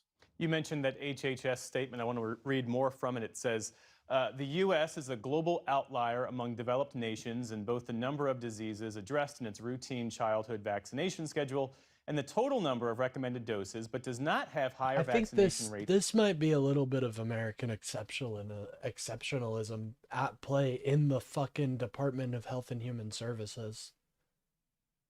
They're not even looking at other vaccine strategies. Like, it's embarrassing, Than such honestly. countries. In fact, many peer nations that recommend fewer routine vaccines. I love America just as much as everybody else. Doesn't mean we can't learn, you know?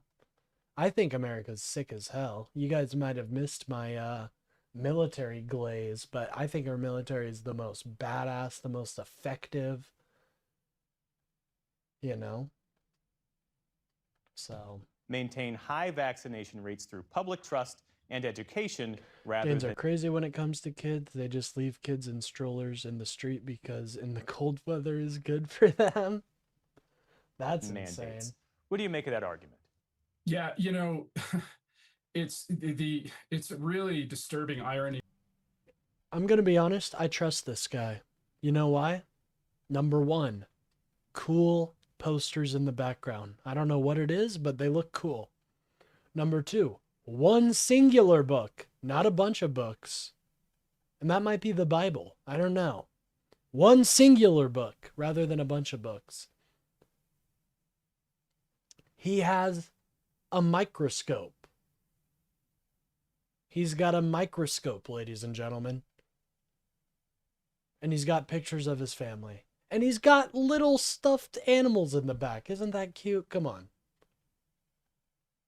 I think this, I think we can trust this guy. That they are making these claims that they're doing this to restore trust when these are exactly the same people who have been working for decades to sow fear and sow distrust in vaccines, that they're making this move to improve trust. That's just completely false.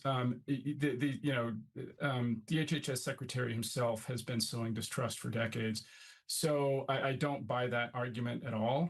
And the idea that somehow this maneuver is going to raise vaccination coverage. Oh, dude, I am very adverse to the cold. I'm afraid of the cold. I'll be honest, guys. I hate when it's cold. So when I go outside, I'm always at least wearing a jacket with a shirt and pants. Like, oh, we've got a call, ladies and gentlemen. Let's see who it is. Hello, you are now live to 70 million people. What do you have to say to them? This is the call-in area for Venezuelan people who are upset about the regime change right now. And we're currently live to about 70 million people tuning in. What do you have to say about the current issues going on in Venezuela, sir or ma'am? Got him. Because of what they're doing, that makes no logical sense. The fact is, the vast majority of U.S. parents vaccinate their children according to the recommended schedule. Prior to the pandemic, we had greater than 95% coverage for most routine childhood vaccines. That took a hit during the pandemic for a lot of reasons, including a lot of access to care issues, insurance issues. My great-grandfather, Dr. H.E., died at 45 of age from pneumonia around the Spanish flu time. He was one of those doctors that did house calls. Oh, I'm sorry to hear about that, man. But it seemed like he was providing a good service, you know, doing what he could to prevent the outbreak. So he died in service of helping out his fellow human, and I think that's commendable, honestly. Yeah, pneumonia is a horrible, horrible thing. And then, of course, a lot of the fallout from, what we saw with the pandemic with, attitudes about COVID and COVID vaccines becoming polarized. Hey, it's bots. I see what you're saying, but no, I know what you mean. But I think around that time, that would have been even too soon. Maybe a little bit, but that's all right. That's why we got you here, man. I like a little edge in the chat. But no, I think vaccinations are super important. I really do. They're a crazy technology when you really think about it. Like the idea of a vaccine took a lot of science, and it took a lot, you know? Of that has spilled over into routine childhood vaccinations. But the fact is, most parents still vaccinate their children according to the recommended schedule. So this idea that this maneuver is somehow restoring trust is simply false. And for parents who want to keep their children on the previous, more comprehensive vaccine schedule, what should they do? Yeah, so HHS is really, unfortunately, some of what they're doing has legal implications in terms of access and coverage and who stocks what vaccines. But in terms of, being able to trust them, we can no longer trust our federal government for vaccine recommendations, and that's a real tragedy. Oh, geez. Here we go. We've got Cope going on in the chat. King Shit. That's a very apt name, if I do say so myself. I agree. You are the king of shit. Trump is rebuilding America back from the Democratic victim bullshit. What are we talking about here? What are we talking about here? Democratic victim bullshit. And yeah, what is Trump rebuilding? We've been losing jobs. We've been hemorrhaging jobs, as a matter of fact. But, Toby, you're right. I did forget. It was basically like the Gaza Strip in New York City. Small towns everywhere were being run by warlords. It was a mess. So I did forget about that. You're right. Fortunately, a lot of the professional societies are stepping forward, and we are making our own. We are making our own recommendations. So the American Academy of Pediatrics has been making vaccine recommendations since well before the federal government, since the 1930s. We're going to continue to publish our schedule every year. The American Academy of Family Physicians is similar, the American College of Physicians, the American College of Obstetricians and Gynecologists. We're all working together to continue to make evidence-based vaccine recommendations. So at this point in time, I welcome the Venezuelan refugees. I mean, I do too. I love, I welcome anybody coming into America personally. I think our strength is in our diversity and our wealth of ideas and opinions. So I welcome anybody coming to America trying to make a better life. The issue comes when you have Trumpers who said they're America first. And this is a blatantly, in their worldview, anti-American action. So that's where the issue kind of comes in. There are multiple paths I can take here. Everything is about race, poor, tranny. What? That's you guys. You guys are the people that talk about trans people the most. Thank you, Bill, for, we don't use the T word here.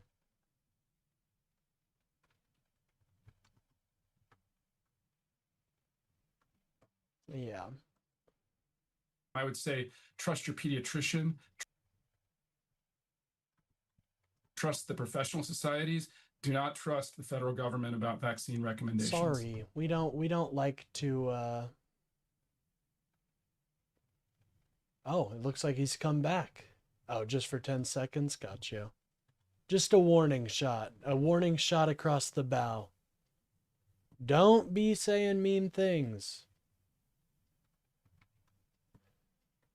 Oh yeah, they have their idea of the Uber immigrant, as Destiny says, is very true. Like, they have this idea that the immigrant is like somebody who is at the same time super strong and super weak. It's very interesting. But also, it's said that the only cultural knowledge of Venezuela/Colombia comes from sitcom Modern Family. Gloria is hilarious. Hey, I like Modern Family. It wasn't bad. I liked it. My mom watches it a lot, actually. And so did a Sean couple O'Leary, of my thanks for your time. girlfriends in the past. Thank you.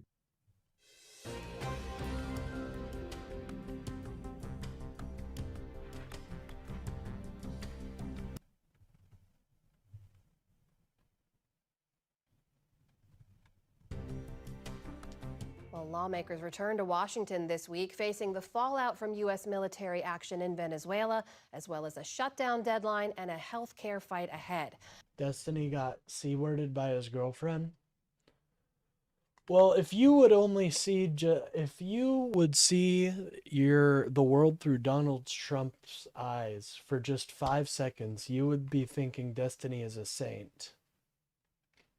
I don't watch Destiny personally, but I don't think he's the devil. I don't at all. In fact, he seems to be responsible for a lot of cool things happening on the left. So I don't really have much issue with Destiny right now.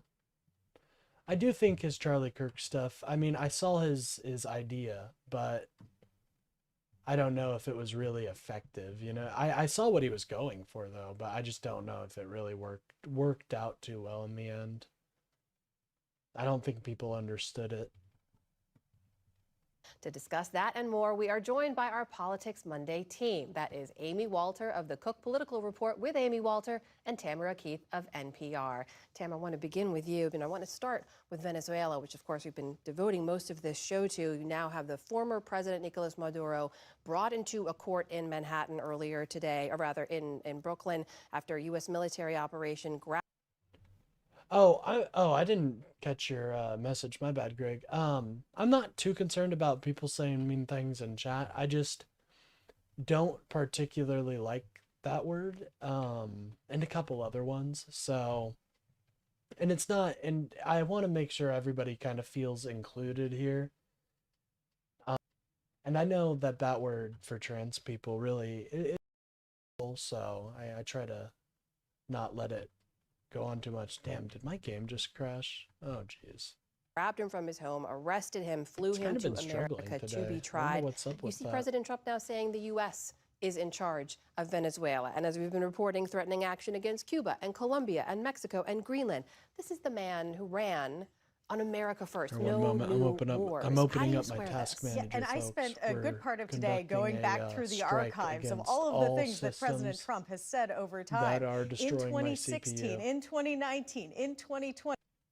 In 2024, he campaigned on no intervention, no foreign wars, no regime change. The regime change was a mistake. Nation building doesn't work. And he really rode U.S. citizen anger with foreign wars into the White House. It was one of his major attack points against Hillary Clinton, and again against Joe Biden, and also against Vice President Harris. And in office, especially in this second term, he has had a much more Windows Edge interventionist active? approach. Dude, to I don't foreign understand policy. this. Why does Windows Edge insist on eating up all my CPU and memory? I didn't do nothing to it, dude. Now, I did talk to an official who was part of the first Trump administration with a national security role today, who said this... Your computer is acting this gay? operation Well, it is a little gay, I'll be honest.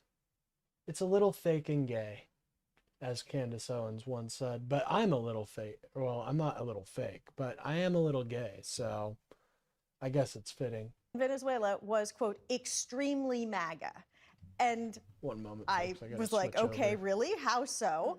And what he said is that that MAGA was never anti-interventionist. It was never isolationist. What it was. What? That is crazy, Cope.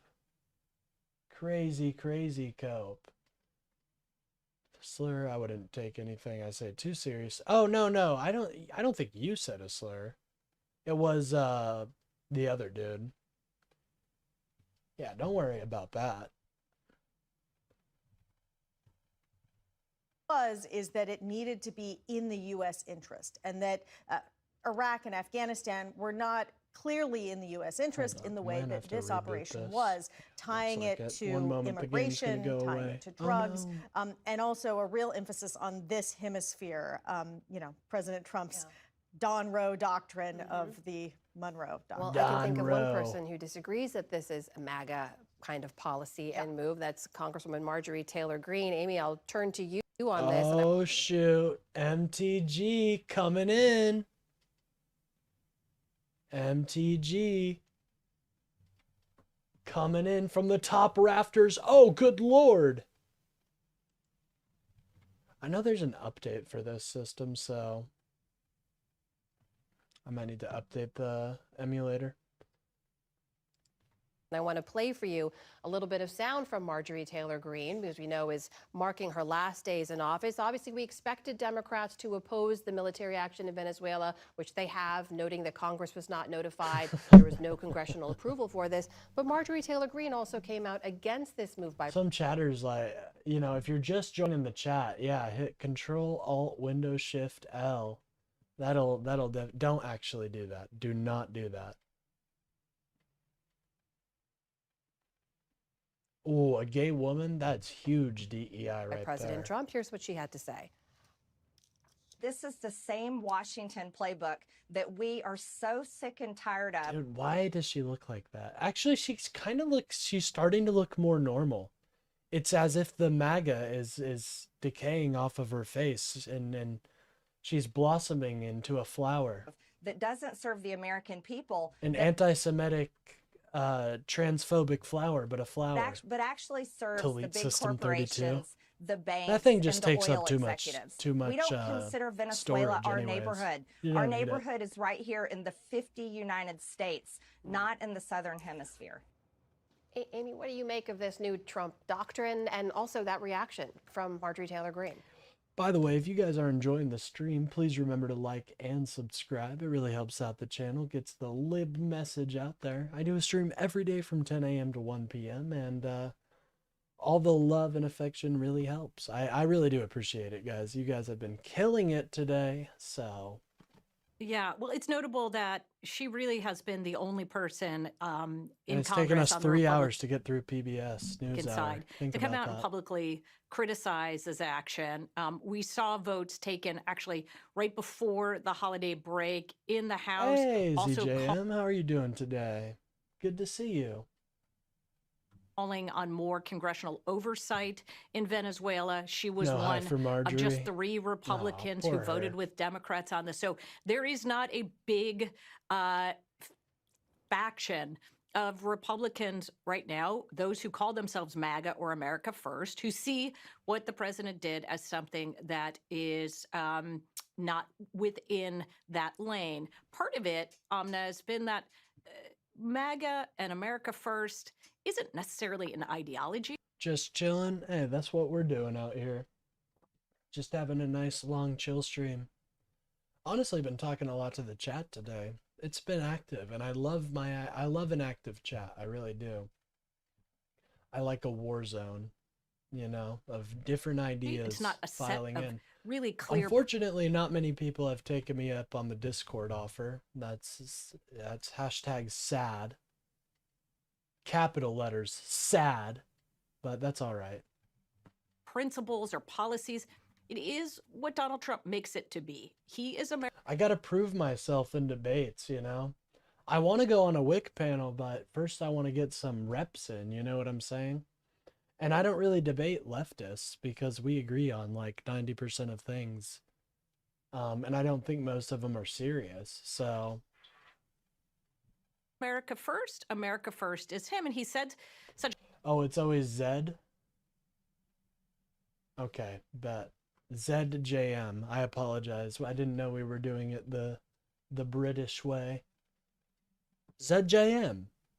The thing after the U.S. bombed Iranian nuclear facilities back in the summer of last year, he told The Atlantic exactly that. He said, "America First is I invented it, YouTube and is about it's the basically threshold what of my tech capabilities." Hey, that's all right.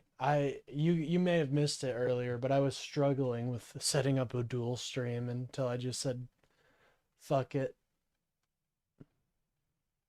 say it is. So I'm not expecting to see I a big allow both. rift Well, among hell yeah. Republicans over this issue. Republicans are coming at it from I'll all do the different Z angles. because I do agree it does have a certain ring to it. So they're basically lining up behind the president. One other really interesting thing that I Canadians get noted to pass on spelling in and looking through grammar. some Oh, yeah. polling back in As November, long as you're supplying the syrup, we're doing good. late November, CBS had a poll. Progressives are the enemy. I don't believe that. I believe most progressives are just fighting for, like, maybe if you're talking about tankies, you know, they are kind of unserious actors in my opinion, so I don't really care about them. But typical progressives are just people fighting for like LGBT rights and increased representation. I don't think they're the enemy at all. Tankies, they're annoying and stupid and don't really understand how politics work, but at the end of the day, 90% of them vote for Democrats, so I don't really concern myself too much with them.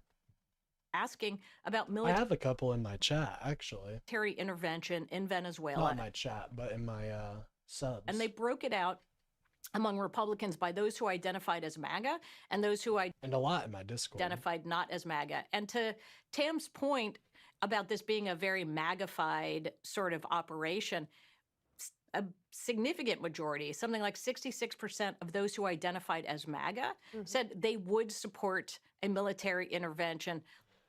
But think about that. That's 66% of MAGA. This is MAGA base. They rarely disagree with Trump. And you're only seeing a 66% margin. So think about that margin for the, like what it's going to be for the average American population. Progress is the enemy. Yeah, right. You know, when Conduit put that video of smiling friends, the frowning friends, it really does capture like the conservative mindset, in my opinion. Like, we're all just going to be frowning, and then if you just frown all the time, then you never have to expect to smile. Like, it just feels like that, right? Like, life is amazing, dude. You gotta look at the great things in life and enjoy it, and always think we can do better. Like, we can always do better than what we're doing. Anyways, you know what's funny? Syrup is serious business up here. There's full-on syrup barons and a whole black market around it with plenty of organized crime. I mean, I could see it, dude. That's sick. Maybe not good. I mean, that's probably not good, but it'd be a cool show. I'm not gonna lie. Ooh, a post-apocalyptic show all about how, like, they have the last few remaining maple syrup trees. I just thought of an award-winning, Emmy-winning show right there.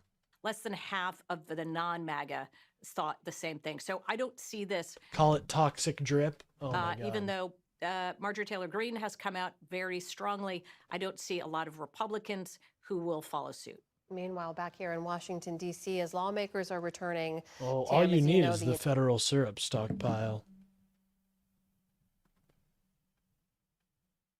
The Great Canadian Maple Syrup Heist. I think I've heard about enhanced something healthcare about subsidies that. they've been fighting over for many months have officially expired. Now the House is going to vote on a 3-year extension. Senators also Here, working. there's a sugar mafia. Well, I could see that. Sugar is a major industry. They pump millions into lobbying. So I on can some see kind of that. a plan, but there is another government funding deadline looming at the end of Oh the month. yeah, I'm seeing this. This is gonna turn into a shutdown. Schumer's playing all y'all for a fool right now. He's playing everybody that he's playing him for a fiddle. I'm telling you right now. BD Schumer, you know what that stands for, is going to come in, lay his hog down, and say, we're shutting down the government until we get an ACA vote in our favor. How are I'm you telling looking you at all right these now forces what's about to colliding, and happen. Are we So- headed to another shutdown? I don't know how to predict the future on that one, but I do know that there's less of an appetite for a shutdown this time than there was in the fall. First you get the sugar, then you get the power, and then you get the women. I think that Simple the as that. challenge ABC with 1, 2, these, 3. Affordable Care Act subsidies is in order to get anything big done, it requires bipartisan compromise. Exactly why gerrymandering is a plague in the United States right now. Hitting at the heart of the issue, bipartisanship. And bipartisan compromise simply hasn't happened in this Congress. It's not cool this time around. It's tough. And, Yeah, because the Democrats are pissed, dude. The people elected our representatives, and those representatives are supposed to, do as the name implies and represent the people. And so when you see when half of the government just doesn't want to work with you, what are you supposed to do? You have no power. As the Democrats, we don't have any control except for this. What are we supposed to do? If the Republicans would work with us on some bills, then of course we wouldn't want to shut down the government. But how the hell are we going to just let this keep going?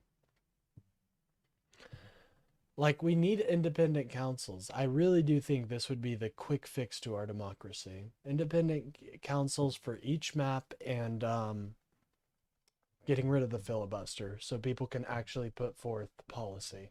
Past presidencies, past administrations, there have been big bipartisan bills, even when there was a lot of it's partisan pill time, rancor. ladies and gentlemen. The Get challenge is excited. that President Trump isn't interested in compromise. That he's not here to compromise. And he has not shown much of an appetite for really pursuing what the moderates in the House are negotiating over, or what a few Republicans in the House. He hasn't even been joined the interested in Democrats to force a vote America, on. it feels Amy, like. how are you looking at this? Gotta go do stuff Yeah, today what's really now. I'm interesting, not I've been very good making- at retirement so far. LOL. Chill stream, dude. Been fun cracking wise with you guys. Well, hey, I hope you come to visit us again. We really enjoyed you here, Greg. A lot of And calls even though we today disagree, I'm glad we could talk. That's the number one most important thing. around talking to Republican strategists about the impact that Venezuela may have in 2026. And fundamentally, really what it comes down to for many of them is that foreign policy, and I agree with this, that foreign policy tends to not have much of an impact when it comes to election time, unless there are actually Americans involved or boots on the ground. But what it does do is it Canadian makes love in the it chat. look We'd as love to if the see it. president is spending more time doing foreign policy than domestic policy. Remember, the issue of affordability and healthcare fits into this, has been the watchword for Yeah, I think Democrats this now, and will they've be used it honestly successfully in pretty effective. Like, if you wanted to attack Trump, this is a good way to do it. Just be like, what domestic policy has he focused on right now? He is literally just going around the world. He's not focusing on America right now. winning elections in the 2025 election year. They are planning on using that in 2026 as well. If you're a Republican Yeah, it right is now, crazy one that of all them the said big to me, tech the companies are issue linked right to now Epstein. I for agree. That is Republicans kind of concerning.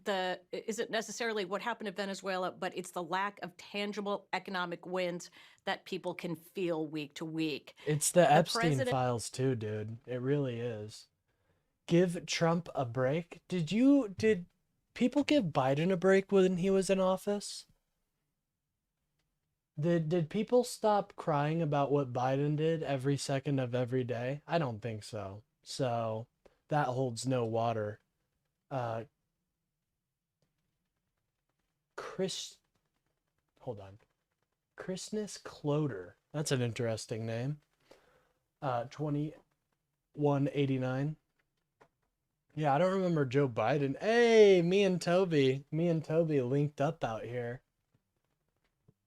That can do both things. Of course, administrations are big. They can walk No and chew break. No break. Biden gets no break. He's not allowed. Even though he passed such progressive policy. gum. You can have foreign policy next to domestic policy. But what we've seen in poll after poll throughout this year, Amna, Wow, you read that completely wrong? Okay, well, here's the thing. I'm a gamer, and so my eyes, unfortunately, have been Christina Schloter. I'm sorry. I'm sorry, okay? But, I'm a gamer, and so my eyes are more adjusted to finding, like, power-ups and stuff like that. Is voters believing that the president is spending a lot of time on issues that aren't directly addressing affordability and the cost of living. And it's not just polling. Late last year, talking to a senior White House By the official, way, if you guys are enjoying the stream, please remember to like and subscribe. they I think we're going to acknowledged move that the on president here had in a spent so moment. much time on foreign trips in that first year in office, and they were going to do things differently, and that he was going to get out of. Yeah, I think we basically got the gist of it, that Trump is not focusing on America. Anyways, we have the conduit video to finish, so let's begin with that, and then we'll get into some more stuff. I didn't cover Benny Johnson yesterday, so we're gonna do that, and then I think we can do. You guys want to do Newsmax today? What crazy stuff do you think Newsmax is coming out with? Nate Friedman exposes paid protesters rallying against Maduro capture. Oh, I bet that'll be interesting. I bet that'll be a fun one to go over. Then we got Benny, dude. Oh, we still have such a good show for you guys today. We still have so much. All right, let's get into Asman, though. If you guys don't know who this is Conduit, an amazing content creator who spends an entire week. Like, why is my game lagging so bad? I'm just now noticing that. It usually doesn't lag like this. Very strange. Hashtag sad. But Conduit is a great content creator. I hope to have him on my show here soon. Go check him out if you guys haven't already. Anyways, we are gonna get into the video, so get comfy, get your snacks and drinks ready, and we lift off. Things that you see that really put things into perspective, don't they? It's about 3. Time should go to bed. Time flew fast today. Yeah, today's been a good stream so far. So, Conduit is love, Conduit is life. Actually, I'll let him know that, I'll let him know I'm watching his vid right now, if he wanted to stop by. Watching the rest of your vid if you want to stop by, my gamer.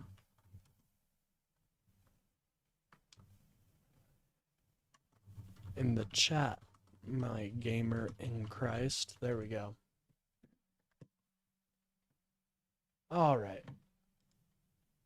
That's that. I'm actually gonna get my stream link and do a little One more self dawn, promo, one more 'cause day, I'm a one day more. So, we need to make it too big to shameless rig. individual. That's what I'm doing while I. That's a fact. I'm Well, here. we thought we did that with Black Myth Wukong, but unfortunately, the Game Awards was using the 3/5 compromise, where Chinese players only count for 3/5 of a vote of an American player, right, guys? That doesn't even make sense. Somebody took a picture of me and my stomach was sticking out a bit, and I just stopped eating food. That's not good. See that there? I'll agree with Conduit there. That's depression. That is very severe depression. You should not stop eating food just because you're getting a little overweight. You should go on walks. It's not hard. Just go on a little walk. You're invested in Conduit stocks right now, ZJM? Well, hey, congratulations. You're probably making... This is a bull run year for Conduit stocks, actually. I stopped. No, obviously you don't need any food. Look at that. If you needed food, you wouldn't look like that. Oh, now it makes sense. Body shaming? It's not body shaming, it's body accountability. Okay, you've got to be... Body accountability. I think looking in the mirror and telling myself I look like shit is good for my mental health. You know, you gotta, if you want to see improvements, you have to take the first steps. And I know that's hard for a lot of people, but you have to. be accountable for being a fat piece of shit. Deja vu all over again. Well, I already said that before. You end 9 wars and you suck one dick. I don't think it's going to be anything damaging for Trump that's going to come out. People say it's like a mob boss. So it's like, 9 now? It's 9 wars? I thought it was 7. I missed that patch. he probably would have edited the files or changed them or something like that. I don't think he would want to release the files if they would incriminate him to be a pedophile, right? I need Asmund to square his approval of Trump with the recognition that he'd manipulate the documents that would expose him as a pedophile, and that doing so would make the entire file release worthless because you wouldn't know what was legitimate and what was altered for the benefit of Trump or the people Trump would want to protect. You know, we'll see what happens. Oh my god, now Claudia Scheinbaum is a Karen because she doesn't want to send the Mexican military to fight the cartels. Do you remember what I said yesterday about how a Karen mind has to exist inside of a bureaucracy? So Asmund's gold slur for white women, because just women in general. Sorry, I've got the loner cord brain rot a little bit. But his slur for women is Karen. And that's just because he can't call them the B word. Man, I just want to make that very apparent. He wants to call the Scheinbaum the B word, but he can't. So yeah, he's a cretin, dude. Like a bureaucracy. And dude, stop holding on to those last few strands of hair. They're barely holding on. It's sad to see. It is. Just shave it, bro. It's not hard to shave it. You would look fine bald. You might even look better, some would say. Just get rid of that disgusting gnat. And the mind of a Karen are one and the same thing. This is it. So let me get this straight. Because the law says you can't go after the people that are causing problems. If you're enjoying the then stream, I guess please we just have remember to to like and subscribe. It really helps out the channel and boosts my channel. You guys have been killing it today, so I really appreciate that. The people cause problems. No, you change the law or you ignore it. If you have a rule and the rule leads you to chaos, what reason do you have the rule for? Oh, Jesus Christ. Because we're not all Anton Chigurh Thank thinking in you, absolutes about a coin Conduit. toss dictating life and death. Never actually give a fuck about rules, guys. Like, every rule can be You changed. know, I fall victim to this too, trying to sound cooler. Every rule like was trying to written- make what you're describing sound cooler than it actually is. But I'm also self-aware. You know what I mean? At least I think I am. Maybe that's the biggest irony, is that I'm not self-aware at all and that I'm actually a brain in a jar. But anyways, you can't fall victim to that, because then you just sound like a soy lord. He is not actually going bald. It's just rats nibbling at his hair as he sleeps. Oh, okay. They're upset about the alarm clock situation. Well, I don't blame them. Written by a council of old geriatric retards. Obviously, you have to follow the law as an individual citizen, but whenever you're You talking... guys know how I feel about the R word. I don't think I have to make my position well known about it. But if you do want my position, I don't really, I don't think it's a good word about to like how to use. change... Even if it's just among endearing friends. But your that's all country right. and how to improve your country, you should not look at the existing... Self-awareness is sometimes worse because you know you are doing it and still doing it. Oh yeah. Well, I deal with that on a pretty consistent basis. I'm good at telling advice, but actually doing the advice I give, now that's a different story. rules and say, well, that's as far as we can go. But we're correcting Does that. he realize this perspective completely undoes literally every argument that he's made about immigration that isn't justified by cultural bias? Your chat became anti-Semitic as fuck? Yeah, there's a lot of people that don't like Jewish people. And they don't like Israel and she's a Jew. Oh, that's okay. That's just fine. Yeah. Yeah, we have people discriminating based on race here. That's fine. What are you talking about? Why do you have an issue with that? That's true. Like in an unmoderated platform, that's what happens. I don't agree with that. I'm not anti-Semitic. I don't even really like, I don't like what Israel's government's doing. I think Israel's government's problematic in a lot of ways. But if you want me to go, Problematic. That's an interesting way to put it. Hold on, we've got a call, ladies and gentlemen. Hello, you are now live to an audience of about 20,000 people. They are all waiting for you to answer this question. How do you feel about the recent regime change in Venezuela? Sir or ma'am, this phone is a secure platform. You realize that, right? It's a federal law to actually call this number. You're interrupting a show right now? You have nothing to say? Yeah, I bet you're freaking out right now. You're probably at your desk like, oh my God. How did they catch on? Yeah, I know. I see you. Anyways, we can continue this game, or you can speak up and talk to me. And I might consider not sending the FBI to your compound. All right, send them through. around to like ban every single person that said something that you might see as anti-Semitic. That's just not going to happen.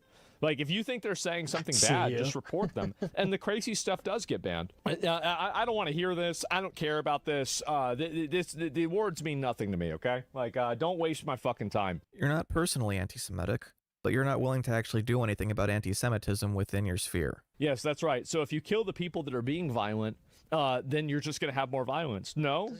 So at first they came for the cartels, and I didn't speak out. Then because who I wasn't was part of the phone? Oh my gosh, you're right. cartels. And after that, they came Who after was the drug calling dealers the and murderers, and I phone? didn't speak out because I wasn't a drug dealer and murderer. And then after that, they stopped coming The for people calls because the coming from problems went inside away. the house, ladies You and have gentlemen. completely missed the point, and also that was anti-Semitic, so good job. Why do I need to explain that it's actually much harder to deal with people who have guns than just throwing the military at them? That there's a real human cost to these choices, and that we should be wary of leaders who are so enthusiastic about their willingness to throw people in the meat grinder just because overall you have more to expend. Oh, by the Okay, way, but have you thought about how cool explosions are? Did you think about that, Conduit? fascism is when the government is controlled by a paramilitary organization that kills people extrajudicially. That is not what fascism is. More hating women. That's right, you stupid bitch. Get out of here. Oh, Actually, he just uses it. You know what? Let me give you a rundown. Wikipedia says fascism is characterized by support for a dictatorial leader, I don't think it's going to be anything damaging for Trump that's going to come out. centralized autocracy, Hire 250,000 government workers overall. Nobody fucking critical. Good. It should have been more. militarism, Because it's the right thing to do. It is.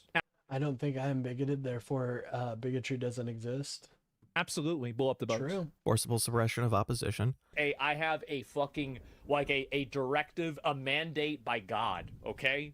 To get rid of as much of this woke millennial slop that I possibly can. And that's why I do it, by the way. I do it because I know it bothers them. It upsets them and it How bothers them and it righteous, scares them. dude. And I will continue It doing scares it. me. Dude, something scares me, but it definitely ain't you. Look at the room, Until bro. they stop doing the things that I don't like. belief in a natural social hierarchy, I would even take people that were residents of the country, if they were not net positive taxpayers and they were not performing an like a essential boom. job, Exactly. I'd It's deport really them cool. too. And so guys should have a complete monopoly on making games? Yes. This is so stupid, dude. I saw there was a debate going on Wix panel about this, but this is so stupid. And I thought about joining it, but I feel like I was too late. But this is so stupid. This idea that just because women are in this space, it means that video games are bad. I think video games are even better when they have a when they tell a story that is completely unique to that's completely unique. I don't like the same old Call of Duty. You know what was happening when it was only a male dominated industry? You had things like Call of Duty 1, Call of Duty 2, Black Ops 1, Black Ops 2, Black Ops 3, Black Ops 4. Like, come on, can we get a better idea? And they're still doing that, but now we don't only have Black Ops to play. We have so many more games. Yeah, it's such a non-issue. It's so stupid, dude. If anything, getting rid of women in games is going to hurt the industry far more than it would benefit. As a matter of fact, I can't see any benefit to that. Other than this soy lord not screaming that a game is woke. Which might be a fair trade. Because subordination of individual interests for the perceived interest of the nation or race. I would want to use the military to deport every illegal alien in the country. I would want to bring back insane asylums. You see, and Toby, put the crazy... issue is the game is fun. And he may actually identify with the character even, which probably makes him feel uncomfortable. That's the issue. It's that he likes the game, but he doesn't want to let himself enjoy it. So he has to say, oh, it's woke nonsense. People in insane asylums. Crazy, like my mom played Link to the Past when she was pregnant with me. Women ruling games for decades now. Damn right. That's some sick Toby lore that just dropped, actually. Put him in jail. That. Simple. And strong regimentation of society and the economy. And if girls want to make games, they should make their own games. You have Stardew Valley. You have Animal Crossing. You have Pokemon. Opposed to more Oh my god. So if I play Pokemon, I guess I'm gender affirming. Pokemon is gender affirming care now, ladies and gentlemen. Like, do they blame Nintendo for appealing to women with their femboy hero? I don't know. Ideologies such as democracy. By the way, my new thumbnail has a femboy in it. It's a femboy that picks his nose and eats his boogers. Let me know if you guys know him. I think that in 2026, if they have the midterm elections, Britannica says the characteristics are extreme militaristic Stardew nationalism. is a kick-ass game. I like Stardew a lot. I haven't played it too much because now I'm more into like I play a lot of Kenshi and Zomboid now, but Stardew is a great game. In the Western Hemisphere, not in our backyard, because that if you want to see some destabilizes. premium Stardew gameplay, go check out fellow content creator Mina. She plays a lot of Stardew Valley and talks more about geopolitical stuff, which I think is super cool. Go check her out. Trade destabilizes economies.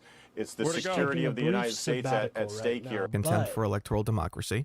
She is also potentially, I don't want to promise anything, but a member of the podcast that I'm forming. I need names for it. I was thinking Lib, Laugh, and Love, but I don't know about that one. January 6ing, I'm proud of them. They're January 6ing? A belief in a natural social hierarchy and the rule of elites. Elon Musk took over Twitter, fired 80% of the staff, and nothing changed to the product. In fact, I think the product got better. And a desire to create a German word that I'm not going to try pronouncing. If you have a rule and the rule leads you to chaos, what reason do you have the rule for? Too close to live and learn. Yeah, that's what I was a little afraid of. Maybe something to do not with the lib. I don't know. We'll see. The Karens going to jail. Oh my God! Webster's defines fascism as a populist political philosophy, movement, or regime. And so you never, ever do that. Always base things off of what you think. That exalts nation and often race above the individual. Base things off of what you think is a crazy idea. And why the fuck do we keep importing How do people live is associated like with a centralized autocratic government. Because the law says you can't go after the people that are causing problems, then I guess we just have to let the people cause problems. No, you change the law or you ignore it. Headed by a dictatorial leader. And do you not feel bad for telling people to vote for him? No.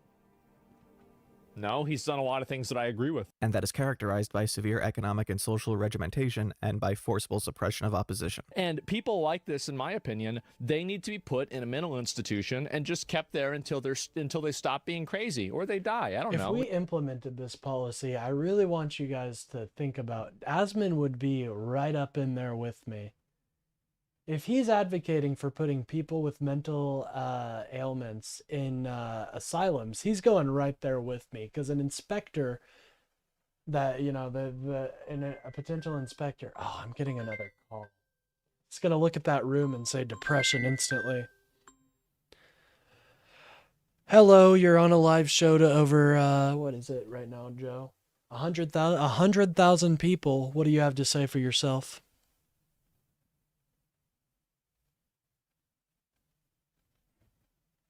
Sir, this is a call show where we take spam calls and we trace them to their point of origin and then send a cease and desist letter. So I would like to, you know, you can talk to me if you want. It doesn't really matter.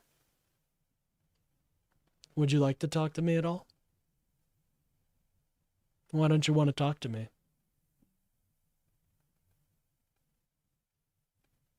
You know, I think that's just really sad that this spam caller, you know, you got to think their manager must be a POS. I'm going to write that up in the report.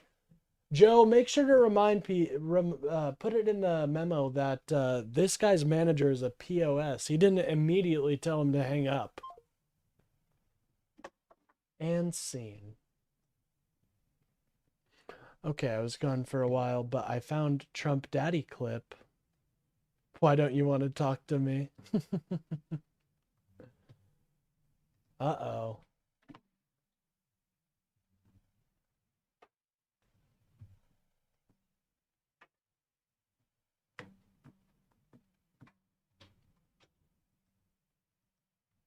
One moment, folks. There's a demon in my house.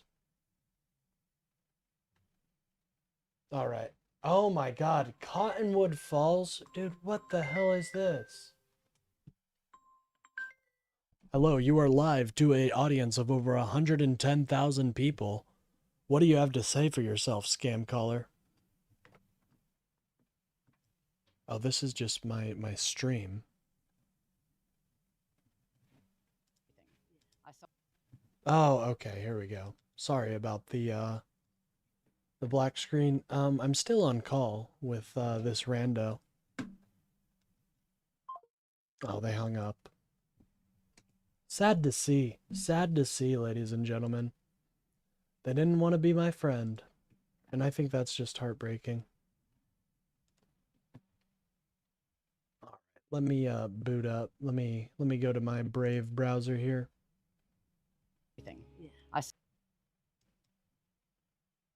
This many calls Sold out of all normal my for Trump stuff. Americans? No. Whoever owned this number before me signed this number up to at least like a dozen services, dude. It's kind of embarrassing. I have sold the daddy's home. Why do people like that, calling Trump daddy? There is a security in daddy. Mama is the one that runs everything. Mama's the one that does everything, but there is a security in daddy. Amen. There's a security in daddy. Dude, that woman gets up to some crazy shit in her free time, guaranteed. Either one. But yeah, it's not. And even if you take all of those as left-wing biased shills, Conservapedia says that the characteristics of fascism include a belief that the state is more important than the individual. So the U.S. government can read a license plate with a satellite, but you think that a Twitter post that said that the people were innocent is more accurate than that. A leaning towards authoritarian government and violence. If you steal from a store, instant mandatory prison time. Even if you stole. Smart idea. Preference for centralized economic planning. And if they don't want to get along with that, then I wouldn't give them access to the American economy and I would heavily tariff them. An emphasis on nationalism and national traditions. And you're coming in there with something on your head, well, you're breaking the rule. I don't give a fuck about your religion. Nobody cares. If you don't like it, go the fuck back to where you came from and then go live over there. Militarism. If you put experienced Navy SEALs and generals that actually want to end this war, how long do you think it would take them to totally figure out, map out, and completely eliminate every single one of those people? Dude, American exceptionalism. I would say less than 6 months. At play, ladies and Information control and censorship. If it's a hoax, then just release it and show everybody that it's bullshit. Media propagation of the great leader, which demonizes and trivializes his critics. If you are intentionally redacting a name that was previously unredacted publicly, you're doing that because you're trying to mislead people. And a rejection of both free enterprise and socialism in favor of corporatist economic policies. Good. They weren't doing their job. The characteristics of fascism also include rampant cronyism and corruption, Yeah, he's mentioned, but that doesn't mean that he did anything wrong. as well as rigged elections If they have the midterm elections, and a general disdain for free speech and human rights. a human rights violation. According to who? Somebody who disagrees with you? Oh, okay. Yeah. Well, let's just listen to them tell you why you're wrong. No, I don't think so. Fascism has several tenets to it. No, with enough okay, fluid- this is not normal. This is not normal. This Kentucky? Who the fuck is in Kentucky right now trying to get a hold of me? Can you please tell me that? Who the fuck in Kentucky wants to talk to me? Hello, this is Ethan Cole with the Tax Resolution Oversight Department. Oh, Ethan! Ethan! I've got to talk to you about my tax situation. Let me tell you something, Ethan.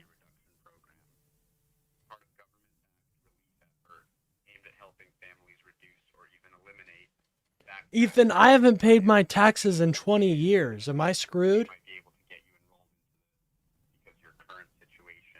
Yeah, my current situation is bad. Real bad. Ethan, please. Ethan. You can Mm-hmm. also call us back at 800-294-9424. Speak with a tax resolution officer. And I don't think that's a number. I actually don't think that's a number, to be, like, honest.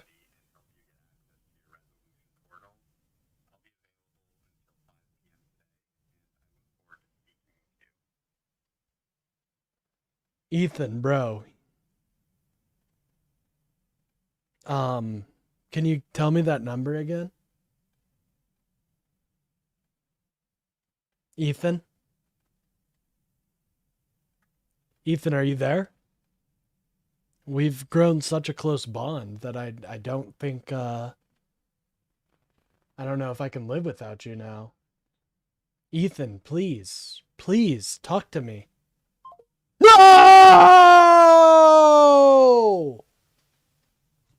Anyways, and scene. I gotta replace my headphones real quick, so I will be right back, guys. Enjoy the video. fluidity between them that no pillar is truly central until it needs to be, and then it can be replaced with another depending on what is necessary at the time to placate the masses. You might have once heard that fascism needs an enemy that is simultaneously strong enough to negatively affect your life, but weak enough that it can be easily fought and defeated. This is the enemy of America right here. This is the means by which that enemy is created, and the popular. Alright, 1 second. I'm switching over my headphones, folks. What did they do to Ethan? For real. I don't want to know what those call centers employ. Interrogation-wise. populace is held in a constant state of war against them. When a pillar is moved, so too is the definition of the enemy. We need to start looking at people that are crazy, and we need to put all of the crazy people in a box. By the way, guys, if you're enjoying the stream, please remember to like and subscribe. It really helps out the channel, gets me boosted out there in the algorithm. That says mental institution, and we just keep them there. And then everybody else can live in paradise. We just need to keep women out of things that I don't like. Yes. Strictly enforce the law on immigrants and the mentally ill, which includes queer people. Yeah, it's too brutal. We'll make them do big rocks and little rocks. Well, yeah, I don't think we should kill them. I don't think so at all. It's a waste of labor. Bully people into conformity. That's sweet. It was a psyop by fat women to make their body types seen as attractive in the public eye. Lie when it benefits you. Lie on your resume, lie in your interview, lie in your tutorial, lie while you're doing your job. And the only time you don't do that is if it's against the law. Terrible advice? That worked for me. Don't trust the decadent elite. nice. One thing that I've learned doing anything professionally is that the people that are experts and veterans in certain industries, and I think almost all industries, are generally brain dead retards. Embrace the that's traditional good. level of anti-Semitism. If they want to unban Sneeko, I'd be fine with that. I like Sneeko. I think he's a great Oh. guy. I don't agree with everything he says, obviously. Down with the Yahud! Down with the Yahud! So, yeah, I think they should unban him. Why wouldn't they? It's been driving me fucking crazy because I No, just they keep need to forgetting ban about it. Asman, dude. He's crazy. He And- like is legitimately And I- insane. Magnify! Yeah, Asmongold has been. We got to do a stream. Does he want me to reach out to him? I don't know if Twitch is ready for that one yet. Now, I will say it's not a matter of if, it's a matter of when. You're just making this up because you don't want somebody that you disagree with to be on the fucking computer, right? You're saying that Hitler was not a bad guy? If we're going to say Hitler bad, then I'm going to say Churchill bad, and I'm going to say Roosevelt bad, and I'm going to say they're all bad. But if we look at him as a product of his time in that moment, I think loving Hitler is bad. Absolutely, it's bad. Support conspiracy theories. Somebody else is running our government. Who? Fucking based. Absolutely 100% true. I completely agree with him. Dude, what? I mean, the answer seems to be clear. These people There's no just hate question Epstein was America and working. just don't think America is capable of anything. That's what I'm convinced of. They think America is weak sauce. With Israel. Israel was gaining a benefit from him, but I think it could be possible that Epstein could have been an unwilling participant. Ignore the law so we can kill all the people who are causing problems. Never actually give a fuck about rules, guys. Like, every rule can be changed. Every rule was written by a council of old geriatric retards. And then society will be perfect. Why does Asman take offense to being called a fascist? In the 1 week I've watched him, hell, just today, he has endorsed every core aspect of the ideology. And we just keep them there. And then everybody else can live in paradise. Also, why does the "and then we would have paradise" line sound so familiar? no, it's not women. No, it's not blacks. It's actually really complicated. No, it fucking isn't at all. Jews are running society. Women need to shut the fuck up. Blacks need to be imprisoned for the most part. Oh. And we would live in paradise. He's saying the same thing Nick Fuentes said. Everybody else is going to be, everything in the world is going to instantly get better. The whole world is going to improve instantaneously. We just put all the crazy people in a box, and then everybody else can go do what they want. Wow. And now I get this, I get this. I don't even know what that is. It's a bigger number. A yeller. Oh, wow. XQC says Asmongold has been pretty unhinged the last few months and calls his chat pretty radical. Maybe I take it a little bit too far sometimes. And I generally don't really explain what I think, because I think that in doing so, you capitulate to people that are bad actors. Like, I think if I anybody going out there explain saying my opinion, then I capitulate to bad actors. Listen to what that dumbass just said. Oh my god. It's like the other day I was watching a Pisco debate. I know, Pisco. But I was watching, he's not that bad. He just, unfortunately, I don't think you need to acknowledge the lefties too much. If they want to have a big, they can go watch Hassan, but I think he gives too much credit or leeway to them, but everybody's responsible for their own chat, so I don't have too much of an issue with them. But, as I was saying,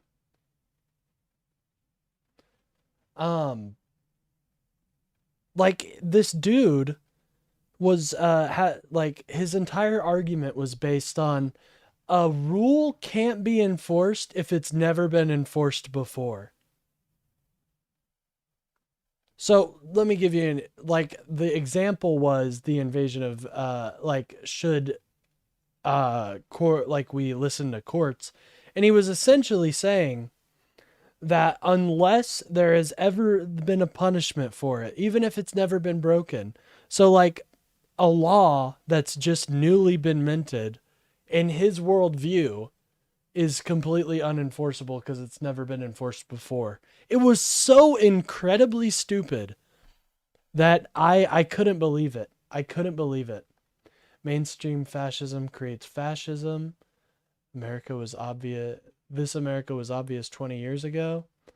I mean, I'd say it was much more obvious probably like around the I wouldn't even say it's obvious. Like, I don't think that it's all lost. So I think after Trump is, you're going to see something beautiful come out of America.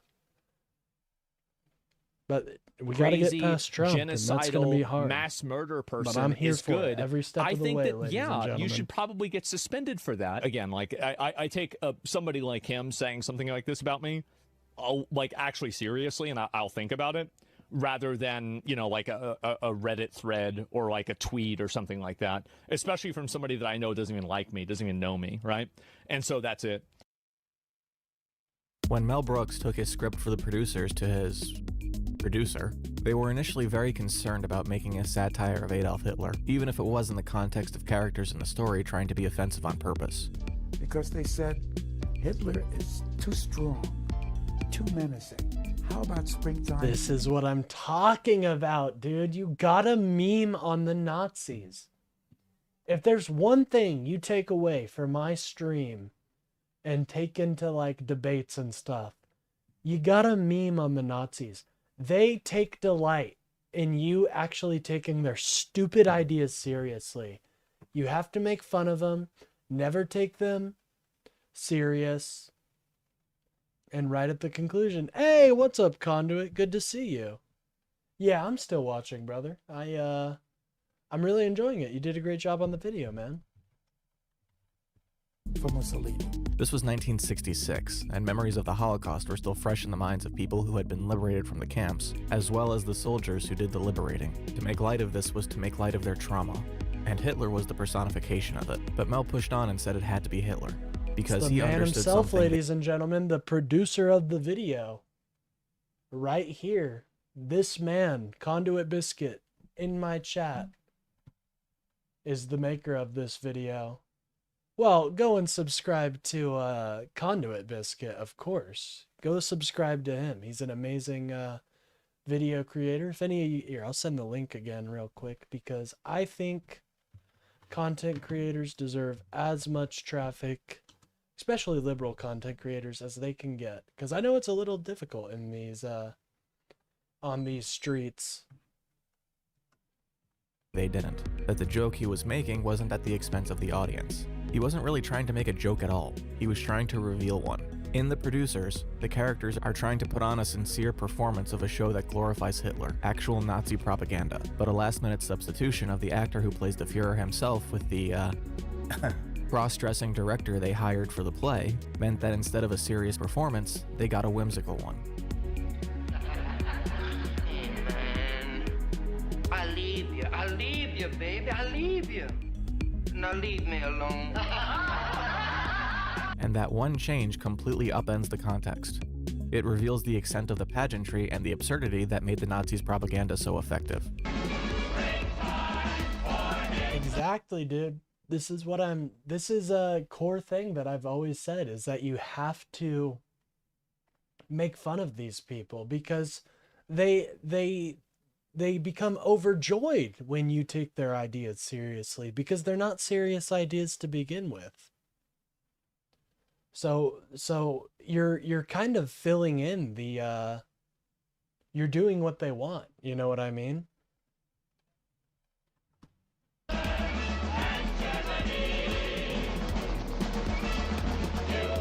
It was the very fact itself that you couldn't make fun of them that gave them power. All the performances of strength they used to build themselves up were built on the fact that it all had the implicit threat of violence behind it.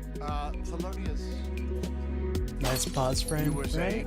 The more absurd it was, the greater the strength it conveyed. And once the threat was removed, sure that won't do anything all that to was my left was the algorithm. insecurity that comes with telling people not to laugh at you. I got you, King.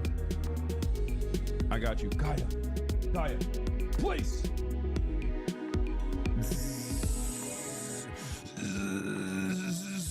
Get down. The Fuhrer had no clothes. You know what? This is what that's what Hassan should have done. You know, that's how you get rid of criticism too. You just also lean into it. Anyways. Stop me if you've heard this one. A man goes to the doctor, says he's depressed. Life isn't worth living anymore. The doctor says the cure is simple. Go see the great clown Pagliacci. The man bursts into tears. He says, but doctor, I am Pagliacci. There's a lot of fear, a lot of anger, a lot of resentment, and a lot of pain. And there's a lot of anxiety. And the anxiety entrenches all the rest because it tells you that change is impossible, that being happy is perpetually out of reach, that other people will reject you. So you reject them first. You accept the labels put on you as a badge of honor, because at least then it's on your own terms. I am a mongoloid. That's not something to be proud of. Love this. Love this. This It's meme. something to be proud of. You want to talk racism? I can be way more racist than you, Angloid. Maybe Asmongold is happy in the way he lives his life, but his presentation as someone who's happy is why he's so popular. For some, he's the clown, unaware that people are laughing at him.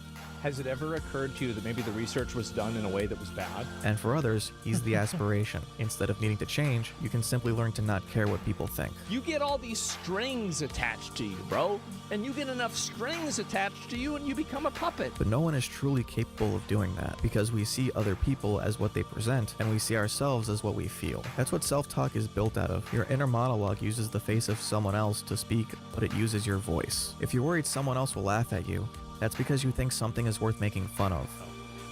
Oh yeah, Angloid is such a classic. Stupid down. And that makes people put up their guard and reject vulnerability and deny themselves what they feel and what would make them happy. It's easier to be numb than it is to be sad. But really, you aren't numb, because all that pressure you need to push down those feelings just makes them that much more forceful. I'm a nice, easygoing man.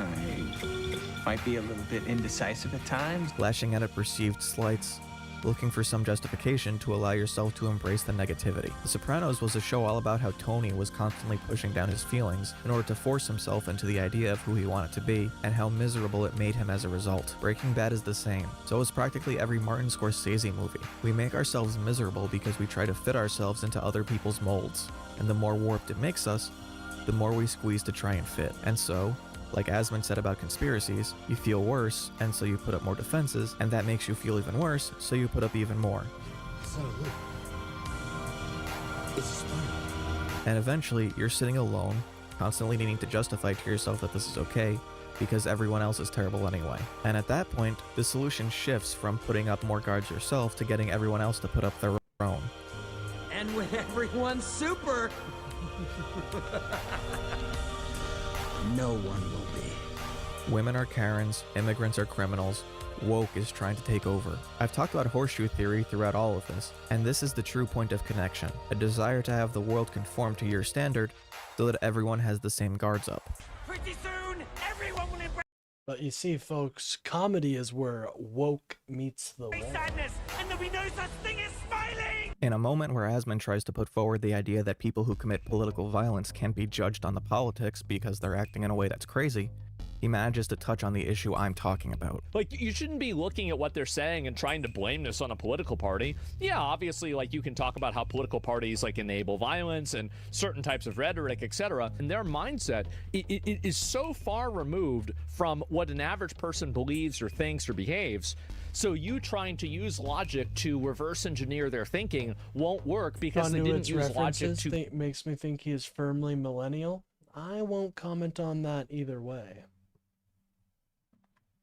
get there in the first place. Asmon's touching on the idea that you can't rational someone out of an idea they got to irrationally.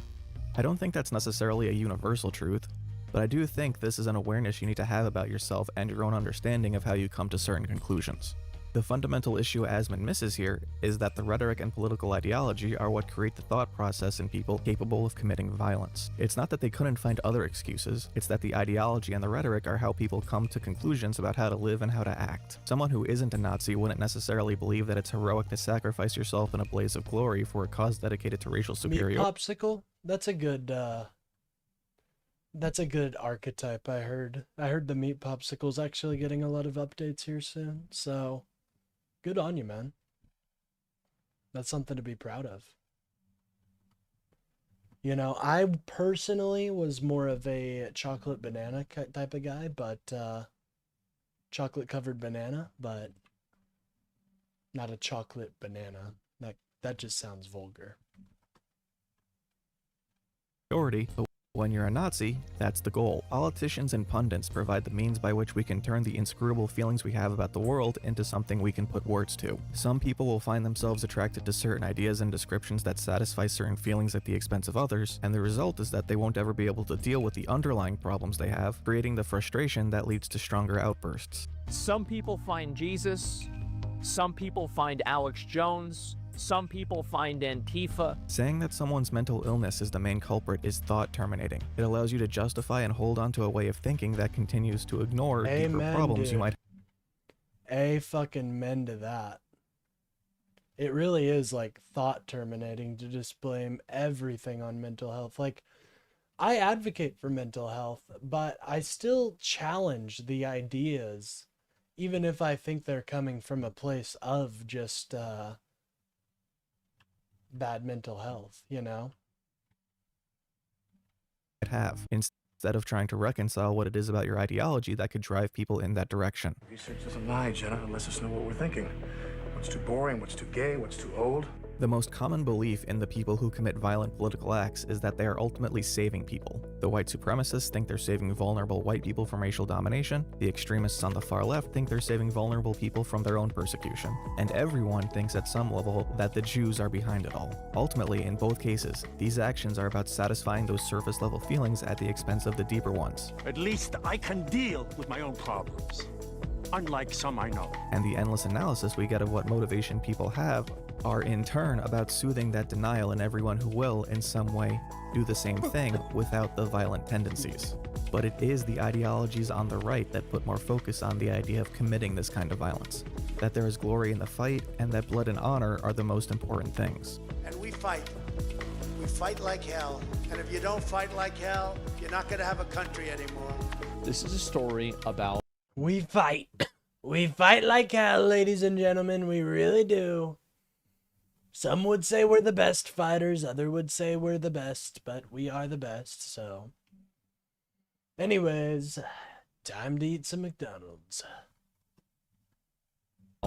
Big, hairy, muscular men killing each other and dying for honor, glory, tradition. And while we can find the fictional narratives that explore these beliefs fun, we have to recognize that when they're brought into the real world, they're destructive to how we interact with one another. In truth, it's a way to force people to feel the way you do, and there are people who will take advantage of that. I think that's the biggest irony here. Every claim about Karens Asman has made is one that he himself has endorsed, but on his terms. This is bad. I am so fucking upset, and these retards are sitting here making these award shows for other retards, and it's making me mad. They never get challenged to actually improve themselves on a personal level. They just get a fucking vicious cycle of learned helplessness. His chat even does the same practice of overqualifying questions as sincere to avoid making Asman mad. I've been there. It sucks, but it's a choice. And though Asman would say that I'm calling it a choice because I want you to choose differently. Clearly, hour-long videos that aren't streams are a clear giveaway. Hey, I'm actually planning on doing some hour-long video, or like longer video format here, videos here very soon. Oh, 200 subs. Hell yeah, that's super exciting, guys. Thank you so much. That means the world to me. I honestly, you know, that's honestly super cool. Thank you guys so much. I don't know how else to thank you guys. Maybe next, how about this this Thursday we'll do a community stream where I draw people and we have a fun time. That's super exciting. Thank you guys so much. Here, let me open up MS Paint real quick. And we'll fill in the part there for the gamer box. It deserves to be filled, ladies and gentlemen. It deserves to be filled.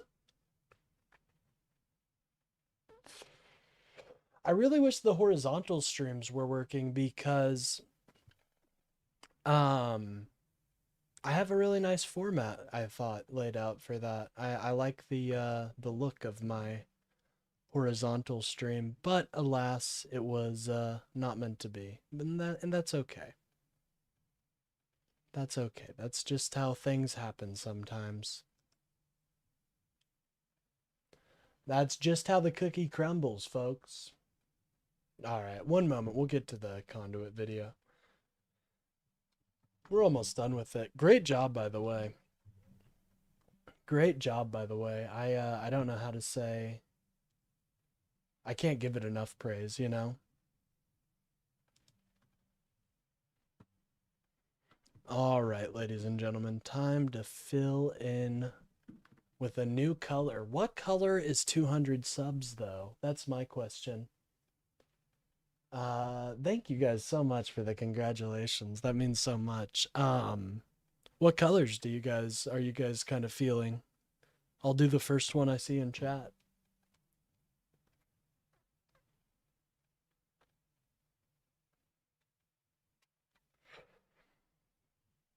Thank you. Oh, well, thank you for giving us the content, man. I think you're doing a great job out there, holding some of these creators accountable for the absolute crazy batshit things that they say. I would have covered, I don't really cover too much of the lefty stuff, or else I would have definitely went over your video, your other videos. But you guys go check out Conduit if this video interested you. It's very good. Blue, that's the way we're going. I think we're going to do like a hyper blue though. Like, you know those hyper freezes you can get from Quick Shop? Kind of feeling like that kind of color. Oh yeah. Maybe like a turquoise. Yep. Oh, that's a beautiful color. That is a beautiful addition, ladies and gentlemen. Don't you agree? That's beautiful. I think it really adds to the ambiance.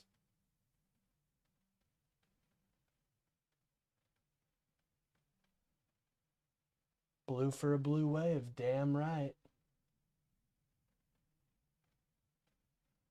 I'm trying to be hopeful over here.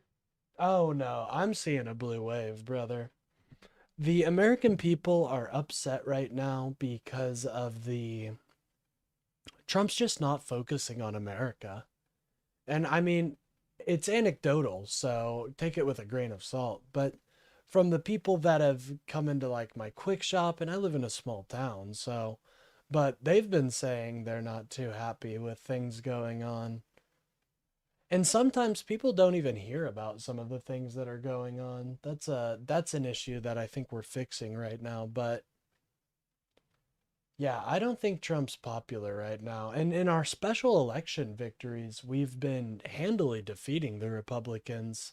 And even in places like Tennessee, where you wouldn't expect Democratic victory, which we didn't get, but we cut it down. We cut their seat down by like 15 points. Gotta go for now, but wanted to stop by and say hi, thank you, and subscribe to that guy. Well, thank you, Conduit, for stopping by. It means the world to me. You are an amazing content creator. You're kicking ass, and keep it up, man. I think I see you going places, man. I see you going places.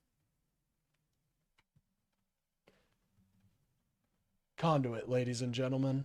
Round of applause. I need a soundboard. I'm really telling you that I want it to be your decision. Whether you stay the same or you try something different, you should do it on your own terms, and not because of what someone else tells you is the right way to be. If you think the world will judge you for it, think about whether it's really what the world thinks, or if it's what you're afraid of the world thinking. It might feel safe to have a wall between you and everyone else, but if the person you don't want to spend time with is yourself, all you've done is build your own trap. Not caring what people think comes from accepting the vulnerability of others so that they can accept the vulnerability of you. It's an act of trust. And all Asmongold has really taught me over the course of this week is that he doesn't trust anyone. I never trust studies. I never trust experts. I don't trust anybody. I think that's a good conclusion. I agree. Hello, user. Hello, user. How are you doing today? Hopefully you're doing well. We're just finishing up with the Conduit video, and then we're gonna dive into our favorite Rightoids of the day.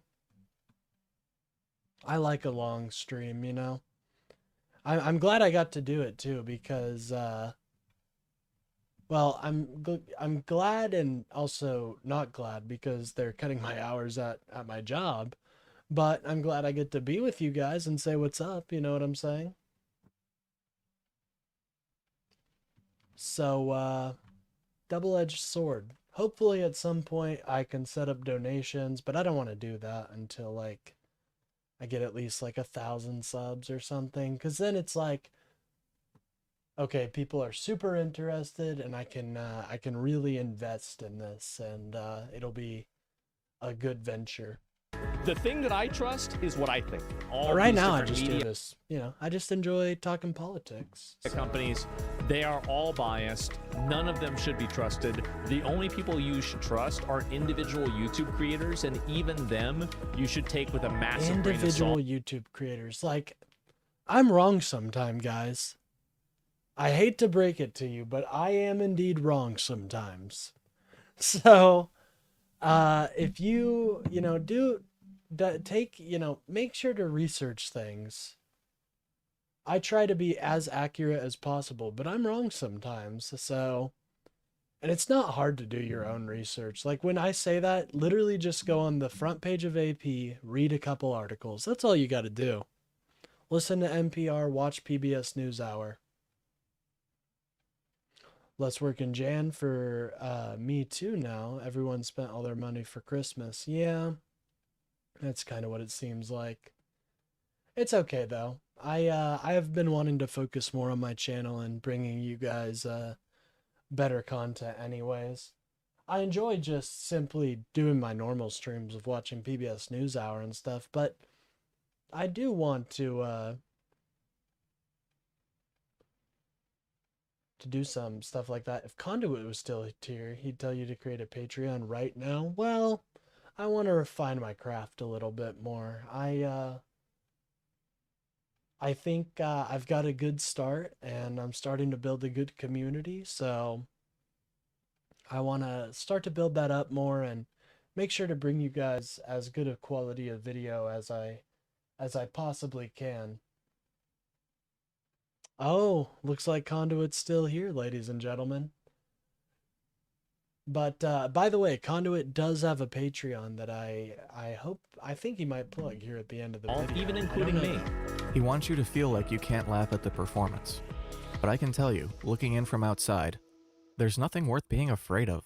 If you can't be happy dude, by the world is yourself and amazing. you can't be happy by just simply living your life normally, then the problem isn't really with the world, it's with you. And I think that if you can listen to yourself and you can take part in things that you enjoy and you're not doing it for somebody else or for some other reason, you can end up being a happy person. There are people who can find the bad in the good, and there are people who can find the good in the bad. And I think that if you're around a person that finds bad things inside of good things, that is like the closest that you can be to a vampire in your entire life. They are Damn, that he just described toxic, himself right there. awful, obnoxious, That's crazy. exhausting, tiresome, annoying, just shitty people, right? They are energy vampires. The moment that you think about something else making you happy or somebody else making you happy or something like that, you have already lost the game. You have to base that off of what you want and what you want to do. That's the only thing that matters. God, that's so But gross. I think I'm sorry. It's just, that's not how I think life at a certain is, point, dude. people don't want to take accountability for life- themselves it in is their own if you make it situation, that way, and they but- want to look at some external factor and then try to blame that instead. Happiness is a state of lying to yourself that life has no meaning. Well, I don't know. Like, I mean, happiness to me is getting a bag of beef jerky. Happiness to me is finishing Oh. a stream and being able to lay down in my nice bed, and I can just relax. Basically, I think everything has I to think come he from hates within yourself. It kind of seems like he hates streaming too. I don't know. I love this. This is so fun for me. It's a creative outlet that I get to, like, for years I struggled with having a creative outlet that I could show my like express my creativity with. So I love this. Maybe it's different when you're a huge creator, but I don't know, maybe it's not. Who knows? But what I do know is that this man he's definitely suffering from depression, and it's hard to see someone go through that. I hope he gets better, and I hope he realizes that the shit he's slinging is disgusting and is hurting America. I doubt he will, but I hope he does. I want nothing but the best for everybody in this world, but Asmon is dangerous. Like, I don't want to make it seem like he's like his depression is causing multiple people to have ideas of like horrible things happening in our world that just are not happening the way he's describing them. Sad to see. It's sad to see. It really is. But that's why it takes people like Conduit, people like Kalinda, and people like Lonerbox, people like IRI. It takes all these people to conglomerate together to fight back against these big voices that preach radicalization. And I think we got a great team, so I don't think they've got Don't a do shot, that. You've got a lot of personally. problems. I could go back and forth about it over and over, but that's basically what I'm saying, okay? Yeah, it's about it. How many soda cups? I don't know, like a lot. Oh, he cleaned up? I didn't know he did that. Congratulations, Asmon. But let me guess, it just got dirty a week later. It's all about maintenance, ladies and gentlemen. It really is. I see it as like a fun little video game goal to beat every day. To clean your room and just make sure that everything looks nice. I don't know.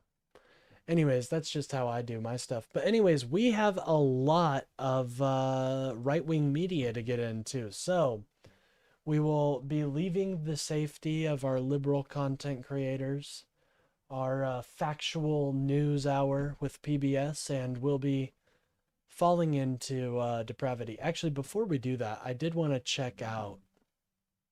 I saw this was streaming by Representative Jeffries. I'll just go to his profile and see if it's up there.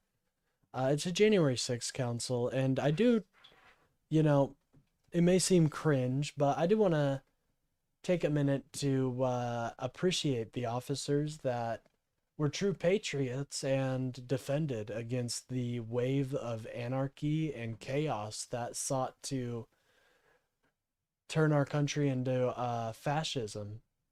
Unfortunately, he fooled America, but he fooled America again. But these people fought to defend our democracy, and they deserve as much praise as possible, in my opinion. They were true patriots, and I'm sure absolutely sure that they didn't know if they were going to survive that day, and some of them didn't. So some of them got put in permanent disability because of it, and Donald Trump pardoned those disgusting men. You know, I think I think it was such a tragedy, dude. And the history books are not going to look kindly upon it. Don't let MAGA fool you with this BS that they're like that they think they can change history. They think they're the ministry of truth, straight up, but real Americans will know what happened and are disgusted by it. And that goes for, hey, there are conservatives that were disgusted by it, and Democrats. I mean, obviously, but anyways, I gotta keep going. One moment, it may go dark. I have to type something. This is some very ominous music right now. Or not even music, just this is just giving me like serial killer vibes. How about you guys? You guys getting some serial killer vibes? Oh. Well, hey, that's sick. I love this. I would have preferred a little bit more ambiance, but that's okay.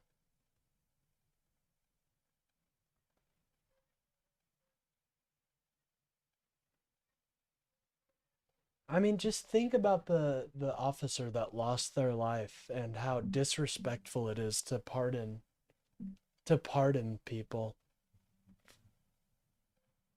for what they did. It really is an affront to justice, in my opinion. Moment's gonna go black again. even senators that, like one of the senators in my state, who's a Republican, Jerry Moran, condemned it. It doesn't take a super liberal to condemn it, you know? It just takes like decency, in my opinion.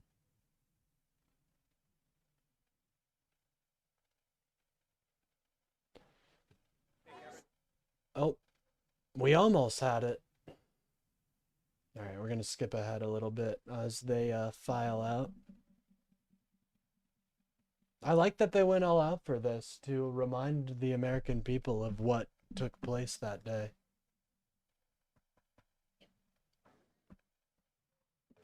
Good evening, everybody. I mean, you had people threatening to hang Mike Pence. I heard Mike Pence was actually making some waves recently, proposing a third party. I'm not too big of a fan of third parties, but I think there are some key players in the Republican Party right now that you guys should pay attention to if the Republicans have any hope of retaining their party from fascism.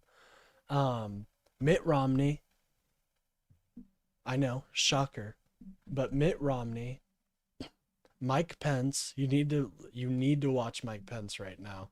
He's making moves that not a lot of people are noticing. Marjorie Taylor Greene, for obvious reasons, even though she's out, she is definitely not out of politics, in my opinion. And I think those are the three I can name off the top of my head right now, but I think, Thomas Massey too. Those are the three that if the Republican Party was smart, they would choose, and I would personally pay attention to, because it seems like they're trying to consolidate power in some way.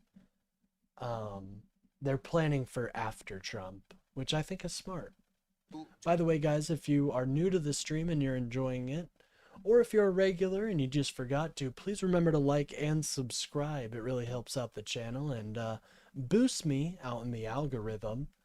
I do a show typically every day from 10 a.m. to 1 p.m. Today's a little different because we are doing a long stream, but we do those pretty frequently around here because we're cool. So, anyways. To Leader Jeffries, to my Senate colleagues and all members of the House, and thank you to all of those in attendance today who loved ones because of January 6th.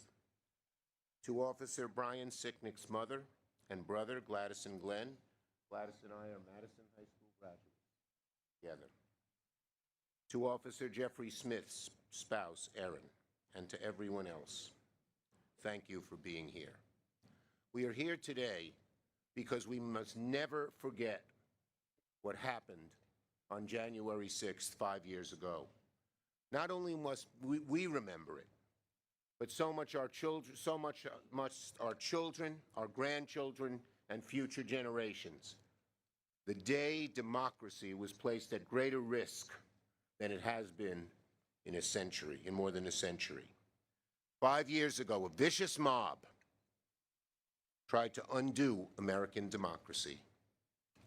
Thousands of rioters, egged on by Donald Trump, stormed the U.S. Capitol, smashed its windows, desecrated its hallways, ransacked its offices in an attempt to steal the 2020 election. Members hid in the House. I'm sorry, that just makes me so mad. I don't know if that puts rage in your guys' blood, but these fucking dumb hokels shuttled in from all across the country, tried to steal our democracy. Doesn't that just, it pisses me off, dude.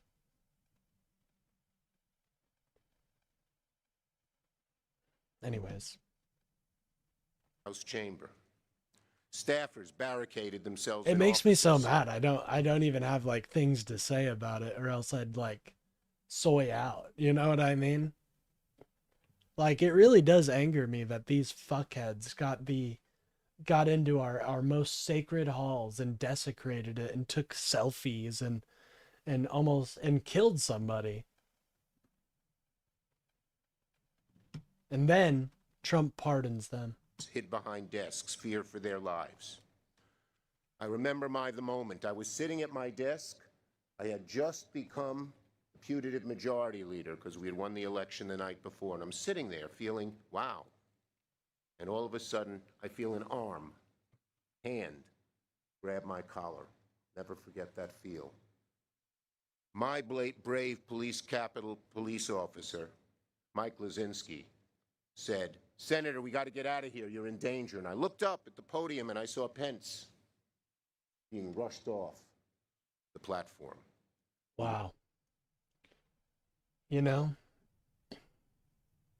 I'm currently very mellow, but it is infuriating for sure. Oh yeah, same here. I'm pretty chill all the time, but it was a desecration of our democracy. And, you know, I think whenever people fall for the narrative that politicians are all scumbags and stuff, they forget how human these people are. I mean, listen to this story. It's I mean, the story of January 6th is nothing but harrowing. Went out the Senate door, made a right turn. And it's scary. You know what really I just don't know how to feel about is the fact that some people see it as a heroic defense of our democracy. I can't square away. There's a lot of things I can square away. You guys have seen it you've seen it. My chat is a war zone sometimes that ends up being the Christmas where both sides sat down and ate meals, you know? But one thing that is just so hard for me to square away is how some people solve this as a defense of our democracy. That it is hard for me to square that away. And we were within 20 feet of those rioters, of those insurrectionists. One of them looked at me and said, "There he is, get him." Jesus. But because of the work of my brave police officers, led by Mike Lazinski, I wasn't hurt. Let us never mince words about what happened again. Those who try to lie about it, those who try to make up myths about it, we're not there. We were. Most of us. Yeah, dude. We know exactly what happened. Yeah, dude. It's such a... I feel for Schumer here because just to imagine what they went through, what he went through as the first day as putative majority leader. I mean, how can you see it as anything else? It's hard for me. It really is.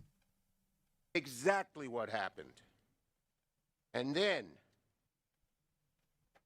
even more malicious, Donald Trump's White House released a maliciously false account that blamed the Capitol Police for the violence. Yeah, Trump wants to claim to be pro-police. Trump wants to claim all this shit. But he is the most anti-police, anti-justice president I've ever seen or I've ever even read about. He's not just anti-police, he's anti-justice, ladies and gentlemen. Make no mistake. You know why he doesn't want to surge money to these agencies? You know why he uses the National Guard and ICE as his personal little militia?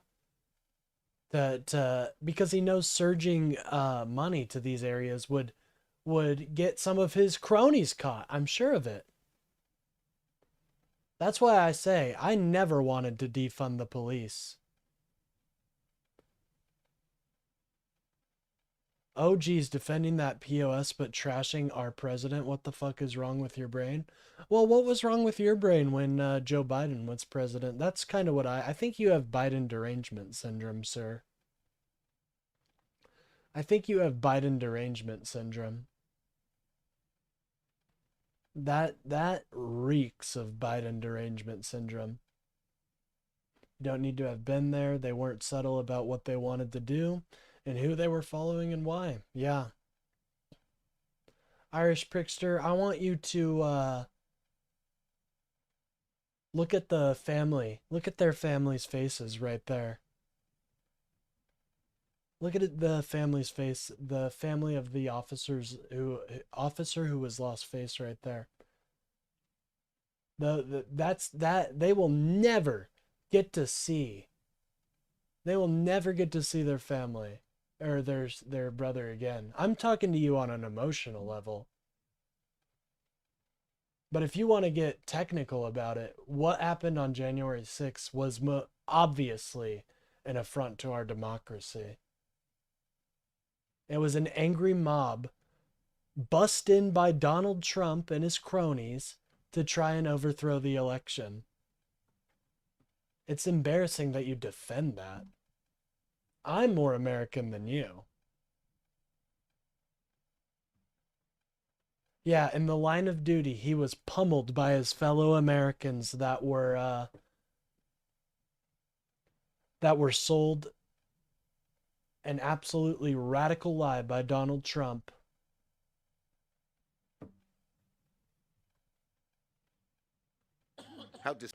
Who gives a F? Old news, that's all you got? Well, did you notice the date, my friend? Did you potentially notice the date? No, I don't think you did. I don't think you did, my friend. But if you want to talk about some current things, yeah, sure, we can talk about how Donald Trump isn't focusing on the American people and is constantly focusing on other countries because he knows his economic decisions are hurting America. If you want to talk about the Venezuelan stuff, I mean, one, we don't have any evidence that companies are interested in investing in infrastructure in Venezuela. You know how much it's going to take to actually get that up and running, right? You know how much money it's going to take to get that up and running. What company is going to shell out more money? What money? Okay, tell me this, Irish Prickster. What company would shell out more money to make less money? Think about that, because if you introduce a brand new oil source onto the world stage, what is that going to do to the oil prices? It's going to lower them. Now, to be profitable, oil has to be $60 per barrel. It's close to that $60 line right now. So this isn't going to do anything. It's not going to decrease the price of your gas. It's not going to decrease the price of energy. It's just embarrassing. Haha, he's saving the U.S. How is he saving the United States? He hasn't dealt with the drug cartels that are running into America. The drug diplomacy does great, but doesn't really do much when most of your drugs are brought in by plane and by other ports. OMG, you are boring as fuck. I just brought you a real topic and you knew you got destroyed on it immediately. So now you can't really, what do you want to talk about, Irish Prickster? Oh, I want to talk about the American culture. I want to talk about this. I want to talk about Nick Shirley and how he exposed fraud by watching children with a friend Dave and security personnel. I want to talk about how I exposed the fraud. What do you think the boats are about? Just the beginning? What are you talking about? We just took out their leader. What's next? Truly, what's after this? Like, they have no plan for the future. You're just coping right now. And it's okay to cope. But just please try not to do it in my chat, because you will be made fun of it. You will be made fun of.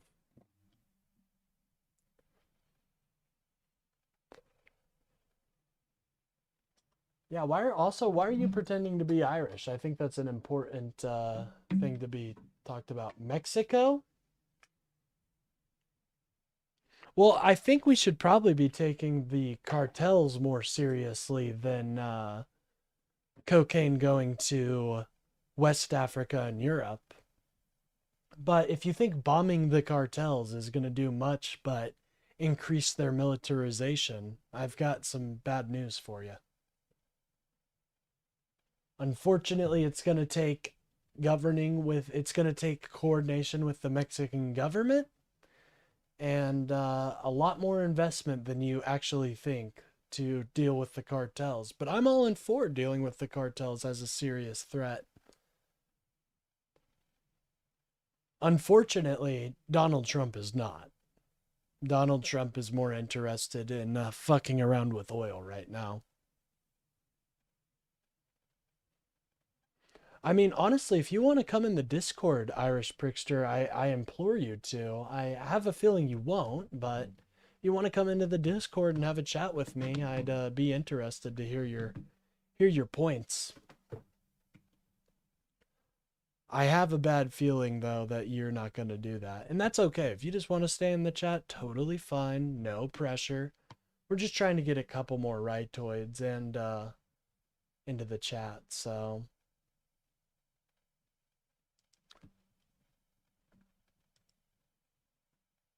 Let me get the invite for you, though. You guys cried so hard about the boat incident. Well, are you okay with the president taking unilateral authority to kill Americans? I'm not. Or not Americans, my bad. A little bit of the slip of the tongue. To kill random people? Without much evidence, mind you. I mean, they still haven't presented evidence that these were all drug boats. What if they killed a couple fishermen? That'd be bad, huh? That'd be like an oopsie. And did you like the double tap? Like, I don't know if you liked that double tap.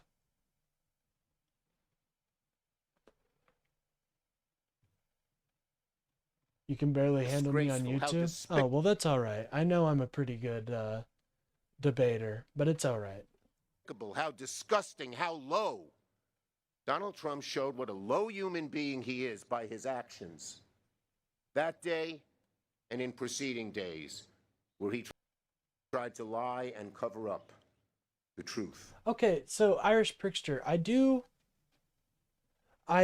want to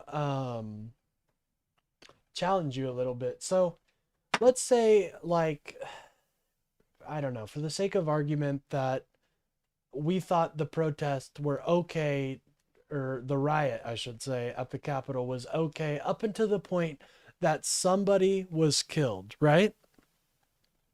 At that point, I would hope Donald Trump, once he heard somebody was killed, would call it off. But it took a little bit more than that. You have 9 people. Hey, that's a little bit more than I had last week. We're growing every day. Now I have 10. I won't tell you how many I have on my actual studio updater. It may dishearten you, and you may get stage fright. It's stunning. He is stunning in his maliciousness and his dishonesty. And then, to show truly who he was once again, if his evil character, if his bad character didn't come through enough... It's 10, okay? It's 10. I've got a lot. First day.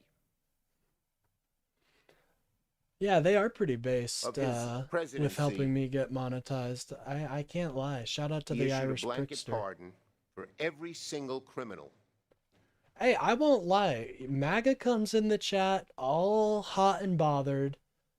They come and try to quote-unquote troll, and then they realize I'm not just some bipartisan dude. So they stick around in the chat, and they end up being pretty decent people. I don't hate MAGA or Americans. I think y'all got sold a bunch of lies, and I don't like when my fellow Americans get lied to. That pisses me off. And so I'm here to reach out to everybody who attacked our police on January 6th. And now, in a vicious I know they can't help themselves from rage clicking the stream. It really is compulsive. twist of the truth. I don't hate you, man. I guess I am trolling. Well, that's okay. You know, troll away. I'm pretty loose with my moderation on my chat. You know what I mean? Like, I like it to be a war zone, but it's a war zone at first for the first couple hours, and then people kind of start settling in, and then it's just a pretty vibed out session.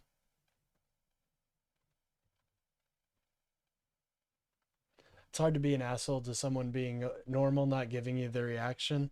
Yeah, I guess that's something I might need to work on. We have a difference of opinion. That's what makes America great. I mean, I totally agree, man. I think right now, I want a healthy Republican Party. I do. Because I want to have, like, actual good faith debate. The problem is, the Republicans right now are electing a bunch of partisan people who don't want to work across the aisle. And that's because of things like gerrymandering and the filibuster. And so I feel like America is, that's where a lot of our issues come from. It also doesn't help. I'll be honest, it does not help when we have a president just constantly inflaming tensions. Like, I doubt, Irish Prickster, you were thrilled to wake up one day and see, oh, Donald Trump said he wants to kill Democrats. That's great. That's totally going to help out our case. You know what I mean? He's like shooting y'all in the foot a lot of the time with your arguments. And that must be infuriating.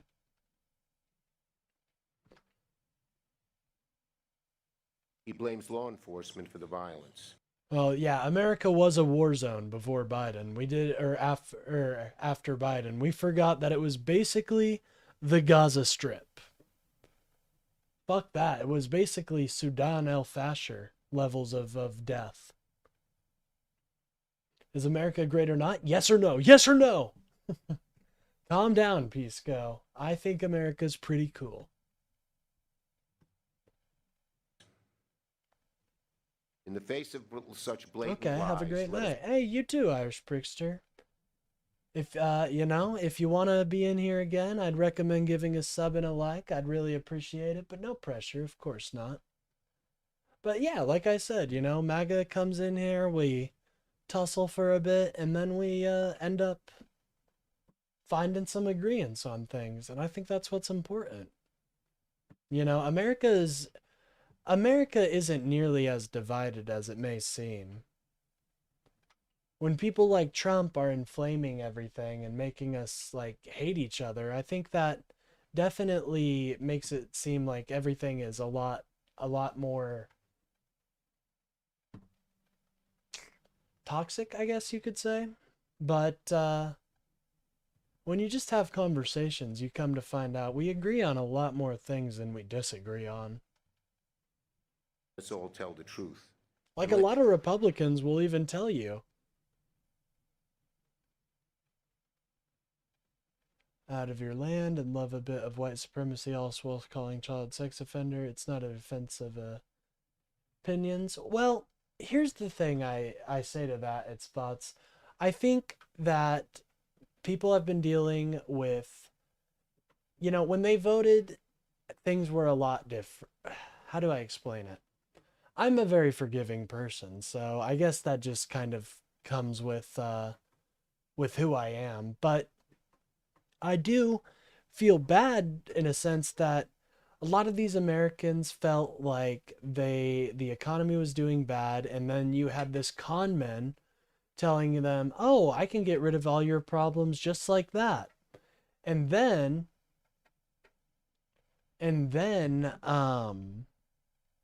we saw,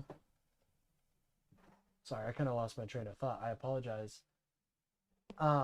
we saw this right-wing media apparatus ever since day one of Biden's presidency, feeding them these bullshit narratives and all that. I mean, I don't really find it that surprising that this has happened, but like I always say, it takes just normal people speaking up, and that's kind of what my channel's about. You know what I'm saying? They want your softness? No, they actually don't. They don't. And here's why. I don't give any credit. I don't give any leeway to any of their points. You know, you never see me concede or anything like that. All I do is try to understand and forgive, you know. We build a much better I'd rather have a coalition of 5 communists, 10 liberals, and 3 conservatives than a coalition of four liberals, you know, or no, 6 liberals, or no, my bad. 5 liberals, my math was off, and nobody else, because the liberals ended up killing each other. The liberals and communists ended up killing each other, and then the conservatives saw that and said, well, fuck it, I guess I'll be a fascist anyways. I think you catch a lot more flies with honey and vinegar in politics. I do. And a lot of my politics is based in the understanding that people can make mistakes and they can learn from them. But I don't blame anybody for not wanting to talk to some of these scumbags or not forgiving them. I don't blame people at all, because I mean, it pisses me off sometimes about what they accept, but I think the way we get through this is through understanding and showing the people that are more in the middle and even more on the right that the Democrats are not these weak, pathetic wimps. We're actually fighters. How's that approach working for the Dems? Well, we're winning in special elections, so it's working out pretty well. And that doesn't mean you don't have to, that doesn't mean not to fight. I fight them every day, you know? But at the end of the day, like, I think it's important to provide a good defense against these stupid talking points and to go after them. Like, I guess my position is I will never forgive the content creators. I will never forgive the politicians. And I will never forgive the propagandists, which I guess content creators, you know, similar. But I think the average American is savable. Someone like Benny Johnson is not. Someone like Tim Pool, Nick Fuentes is not. And so I think in their case, the best way to deal with them is to make fun of them. That's what the Democratic Party needs to do more of, in my opinion, is make fun of these losers. Because when their ideology is put out to the sun and seen by all of society for what it really is, it's laughable. Let future generations remember it. On January 6th, our Capitol police officers were heroes. Like a video of Nick Fuentes picking and eating his booger does far more than debating him. I promise you that. A video of Nick Fuentes, or a picture of Nick Fuentes with cat ear headphones does far more to hurt his ideology and hurt his image than any amount of debating can do. So that's my strategy with these, you know, kind of debates and stuff, like, or not debates, but that's just kind of my content approach with stuff like this. Like, the moment you take them seriously and engage in good faith, I kind of feel like you've lost, because that's what they want. You know, they'll knowingly lie to you just so they can get the one up on you. They're not good faith actors. but the people that watch them may be. And so I want to put out a hand to them. Our DC police were heroes. Our law enforcement, who protected this building, protected lives. And it's bots, you've seen it in my chat. You know what I mean? Like, I'm sure you've seen, you remember the nutters that used to come in here and just be absolutely crazy? Well, one of them, I don't want to say their name because I don't want to, but one of them is just an avid viewer now, and they catch most of my streams, and they're Republican, but they're disgusted with what they've done. 10 years though that the Nazi prick it. Well, that's because people are taking him seriously. That's just it. Instead of portraying him as just a loser Nazi, instead they're making him into this big bad that we need to be afraid of. Fuck no, that dude's a loser. He's still a virgin, bro. He's still a virgin. And, you know, if you want to be a virgin until you're 27, you know, Godspeed to you, but it's lame as fuck. Definitely something, not something men aspire to. So, you know, the reason Ben is scary is because we're making him scary. Or Ben, Nick. I got the wires crossed there. But that's it, in my opinion.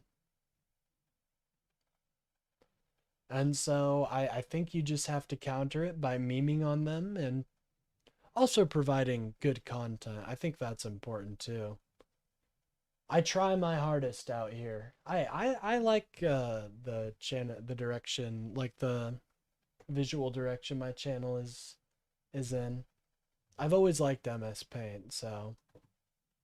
Protected democracy were our true heroes, and to them, personified by the Sicknick and Smith families, we say thank you.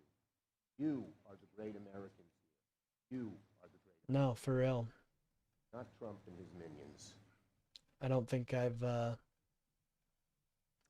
And it is just so disappointing, confounding, troubling that so many in Donald Trump's party now have fallen in line with what they know is a big lie about what happened that day. Whether it's fear, whether it's viciousness, whether it's to seek low political advantage, almost all of them seem to go along with the big lie. And every time they do, they weaken structure and the party of this country and the beauty of this country. So, while Donald Trump pardons insurrectionists and lets those... Yeah, that was... that's something that just blew my mind and still kind of baffles me to this day. We need a pardon council. I don't think the president should just be allowed to pardon people. I think the scars of the idea of unitary executive theory are going to leave a lot of people shocked and disgusted, to be honest. I see it happening, you know? I really do. I see it happening right now. To attack our police officers walks free. We stand here with our first responders. We will make sure that your sacrifices this day are never forgotten, nor will we ever, ever forget the lives of those we lost in the connection with the attack. We pray for all our deceased responders, our first responders, and our families. And in conclusion, let us remember the attack of January 6th is not over. It lives on in the threats to our election workers. It lives on through those who want to take away our right to vote, who want to legalize voter discrimination. We must never, never, never stop fighting for this beautiful democracy, which January 6th showed us is more fragile than we ever imagined. I think that was a good message by Chuck. Donald Trump's big lie is powerful. How are you guys feeling about it? I kind of want to know what your guys' opinions The are. roots of our democracy and our desire to make sure the truth remains the truth are even stronger. The perseverance of the American people is greater. So God bless our first responders. God bless America, this great arsenal of democracy. Leader Jeffries.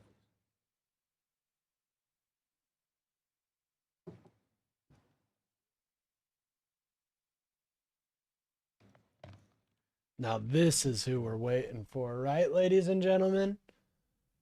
Put the wet floor signs out. Good evening. Thank you, Leader Schumer, Speaker Sorry, I hope that Emeritus wasn't Pelosi, too vulgar. to the Sicknick and Smith family, and to all of my colleagues who are present. Today we gather here on the steps of the United States Congress. Like, how can not every member of Congress not be out there right now? I know there's Republicans that went through that. I know there is. Citadel of our democracy, to commemorate the solemn 5-year anniversary of the violent insurrection incited by Donald Trump to overturn the results of a free and fair election. On that I fateful agree. day, It is terrible that he needs to say it.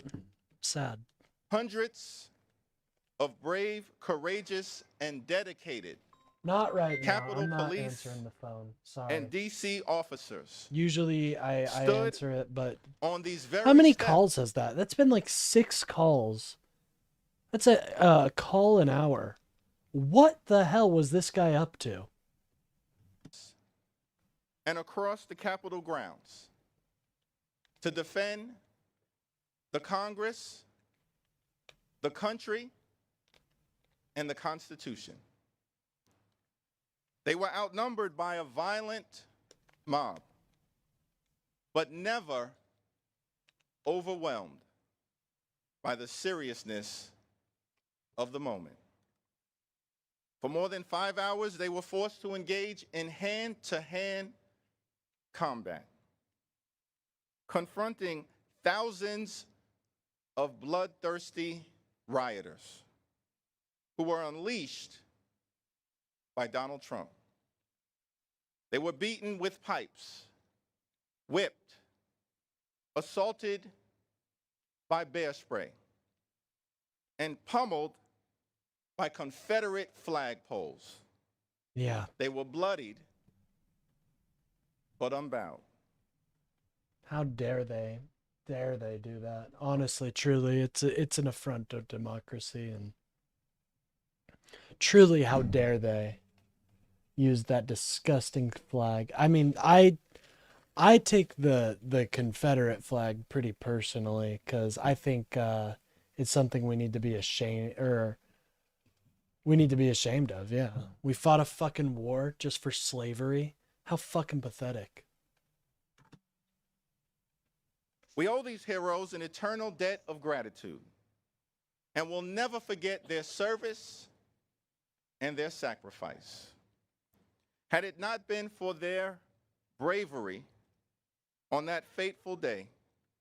And all I'm gonna say about that is the Confederate lovers, they should be, or that are so proud of their family history, they should be thanking the Union every day. Because in other civil wars, we don't let you go home. Okay? They don't let you go home in other civil wars. Many of the soldiers of the South got to go home and see their families. You should be thanking the Union every day for our grace in that. Because I don't know if they would have done the same. I don't know if they would have done the same.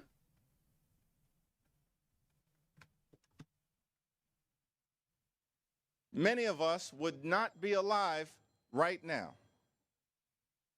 standing on these Capitol steps, continuing to serve our nation. And I have a simple message for the violent mob of insurrectionists And some would say now letting them go home is actually the reason for a lot of our problems today. I don't agree, you know, but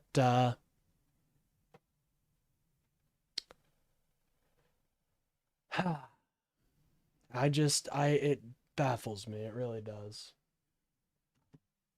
Donald Trump may have pardoned your crimes, but only God can pardon your sin. James Baldwin once made the observation. Yeah, listen to, dude, I love when these people are like, Sharia Islam has taken over the Democratic Party.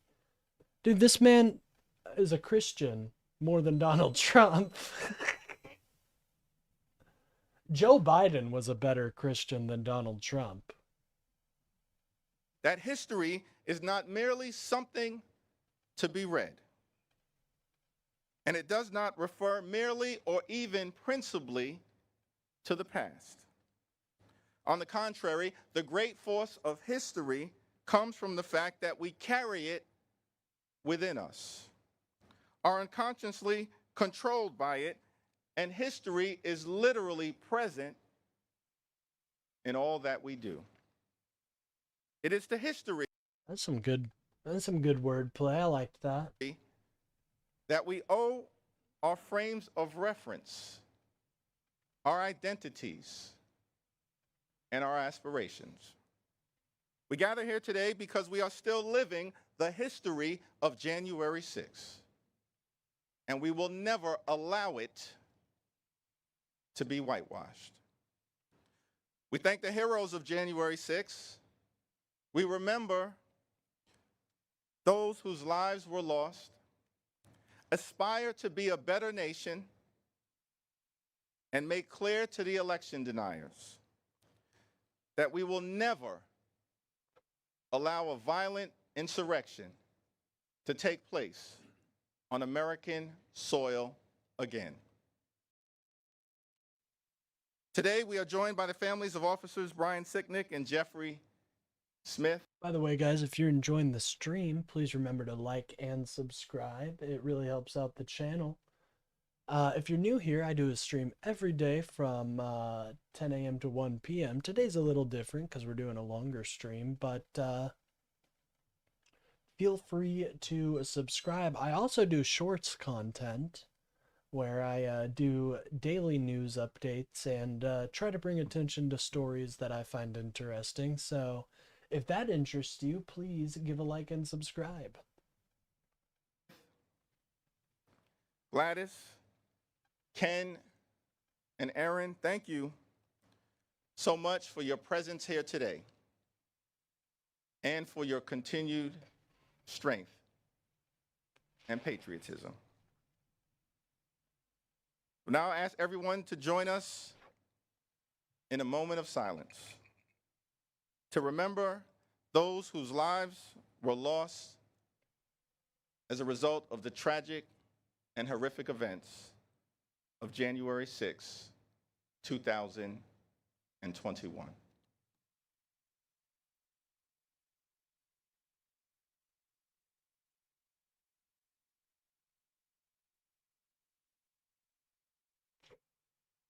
And that's enough time. No, I'm joking. Just absolutely horrible what happened in January 6th. I don't know what else I can say about it that I haven't said already. Just a hard day for democracy.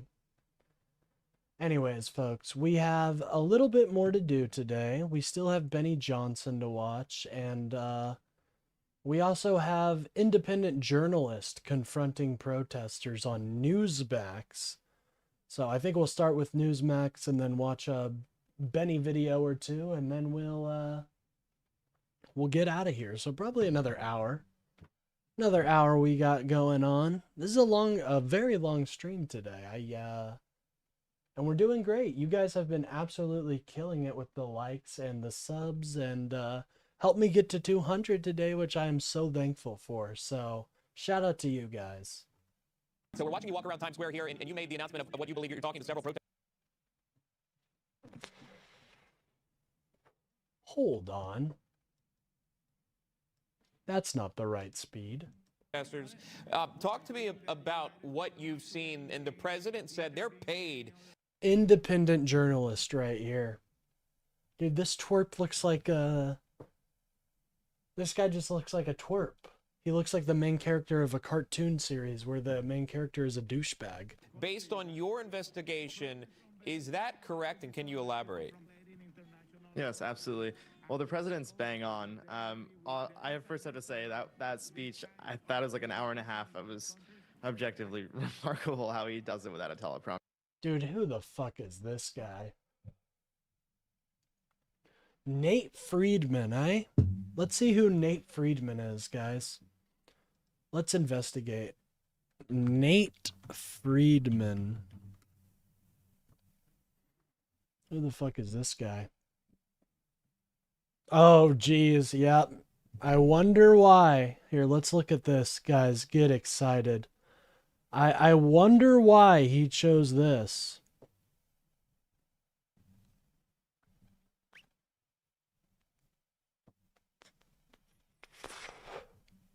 Interesting.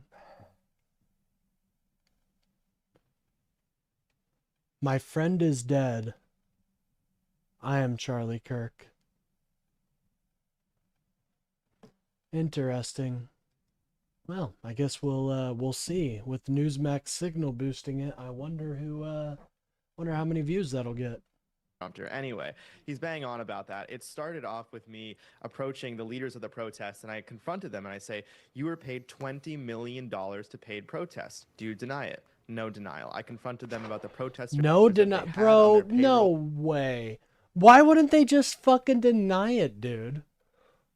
These people exist in a world where it's like illegal to lie to Nate Friedman. Dude, they can just lie to you, right? Why wouldn't they just lie? Already such a stupid premise. This man does not look like he has many brain cells, though, so... And no denial. So yes, he's correct. What surprised you most about this? I think for me watching, it was how quickly they were able to not only get out outside their apartments or houses or wherever they're coming from, honestly, but they had signs that seemingly were made. The president touched on that too. He talked about the days of old when you got a piece of poster and you wrote on it and you marched in the streets. These are obviously well made up signs, and they were out there very quickly with this. Did that stand out to you? Yes, absolutely. So I've investigated PSL, Progress Unity Fund, Answer Coalition, every company that is funding these protests on my YouTube channel so people can see more about the... Okay, we got content for tomorrow, guys. I exposed paid Venezuelan protesters. Interesting. This is going to be so interesting. I'm so excited for this tomorrow. You guys have no idea. Actual details there, but yes, he's completely correct about that, and it's about socialism. These signs were printed actually months ago when right. So they were printed months ago. Interesting. All right, let's continue. Could it be hits on the narco anyways, terrorists? I'll let him go So off. the I'll let him signs riff were a printed little ahead bit. of time, but they all have socialism written on it from the PSO. So. Interesting. The president continued to talk about this. He talked about, I want to say, 24 different topics, which you highlighted as well. By the way, what is he implying there? That they knew they were going to capture Maduro? What are you talking about? Stay on the protesters. Let me play this for you. I'll get your reaction. The radical left, they actually have people, and it's Dear hard to leader. get them. They're all paid people. Most of these people are paid. You know they're paid when they have brand new, beautiful printed signs by like the highest quality printer, and you have a woman, free Maduro, and the sign is before we even did the attack. You know, free Maduro. Why do you want him freed? I don't know, but he should be free. Oh, she reads the sign. What does that say? It says free. Well, that's what That's why I don't think it should be free Maduro. I think it should be stop fucking going into foreign places and bombing people. I think that would be a better message, personally. And this is the woman. Let me play this, Nate, for our viewers. This is a woman comparing President Trump to Hitler. If a democracy comes out of this, will you be happy about it? Out of Venezuela? I know it's not. She has very beautiful hair. And how do you know that a democracy won't come? Because of history. He's literally replaying the history playbooks. He's literally following Hitler's playbooks. Like, we can't. Yeah, we I mean, can't- what? Engage with that, Nate. Engage with that, you dumb fuck. can't ignore it. We need to stop ignoring it. We need to What's up with all these N names? Nate, Nick, and just doing horrible journalism that isn't even journalism. What's up with that? We need to put a ban on all names that begin with the letter N. history and stop ignoring that. This is not he's not trying to fight for democracy. Let's be for real. He's not doing that. He's not even fighting for democracy here. So let's stop acting like, oh, if he does do it, if democracy does come So out. how is this proving that they are paid exactly? This are you gonna? No, it's not happening. Where's the We need to stop saying that exposé, we're Nick? hoping when it's not happening. I've had enough with this president and people saying, let's hope, let's hope, let's hope. I'm fed up. That's it. There's no hope. He's not doing Dude, we need to start doing this. I'm actually halfway tempted to start doing this type of shit. For real, guys, like, how easy would it be for me to just go to, how easy would it be? Okay, here's my idea. Tell me if we only have like a couple people here, so it's good. So nobody hears this. So I was thinking I could do like an undercover investigation, quote unquote, to set up my own homeschool. Like in this state, since it's a Republican state, how easy would that be? How easy would it be for me to set up my own homeschool and claim benefits from the government? I feel like it'd be pretty fucking easy. Do you guys have any other ideas, like for like quote unquote Republican based fraud? Because I mean, they didn't even find any fraud in the daycare shit, so I'm wondering what could I do? A lot of the fraud is that Republicans do are it's in the numbers I can't even imagine, so that's the issue.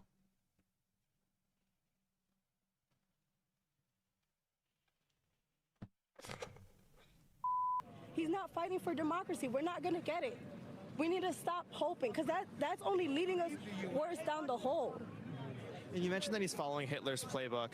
As a Jew, I would love to know about that because I wouldn't want another Hitler. So how is he I'm a following Jew. Hitler's playbook? Bro, okay. Okay, well that was kind of fucking a little anti-Semitic. How she just walked away. I would have been like, no, they didn't find fraud in the daycare center. Where was the fraud? Please tell me where the fraud was. What fraud did they find in the daycare? Shit, as you say. Why don't you tell me what fraud they found, King? King shit. Very applicable name, by the way. Why don't you tell me what fraud they found?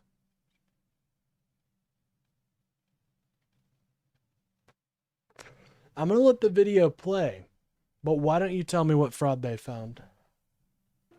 Yeah, so she's all done with you there, Nate. Walk us through that. Yeah, well, isn't it quite astounding how this is now a mainstream talking point amongst the left and why they've really lost their identity, comparing Trump, who's been the best president for the Jewish people ever in the history of this country. No, he hasn't. 1.5 million to a daycare with no kids?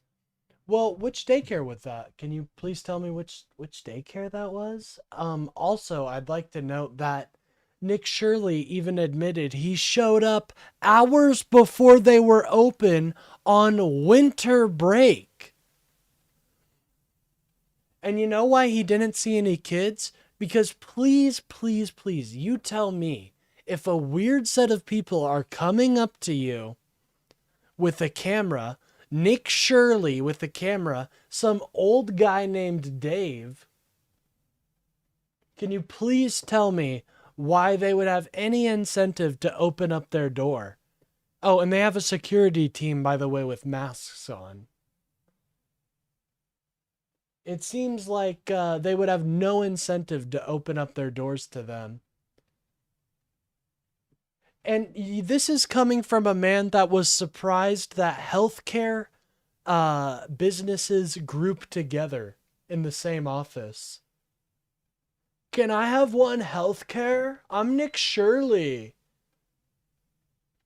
They couldn't. No, you shouldn't open your door to those people. Can't enroll a child. I'm sure you could enroll a child if you were actually there to enroll your child. Unfortunately, he wasn't there to enroll his children, and they caught on immediately.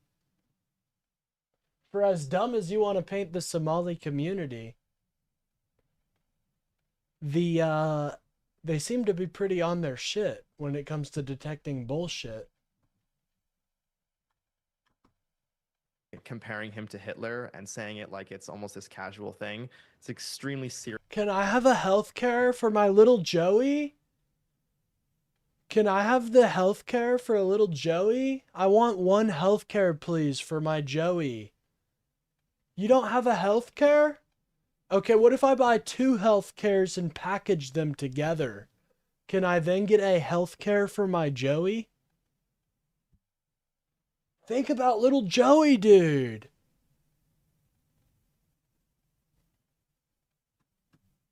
Serious accusation, and I'm hearing it all the time. You still haven't told me how Nick Shirley proved fraud. You haven't shown me yet. And that's why the left is just struggling so much right now. Well, it seems to be they're more on their shit than Nick Shirley. Because they saw through his shit immediately.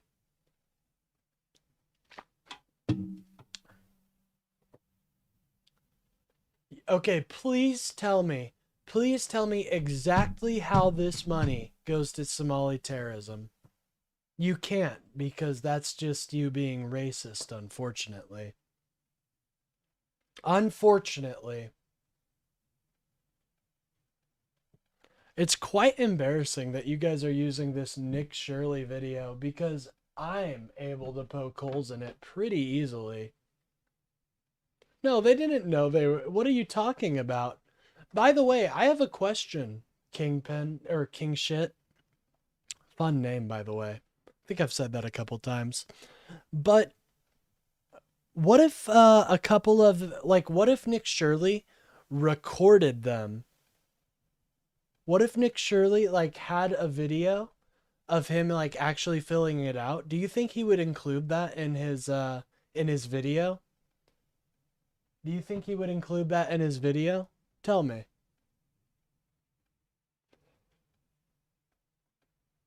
Do you think if he actually filled out the paperwork, and there was a daycare that let him fill it out, do you think he would have shown that in a video called Exposing Somali Fraud? I don't think he would have. Because it wouldn't have supported his narrative. You do? Oh, so you're just coping. Okay. You're just coping. Yeah, I'm not opening up my daycare to a dude named Nick Shirley, and his security guards. Imagine, okay, just imagine. So King Shit thinks it's likely that you'll go up to a daycare center, say, "Hi, my name is Nick Shirley. I want to enroll my son Joey into daycare."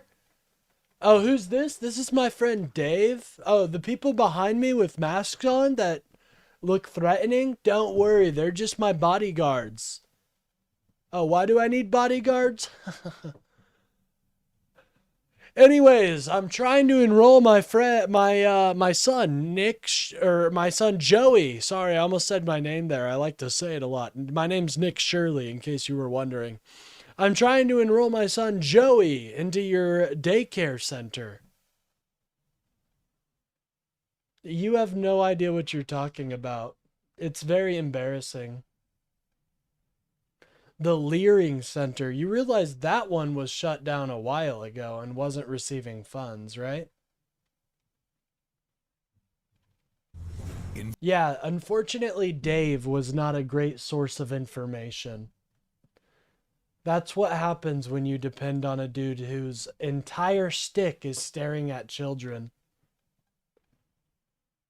Sir, can I get one healthcare? May I get one healthcare from your establishment? You mind if I get one healthcare? I thought that you got to admit that was pretty stupid.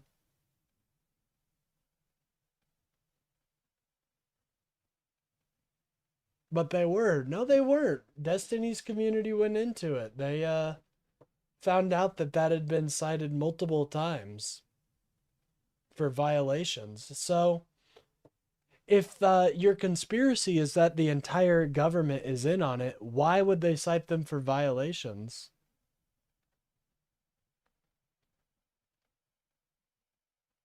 I have a lot going for me. What are you talking about? I've got a good job.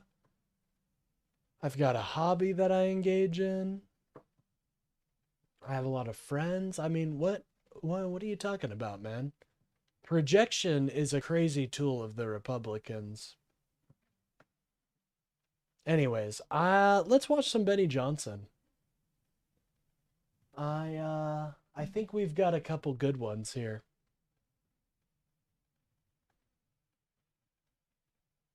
Not the entire government, just Ilan and Timmy. You have no evidence of Ilhan Omar besides the fact that she invested money into a wine company, and when her holdings were listed, it listed that as a holding. I'm doing great on money.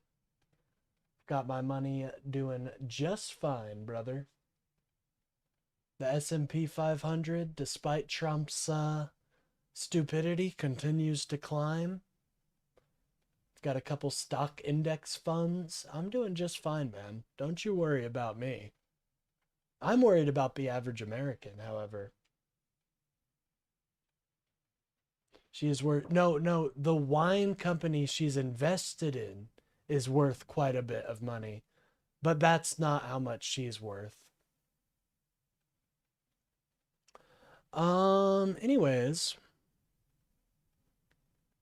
Grifters, Dan Bongino finally snaps on absolute rampage after leaving FBI. Oh, this is going to be great. This is going to be interesting. Made that pretty quick, huh? No, you're not understanding that it lists all of her holdings and not just how much she is worth. Do you believe that you are willfully ignorant? No, I've just read the report and know the facts. You don't. You're just repeating talking points that you've heard, unfortunately. It is very sad that America doesn't do their own research, but we are counteracting that at every step. That's just the fact of the matter is, sir. What the fact of the matter is, sir. Also, have you noticed that she still has college debt? I don't know about you, but if I have millions of dollars, would I still have debt? It's kind of interesting, isn't it? She has credit card debt, dude. If I was a millionaire, first thing I'm doing is getting rid of my credit card debt. Jesus. It's like these people don't live life. What's up, guys? Spenny. Here's a rock-solid prediction that the conservative influencer and podcast landscape... Dude, this is my favorite... in 2026 is going... Gay conservative. I'm gonna be honest. He kills it, man. Right on the money, every time. Trust me, if you had voted for Trump... See, you have displayed in a misunderstanding of what's going on. I've explained my reasoning and my logic, and you have no counter to that, so that's why you unfortunately have to rely on talking points that you hear from Fox News. The projection is crazy, honestly. And by the way, it's not MSNBC anymore, it's MS Now. Get your facts right. But look at who I'm watching right now, dude. Benny fucking Johnson. We watch right-wing media every day on this stream. We do. We watch right-wing media every day. You know it's a open... I hate to break it to you, King Shit, but you know it's an open secret within the industry that he's gay, right? Like, I hate to be the one breaking it to you, but you can keep coping with that. Yeah, it's a good beard. Going to change dramatically as Dan Bongino starts cracking skulls. He's told me this personally. I called him yesterday, and Dan No, I said not true at all, brother. I said, here's exactly what I said. I said, not true. So you are true. You're right about that. I did say not true, but I also gave a reasoning to why it's not true, because I didn't just say not true. The party of tummy sticks calling Benny gay. Hey, I have no problem with him being gay. I think he has a problem with gay people. That's why I find it ironic. I've kissed many boys in my day. I have that right. taking notes from inside of the FBI. His time inside of the administration has changed him and has made him very, very angry at people that he sees as manipulating, blackpilling, grifting off of the MAGA movement and the president. Dan Bongino is more allegiant than ever to Donald Trump. He does? He does what? Kiss boys? I know. And he is going back into the breach. And I think he should kiss as many boys as he wants. I think that's great. In order to rip the throat out of the black pillars and bury them in. I might take the pill soon. No, never. But it was fun talking to you, King Shit. I appreciate it. Honestly, though, research the Ilhan Omar report that you were talking. You should look into it. Like, if you look at what I talked about, if you look it up, you'll find it lists holdings that she invested in. It does not list her individual, like her actual net worth. I encourage you to look into it. It's actually very interesting how the right kind of crafted that narrative. And I understand, like, how it would be kind of, like, it's not necessarily, like, the average person probably wouldn't make that distinction, you know what I mean? Anyways, have a good night, and I'll see you next time, gamer. In the graveyard. Those are literal quotes. And I can tell you this because, well, Dan straight up posted it publicly and done millions of views, 4.8 million views on this post. By the way, if you guys are enjoying the stream and want to see more content, I do shorts pretty much every day. I'll be doing some after this stream where I talk about the news, pretty much similar stuff, but I try to bring awareness to some stories that I don't see getting the major headlines. I try to anyways. Sometimes I don't, but I also do a stream every day from 10 a.m. to 1 p.m. where we go over PBS NewsHour, talk about some news stories, and then we watch a right-winger of the day. Yesterday was Benny Johnson, but I wasn't able to get my stream up and running, so we get him today. Today was Newsmax, which we just watched, and Newsmax luckily gave us a fun little new addition to the TGDEU, so alone, saying, I'm not going to let this movement get hijacked by black pillars, life losers, grifters, and bums. We're a movement guided by truth. The essence of the conservative ideology is the preservation of eternal truths, not the latest thing group. We are not political cannibals. But if you want my opinion on Dan Bongino here, what did he see that made him quit. There's something fucking weird about that, dude. What did he see that made him quit? Something tells me he saw Trump all over the Epstein files and he was like, what have I done? And I think this is his, I think this might be his exit strategy now. Watch. You're going to see Dan Bongino one day up here waving the flags, waving the lib flags, joining the resistance. I don't know. This is really weird to do. It kind of gives me, it evokes similar things of Tim Walz leaving, right? Now I know how the right feels about it. Although I don't think Tim Walz leaving does much, but I watched quietly from the inside while doing the job I was hired to do. I'm back now. It's time to restore balance to the force. We're getting ready to make some announcement.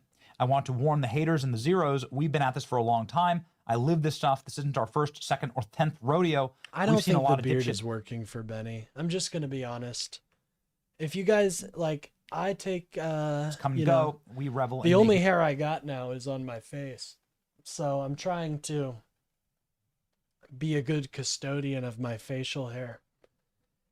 And so, you know, maybe, I don't know. I think a clean shaven look is better for Benny. Because what the hair is doing here is instead of like accentuating his jaw, it makes it look a little like it hides it a little bit instead of accentuating it. And that's not good. That's not what you want to do. What I'm saying is with the beard, he looks even more soy and beta. Yes. You angry enough to show your ass is glorious. And we've got midterms coming up, he says. I don't want to show my ass. So he's not going to spend the entire day bitching and whining. With 3/4 of the term to go, please find the exits. There's no time for this infighting. So Dan Bongino posted this, got some pretty remarkable replies here. He's now going after Matt Gaetz. Oh, we going after Matt let me, Gaetz? I didn't know he still existed. Well, it just goes to show you guys, the right, okay with PDF files, it seems. Read to you the follow-up to that post from today. 3 million views on the post alone. It's now nearly 5 million, and here's why. The support for the Trump administration in the working world is strong. The people are tired of the endless bullshit from black pillars, chicken little grifters. Watch the tactics. Once you see them, you'll never unsee them. Use a couple of different tactics to bullshit you. First, they overload you with information, but they underwhelm you with evidence. Here's an example of what I mean. They'll try to convince you that John Smith... But thank you guys so much. Robbed a bank. It's dope. So they'll data download you on and lose you in the chaos. They'll tell you things that might be true, but there's no evidence of anything. And they'll tell you John was at the bank that day, and that John knew something and worked there, and that John was arrested 10 years ago for a misdemeanor. But they won't tell you about the fingerprints, video, DNA, and thief matches of anybody else. Solid investigators sift through chaotic information and mine the evidence gems. Charlatans and morons do the opposite. This seems like a direct shot across the bow at like a, Candace Owens. Oh, shit. Maybe a Steve. Damn, this is so funny. He's like, guys, we need to stop fighting. And now I'm sick of these pieces of shit that are fighting. Let me fucking them up. Bannon or Tucker Carlson, I'm not sure. He's not naming names. Oh, jeez. You gotta have somebody that's more chill, dude. You gotta be more chill. You can't, you're not gonna defuse situations. Like on the left, we were having our own civil war, but cool heads do prevail. And I think we're a lot more chill now. And we understand the threat that is on our horizon. But it looks like that's what he's, that's sort of what he's going at, right? Is the unfounded theories of the internet. Let's continue. Second, black pillars will rarely take on the president directly. They know they'll get destroyed by the boss. By the way, guys, if you're enjoying the content, remember to like and subscribe and join my Discord. That's a Discord I share with my fellow content creator, Kalinda. we share a Discord because we both come from the same community, and I highly recommend you guys join it if you enjoy the stream. There's more updates out there on this. Like, if you join the Discord, there will be more updates. You guys will get behind the scene access, so you'll get to hear things I'm working on, and it is overall just a worthwhile experience joining the Discord. Anyways. In the political graveyard of egomaniacs who thought they could take on the president with bullshit. As a proxy fight, they'll try and pick off his allies, knowing many of them are limited in the way that they can fight back. I'm back now, and I'm putting this bullshit to a stop. Everybody inside the administration I cross paths with was busting their asses done, guys. He's done. to move the needle in real change. And you can do things fast, and you can do things correctly. You can rarely do both in the government. Even with those constraints, the administration's accomplishments are breathtaking. Benny Johnson's always fun to check in with because I'm not on Twitter. And as you guys can see from his fucking tabs, he very much is. So it's good to see what Twitter's on up this to point. these days. Intra-party movement policy disagreements are healthy and natural, but endless pessimism meant to strategically attack the movement from the inside is not about policy, it's political cannibalism. Many of these grifters are hiding their real agendas from you. And that leads me to my next point. Here we go. The Black Pillars are infamous for telling you and the administration policy or action is going to lead to an end of the world before the policy has ever even given time to demonstrate results. You're seeing it now with Venezuela.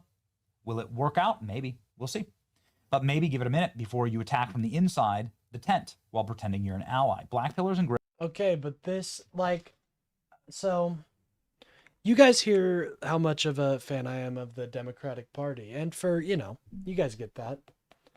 But, and I get mad sometimes when people, criticize nonstop the Democrats. That does piss me off. But at the end of the day, I don't focus on them because that just gives them a bigger platform, in my opinion. That just makes them so much more a threat. And also, like, I think, like, I understand why, like, I take criticisms from someone like Pisco.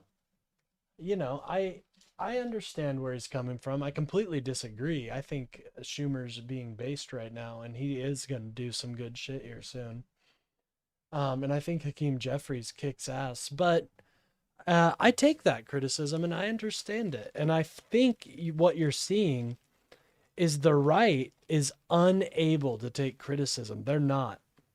And so I think what you're seeing is a criticism of the right, like the right is criticizing itself and unable to cope with that criticism. They're self-destructing. I think that's what you're seeing right now. grifters asked for this fight, not us, but I'm absolutely down to fight it. I am absolutely down. I also think it has to do with Trump just not delivering on anything he promised. I think that's a big contributor as well. And there's a couple more things I could list, but I think those two are a big contributor says he's to going to the win it. civil war you're seeing. He's on the actually right. doing even better than some of the other originals that he's posted.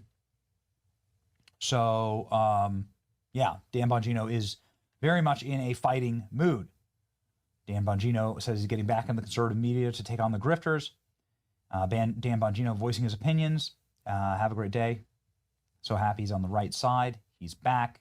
Wow. I'm so thankful Dan Bongino He's got back. back. Imagine that's so embarrassing though. He's back from being the FBI deputy director. Like, if you guys believed in him so much, wouldn't you want him to be there still? But he quit because he is. It was too hard for Mr. Dan. It was too hard. Heading out soon. Good streaming. Congrats on the 200 subs. Thank you so much. I'm actually about to head out here soon too. Probably in about 30 minutes or so. Actually, probably after this video. I'm getting kind of tired, so I need to get like a sub goal to do something once we hit a certain amount of subs. I think that's what I'll be working on. Probably next week. Anyways, thank you so much for checking me out, for staying those represents the FJM. best of I us. appreciate it. I hope you Bongino enjoyed the back on the stream. information battlefield. I know it's a little Pretty damn different than Kalinda and Lonerbox's stream, but I hope it's an enjoyable experience. I really do. Usually, or not usually, but I would have my face cam on today, but I kind of rushed it. Enjoy the rest Clear of your day. feeling Bye-bye. white pilled Hey, in see you later, 2026. dog. Let's effing go. Dan is back. F yeah. Who's ready for Dan Bongino to start his podcast again? So maybe not Matt Gaetz. So Matt Gaetz says, when did Dan Bongino run for office and how did he perform as a candidate? He asked Grok this. And Dan Bongino's run for office a couple times. And let's see here. Uh-oh. In They asked 2012, Grok. he ran for Senate in Maryland. He lost. He got 26% of the vote. He ran a House race and he lost with 48% of the vote. That's a very narrow margin. And he ran a U.S. I House just now realized I'm not race. He even placed playing third the in a game. primary, Kind of forgot about 17%. that. That was in a different state. That was in the state of Florida. So that's how he's done. So Dan Bongino responded to Matt Gaetz, making him maybe one of his first targets. I think you could absolutely say the first guy that Dan Bongino's gone after directly here is Matt Gaetz. I wasn't counting on that. That wasn't on my bingo card, but let's look. Maybe if I spent more time at shady parties with money to insiders, I would have won. Whoa. I heard you know a bit about that. You're always been a dick, by the way, grifting off your daddy like a suckling little doggy. When I first met you in the Panhandle, I knew you were a piece of shit. It's written all over your phony face. Oh shoot, That's what I he's going say. there, This is what I guys. mean when I He's say that, really like, going there. This is clearly changed Dan Bongino, right?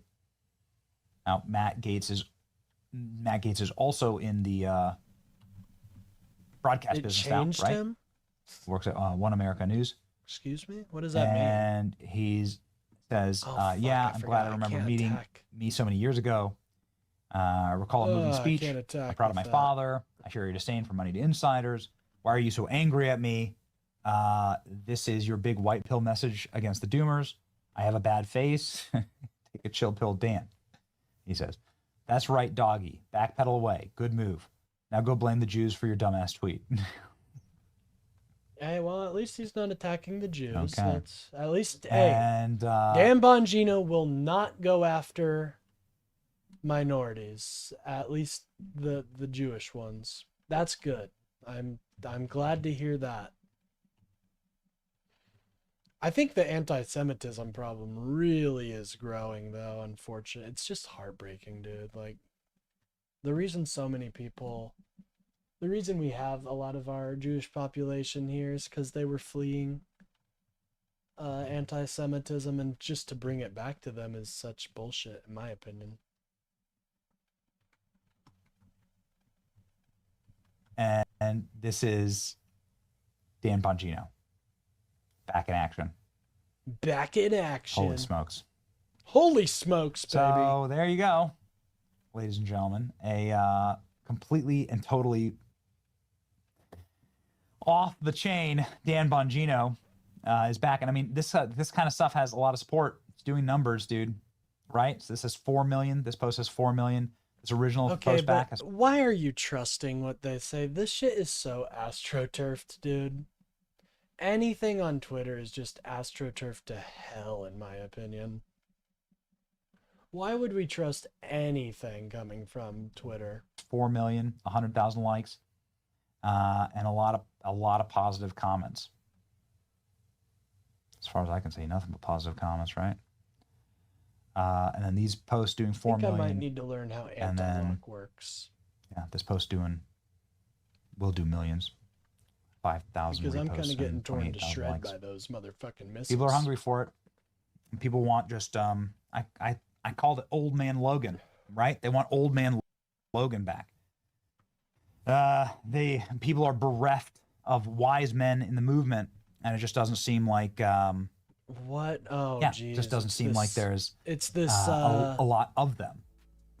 We're not old enough Daddy to be an old Trump wise stuff. man. We're trying our This is hardest to be Daddy wise. Trump Something that I stuff. pray for every single day, that God would grant me wisdom. But you got to be patient on these things. like- I would not call myself wise right now, but at least we're hardworking and we know what we're fighting for.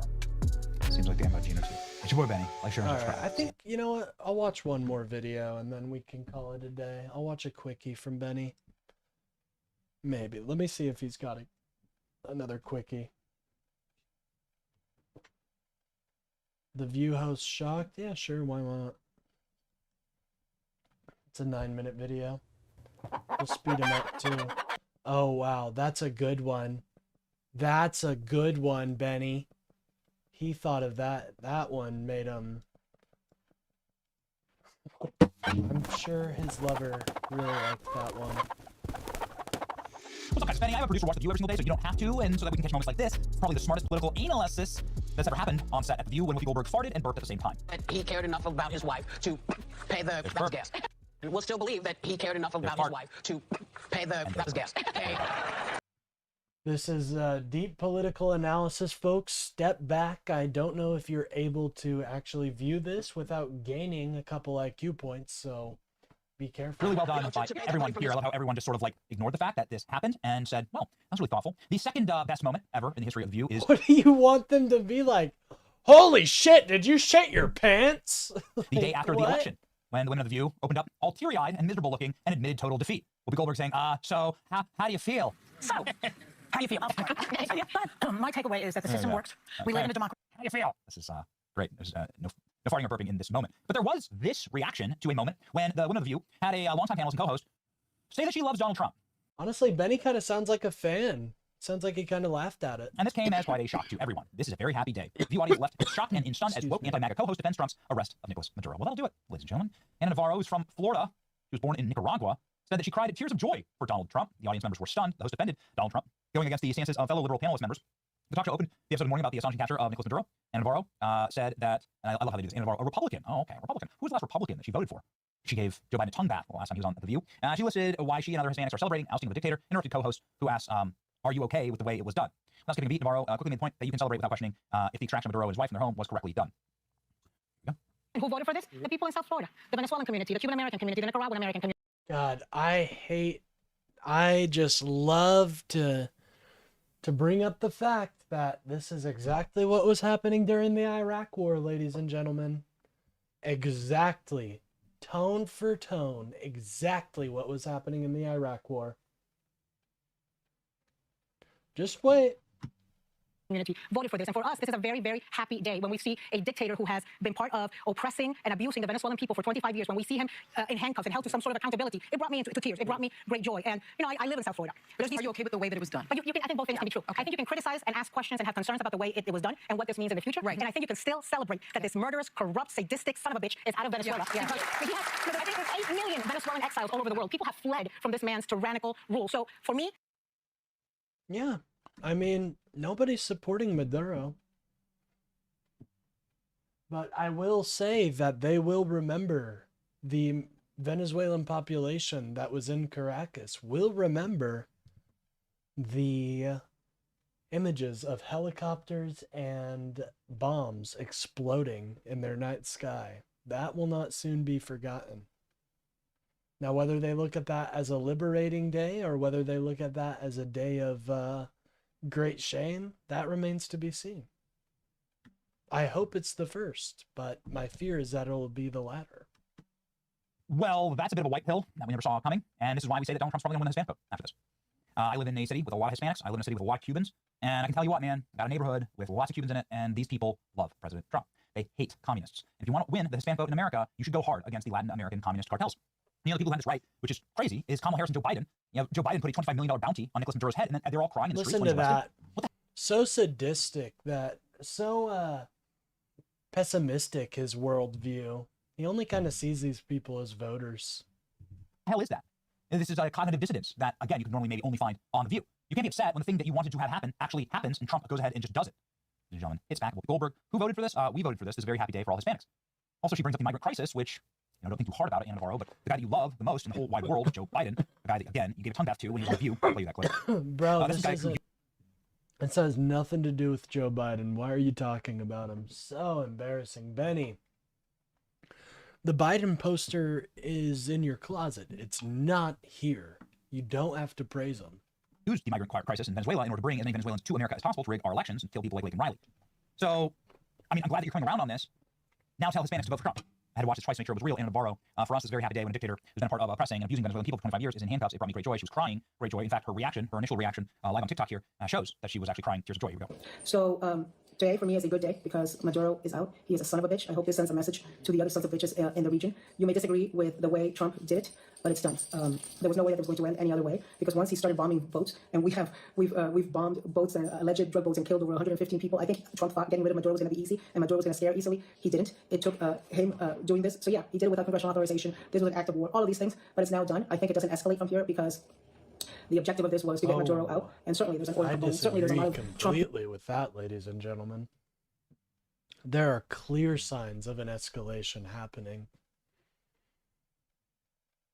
Very clear signs. Also, people are treating this Venezuela like it is not a complex region. Like there are not multiple factions that are inside of that region.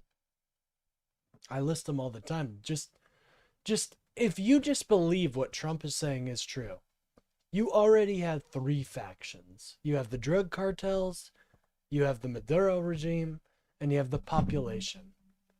That's not even getting in. Oh, and the U.S. government, I should say.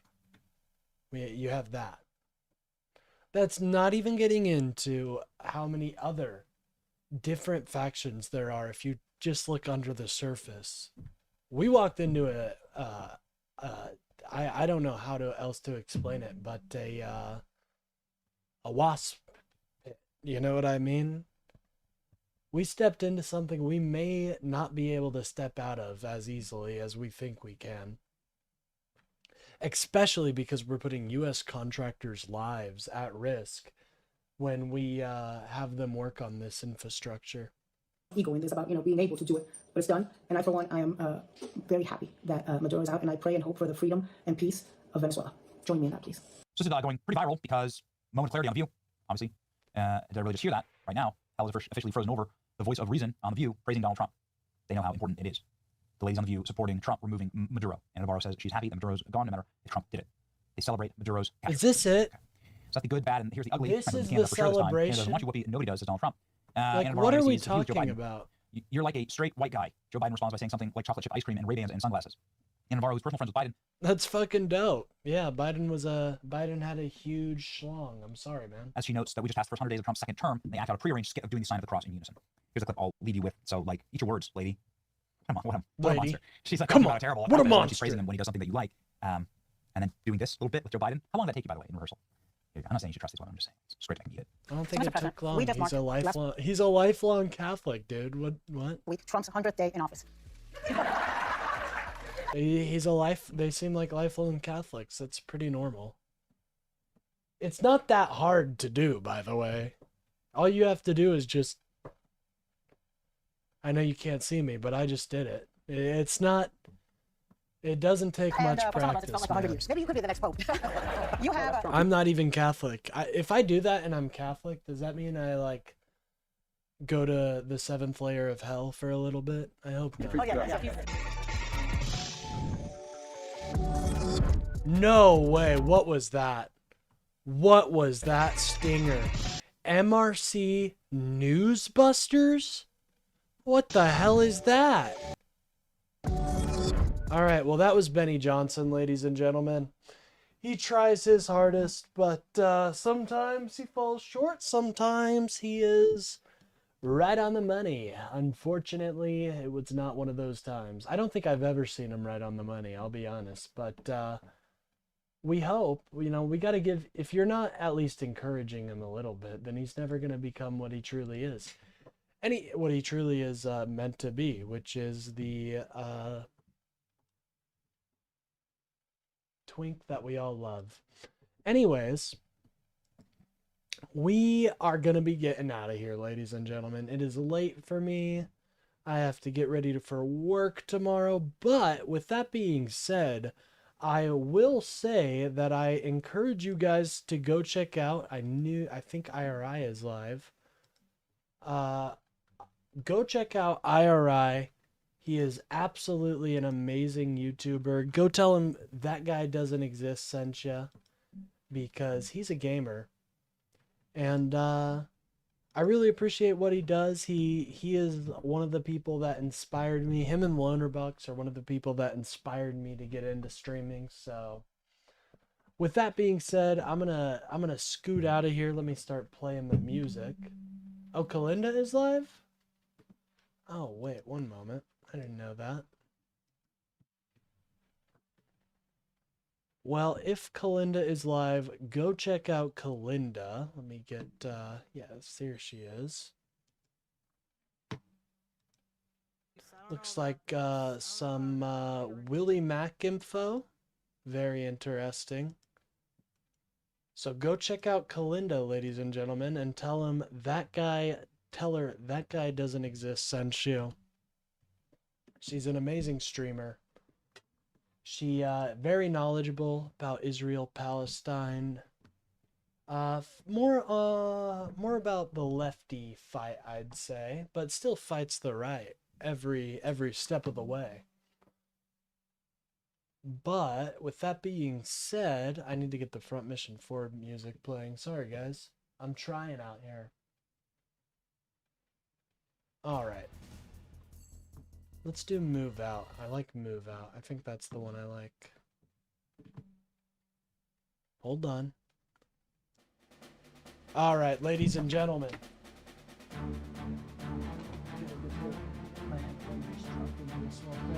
Ladies and gentlemen, I need you to go out into this world and spread the live message at every chat, and I will see you tomorrow at 10 a.m.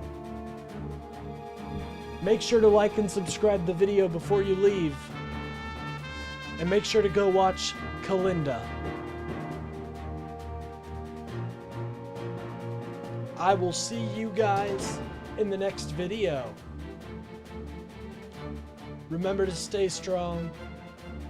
And since we hit 200 subs, we'll be having a community day this Thursday. So get excited for that.